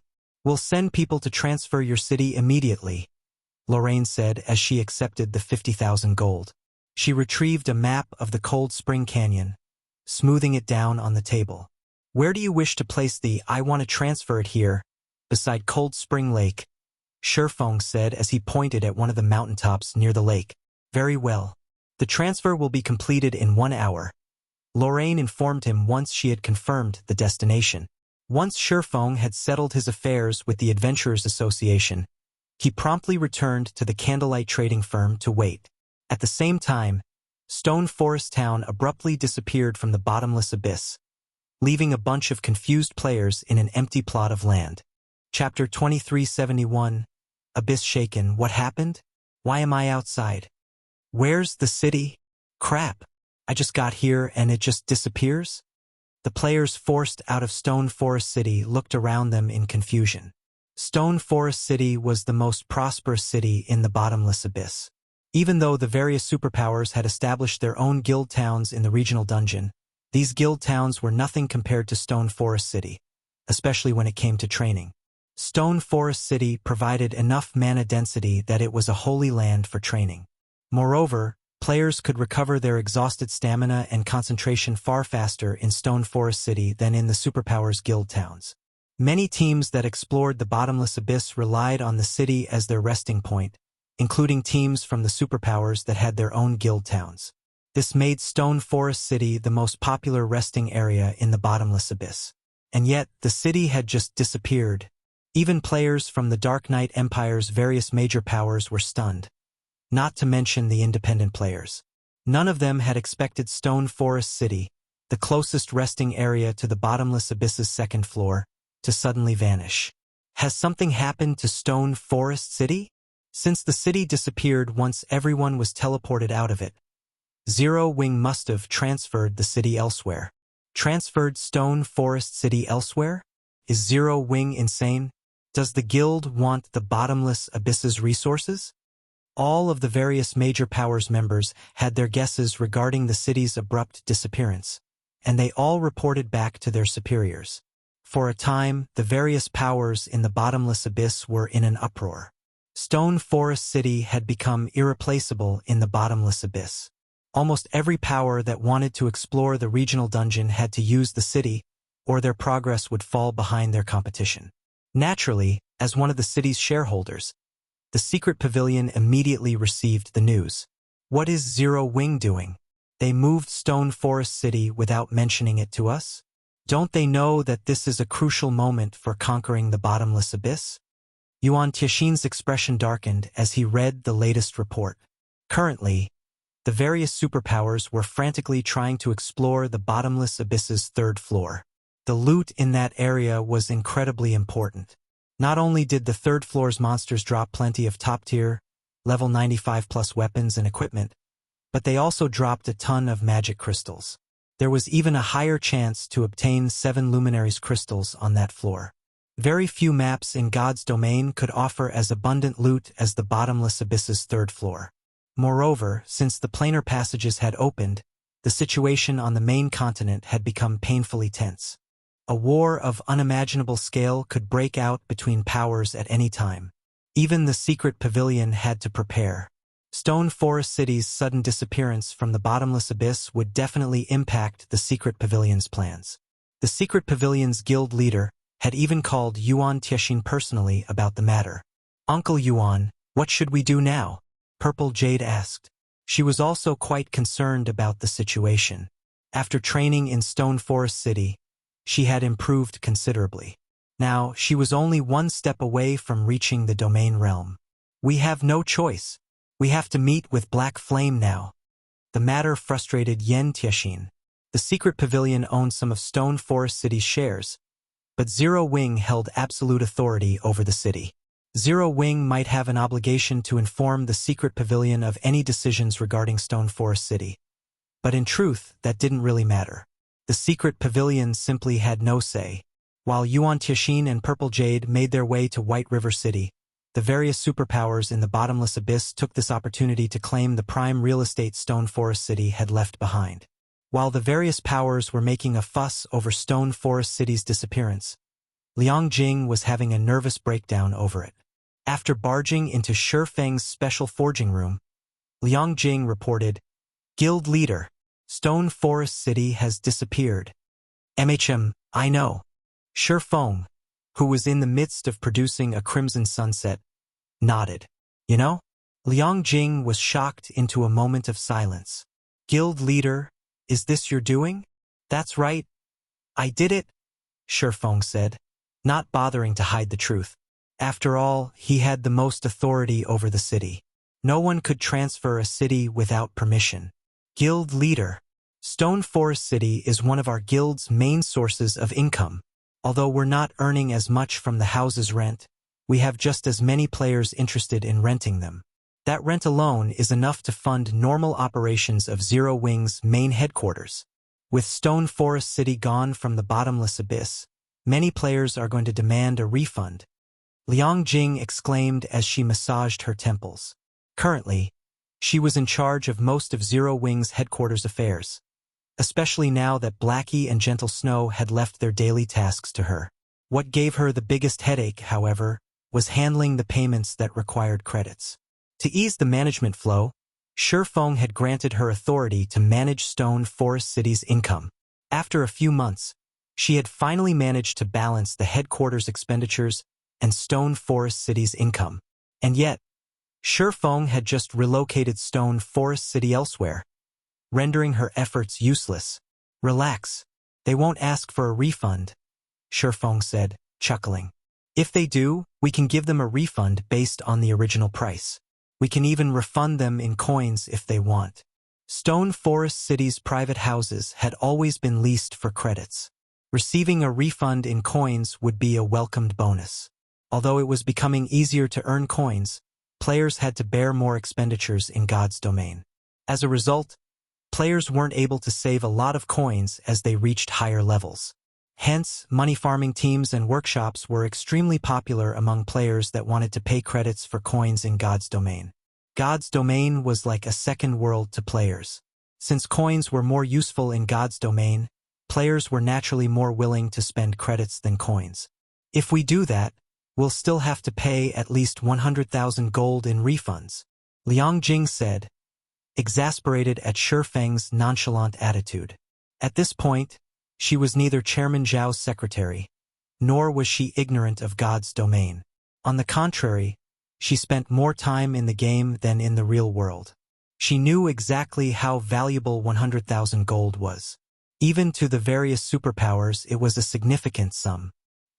"Here's 100,000 gold. Hold on to it for now," Shi Feng said as he passed the gold to Liang Jing. He then continued, "Later, send me a summary of how many people wanted a refund. I intend to hold a leasing auction for the empty houses. We'll start the bidding at 30,000 credits per week." 30,000 per week? Liang Jing gaped when she heard the price. When Stone Forest had still been in the bottomless abyss, they had leased the private houses for 40,000 to 50,000 credits per month, except for the first month's auctions. Even so, most players couldn't afford the rent. Yet now, Feng wanted to lease the houses for 30,000 credits per week. It was utterly insane. The bottomless abyss was the best grinding spot in God's domain at the moment. Outside of the regional dungeon, the property value in Stone Forest City would plummet. Read latest chapters at Wuxia World. You, take care of the necessary preparations, Feng said, not bothering with the task. He sent Liang Jing away to take care of Stone Forest City's new leasing plan. He had already considered the consequences of relocating Stone Forest City out of the regional dungeon. The city did provide a considerable supply of top-tier, level 95+ weapons and equipment, but that wasn't what Zero Wing needed most right now. The guild needed funds and strength. Rather than trying to squeeze the bottomless abyss for everything it had, Zero Wing would benefit more from focusing on level 100 neutral maps. Exploring these areas would be particularly profitable since the various superpowers were just beginning to encounter level 100 neutral maps. It was an opportunity for Zero Wing to make a killing, and there wouldn't be another in the future. Shortly after Liang Jing left, Feng heard the sound of a system notification.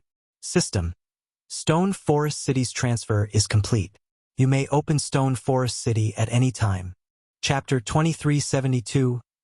Territory strengthened, the transfer's finally complete. Feng stopped working when he heard the system notification. Hurriedly, he called up Stone Forest City's system interface to inspect the city's current status. In God's domain, not only did a territory's lord have the authority to transfer a guild town or city to their land once, but their town or city would also gain a random bonus once the transfer completed. Of the potential bonuses, one was increased defensive capabilities, which would strengthen the town against monster assaults. Another potential bonus was increased size, allowing the town or city to accommodate more players. Feng knew it was possible for the system to increase the town or city's mana density as well. Based on what he knew of this bonus, the town or city's mana density would undergo a qualitative transformation. Naturally, this bonus was particularly valuable in level 100+ maps. These maps had harsh environments, and the mana density in the town or city would determine players' stamina and concentration recovery rates. In the past, any town or city that had received the mana density bonus had become instantly popular among players exploring level 100+ neutral maps. The powers that had owned these towns or cities had no lack of customers. After calling up Stone Forest City's system interface, Feng browsed through the lines of data until he found what he was looking for. Stone Forest City current location. Cold Spring Canyon current rank. Basic city bonus acquired. Magic Array Enhancement. Magic Array Enhancement? Feng's face lit with excitement when he saw the bonus Stone Forest City had acquired. Of the many bonuses a territorial town or city could acquire, the two best were Mana Density Enhancement and Magic Array Enhancement. Every player desired the former, of course. However, the powers that ruled these towns or cities hoped for the latter more than any other potential bonus. Not only would the Magic Array Enhancement fortify the city's defensive magic array, allowing it to endure stronger attacks, but it would also reinforce the Magic Array's spatial isolation effect. Level 100+ neutral maps environments were particularly severe, plagued with a chaotic energy that invaded players' bodies and lowered their stamina and concentration recovery rates. When players returned to a town or city, they had to rest for quite a while to recover fully. However, a town with an enhanced magic array could lessen the effects of the chaotic energy, accelerating players' recovery. This greatly increased the amount of time they could spend grinding in the fields. Magic Array Enhancement was just as effective as enhanced mana density. With this, I won't have to worry about the guild members' leveling speed in the Cold Spring Canyon. Feng felt as if he had just won the lottery. The 50,000 gold he had spent to relocate Stone Forest City could be considered the random bonus's fee. Had he been unlucky, Stone Forest City would have merely gained a popularity bonus, which was only slightly useful. However, since the city had gained the Magic Array Enhancement bonus, even Tier 2 players could grind in the Cold Spring Canyon without any concerns. Moreover, with the leveling resources available in a level 100 neutral map, the guild members' leveling speed in the Cold Spring Canyon would likely rival their leveling speed in the Bottomless Abyss. In addition, they could grind for level 100 weapons and equipment much sooner than others, which would definitely increase Zero Wing's overall strength by a large margin. While Shifeng planned to send Zero Wing's core members to Stone Forest City as soon as possible, Liang Jing contacted him. Guild leader, the secret pavilion's people have arrived and wish to speak with you. By the looks it, this seems urgent. Do you want to meet them now? The secret pavilion sure moves quickly, Shifeng said, chuckling. Send them to me. The secret pavilion owned some of Stone Forest City's shares, and now that the city had vanished, it wasn't unusual for the pavilion to grow nervous. Not only had Stone Forest City become a valuable source of resources for the secret pavilion, but the various superpowers had been in the midst of exploring the bottomless abyss's third floor shortly before the city disappeared. Moreover, everyone was concerned about the various otherworlds' invasion. After a short moment, Liang Jing led a middle-aged man and a young woman into Shifeng's special forging room. They were none other than Yuan Tianxin and Purple Jade. Both secret pavilion members had already reached level 100, and they both wore multiple pieces of epic equipment. Even the weakest piece between them was level 95 dark gold rank. Moreover, Purple Jade radiated an astonishing life aura. When it came to basic attributes, these two likely rivaled God's kin players. Regarding combat power, they could rival domain realm experts. Purple Jade might even be stronger than a domain realm expert. If Yuan Tianxin and Purple Jade worked together, even the various superpowers would have to be cautious. However, they showed no sign of the arrogance experts of their caliber usually possessed as they entered the room. On the contrary, they looked upon Shifeng with awe and admiration. They had already learned that Shifeng had been promoted to Tier 3, and they knew his strength transcended that of Tier 2 players. Now, he was a powerhouse that even the various superpowers would have to be careful of. I assume you two are here to ask about Stone Forest City? Shifeng said, getting straight to the point. That's right. That's exactly why we've come, Yuan Tianxin said, nodding as he gave Shifeng a confused look. We're in the final stages of exploring the bottomless abyss. The third floor is a treasure trove of top-tier, level 95 weapons and equipment. Why has Zero Wing given up on the regional dungeon and relocated Stone Forest City? You know that the situation on the main continent has become more complicated. The various otherworld powers have begun to set their sights on various areas of the continent. A large-scale war will break out in the near future. Everyone has been frantically preparing for it. Meanwhile, due to Stone Forest City's sudden disappearance, some superpowers have begun to question the secret pavilion's abilities. Our guild leader is hoping that Zero Wing has an explanation for this. Of course I do, Shifeng said, chuckling. But before I tell you, I was wondering if the secret pavilion can help me with something. Yuan Tianxin was a little exasperated with Shifeng's reply. They had come here to demand answers of the man, yet he asked them for help before he'd offer an explanation. May I know what you need help with, Guild Leader Black Flame? Yuan Tianxin asked after taking a deep breath. It's simple. I'd like to ask the secret pavilion to revoke Starlink's membership in the Secret Chamber of Commerce, Shifeng calmly stated. Read latest chapters at Wuxia World. EU Starlink constantly targeted Zero Wing, particularly on an economic front. However, since a powerful corporation backed Starlink, and the guild had access to the Secret Chamber of Commerce's connections, his guild couldn't effectively retaliate. If Zero Wing could cut off one of Starlink's income sources, the enemy guild would be much easier to deal with economically. Yuan Tianxin and Purple Jade were stunned, staring at Shifeng as if he were a fool. Setting aside Starlink's current position in the chamber, why would we do something so fruitless even if the secret pavilion had that power, Guild Leader Black Flame? You should know that every member is an important resource for the chamber. We cannot remove Starlink over one city, Yuan Tianxin answered seriously. As far as Yuan Tianxin was concerned, Shifeng must have lost his mind.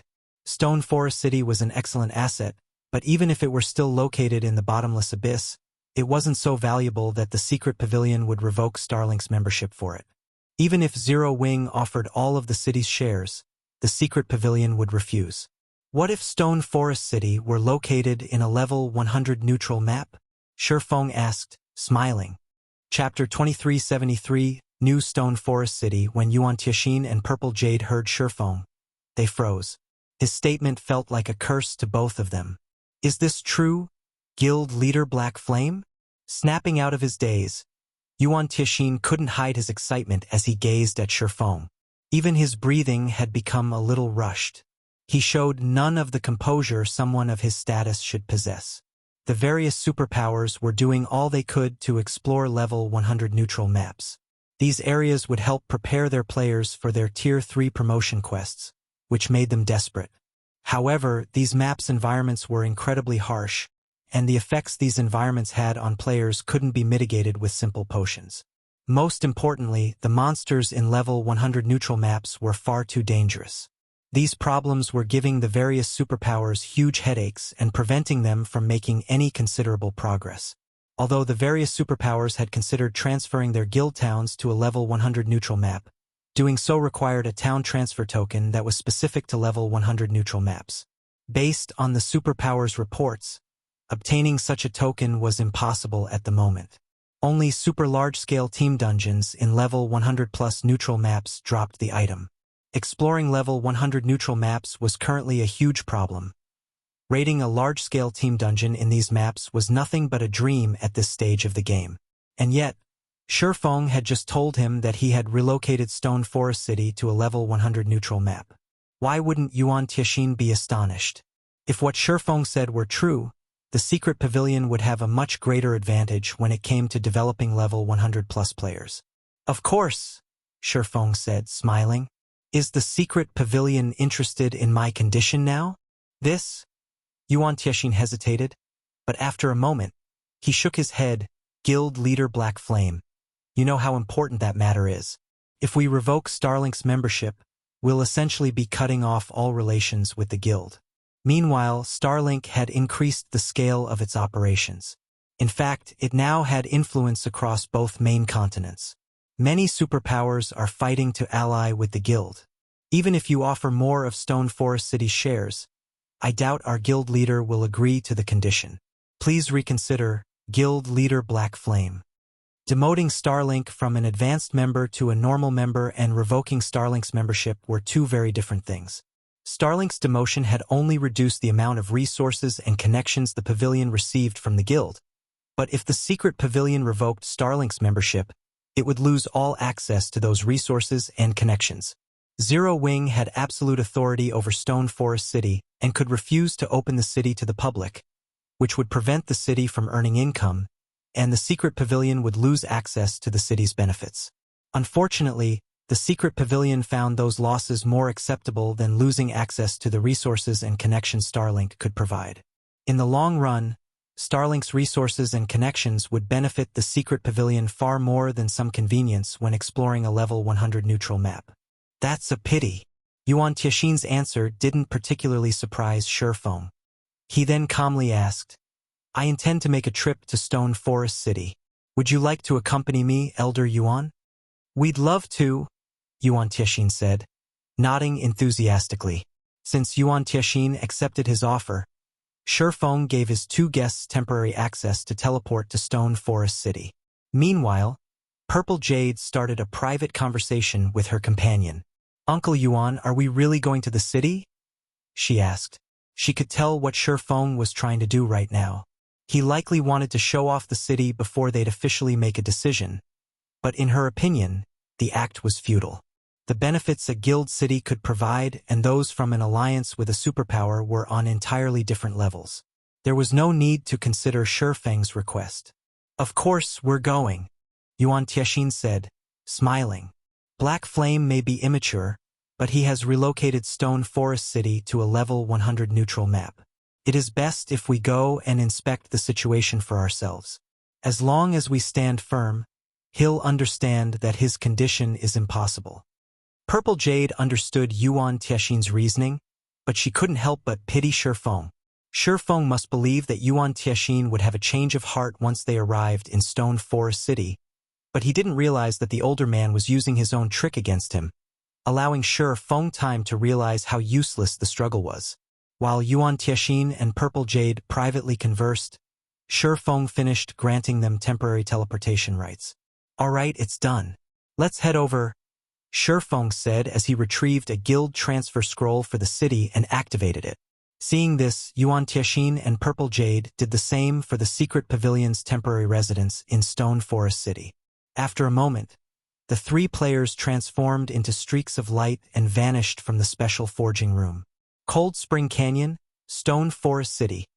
Two flashes of light appeared above the teleportation array in the Secret Pavilion's temporary residence as Yuan Tianxin and Purple Jade arrived. The moment their bodies manifested, however, Yuan Tianxin and Purple Jade were stunned. How is this possible? Yuan Tianxin nearly gasped. The mana in Stone Forest City wasn't as dense as it had been, but the instant they had arrived, Yuan Tianxin felt far more relaxed. Moreover, his five senses had become sharper. He had been exploring a level 100 neutral map with Purple Jade for quite some time, and the environment's chaotic energy had made them both feel exhausted, which had a considerable effect on their combat power. Even when they had plenty of stamina and concentration remaining, they had been forced to return to a city to recover from the exhaustion. However, even when they had fully recovered their stamina and concentration, the chaotic energy hadn't faded from their bodies completely. And yet, as he stood in Stone Forest City, Yuan Tianxin rapidly recovered from that exhaustion. At this rate, he'd be free from the chaotic energy within a few hours. Uncle Yuan, my recovery rate is at least twice as fast as before. If we could rest here, we'd be at least 30% more efficient when exploring a level 100 neutral map. Purple Jade exclaimed, unable to hide her shock. The chaotic energy within level 100 neutral maps was the biggest issue the various superpowers, including the Secret Pavilion, faced when exploring these areas. This chaotic energy forced players to rest in cities for long periods. However, if they could rest in Stone Forest City, they could explore 30% more of a level 100 neutral map in the same amount of time. In addition, Stone Forest City was now located within a level 100 neutral map, which would save them plenty of travel time. Overall, if the Secret Pavilion's members could set up a base in Stone Forest City, they could spend at least twice as much time exploring level 100 neutral maps as other players. With this much additional time, the Secret Pavilion's members would have a massive lead over the various superpowers members. After taking a moment to inspect the city's unique environment, Yuan Tianxin and Purple Jade headed toward the Stone Forest City's central plaza. The city was mostly the same as they remembered. The only difference was the neutral race NPCs that filled the city streets. Many of these NPCs had set up stalls and hawked their wares. When Yuan Tianxin took a peek at a stall's goods, he felt a little faint for a moment. These neutral NPCs were actually selling level 100 weapons and equipment and of considerably high quality. He had even spotted level 100 secret silver weapons for sale. Of course, these items weren't cheap and some cost special materials. Fortunately, a driven Tier 2 expert could gather the necessary funds and materials for the items. Level 100 weapons and equipment. Players that hadn't yet begun to explore level 100 neutral maps might not find anything special about these items, but it was a different story for players like Yuan Tianxin, who constantly grinded in level 100 neutral maps nowadays. When exploring level 100 neutral maps, acquiring a single piece of level 100 bronze equipment was already a challenge, not to mention obtaining level 100 secret silver weapons and equipment. And yet, the NPCs in Stone Forest City were publicly selling such items. What should we do now, Uncle Yuan? We've already rejected Black Flame's offer, Purple Jade asked nervously. She was also surprised to see the weapons and equipment for sale in the various NPC stalls. She had never expected Stone Forest City to become this amazing. If the Secret Pavilion's members could operate out of Stone Forest City, they'd complete their Tier 3 promotion quests far faster than the various superpowers. Don't worry, since Black Flame has brought us here, he will ask if we wish to continue our partnership. We can renegotiate with him then, Yuan Tianxin said. He hadn't expected Stone Forest City to offer so many benefits, either. Very calmly, he continued, let's buy some of the weapons and equipment for now.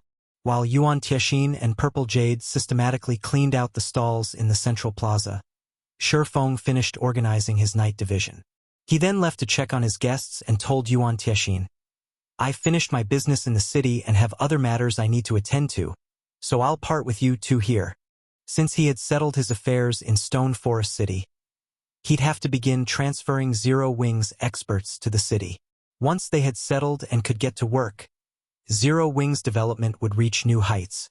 Shifeng then pulled a return scroll for White River City from his bag and began to activate it. Yuan Tianxin was stunned. He hadn't thought that Shifeng would be so indifferent, not even bothering to ask how they felt about the city. He certainly hadn't expected Shifeng to act as he did. "Please wait, Guild Leader Black Flame," Yuan Tianxin shouted as Shifeng unfurled his return scroll. "Is there something else you need, Elder Yuan?" Shifeng asked, giving the older man a strange look. "It's about the condition you mentioned earlier," Yuan Tianxin said, exasperated. "We'd like to renegotiate.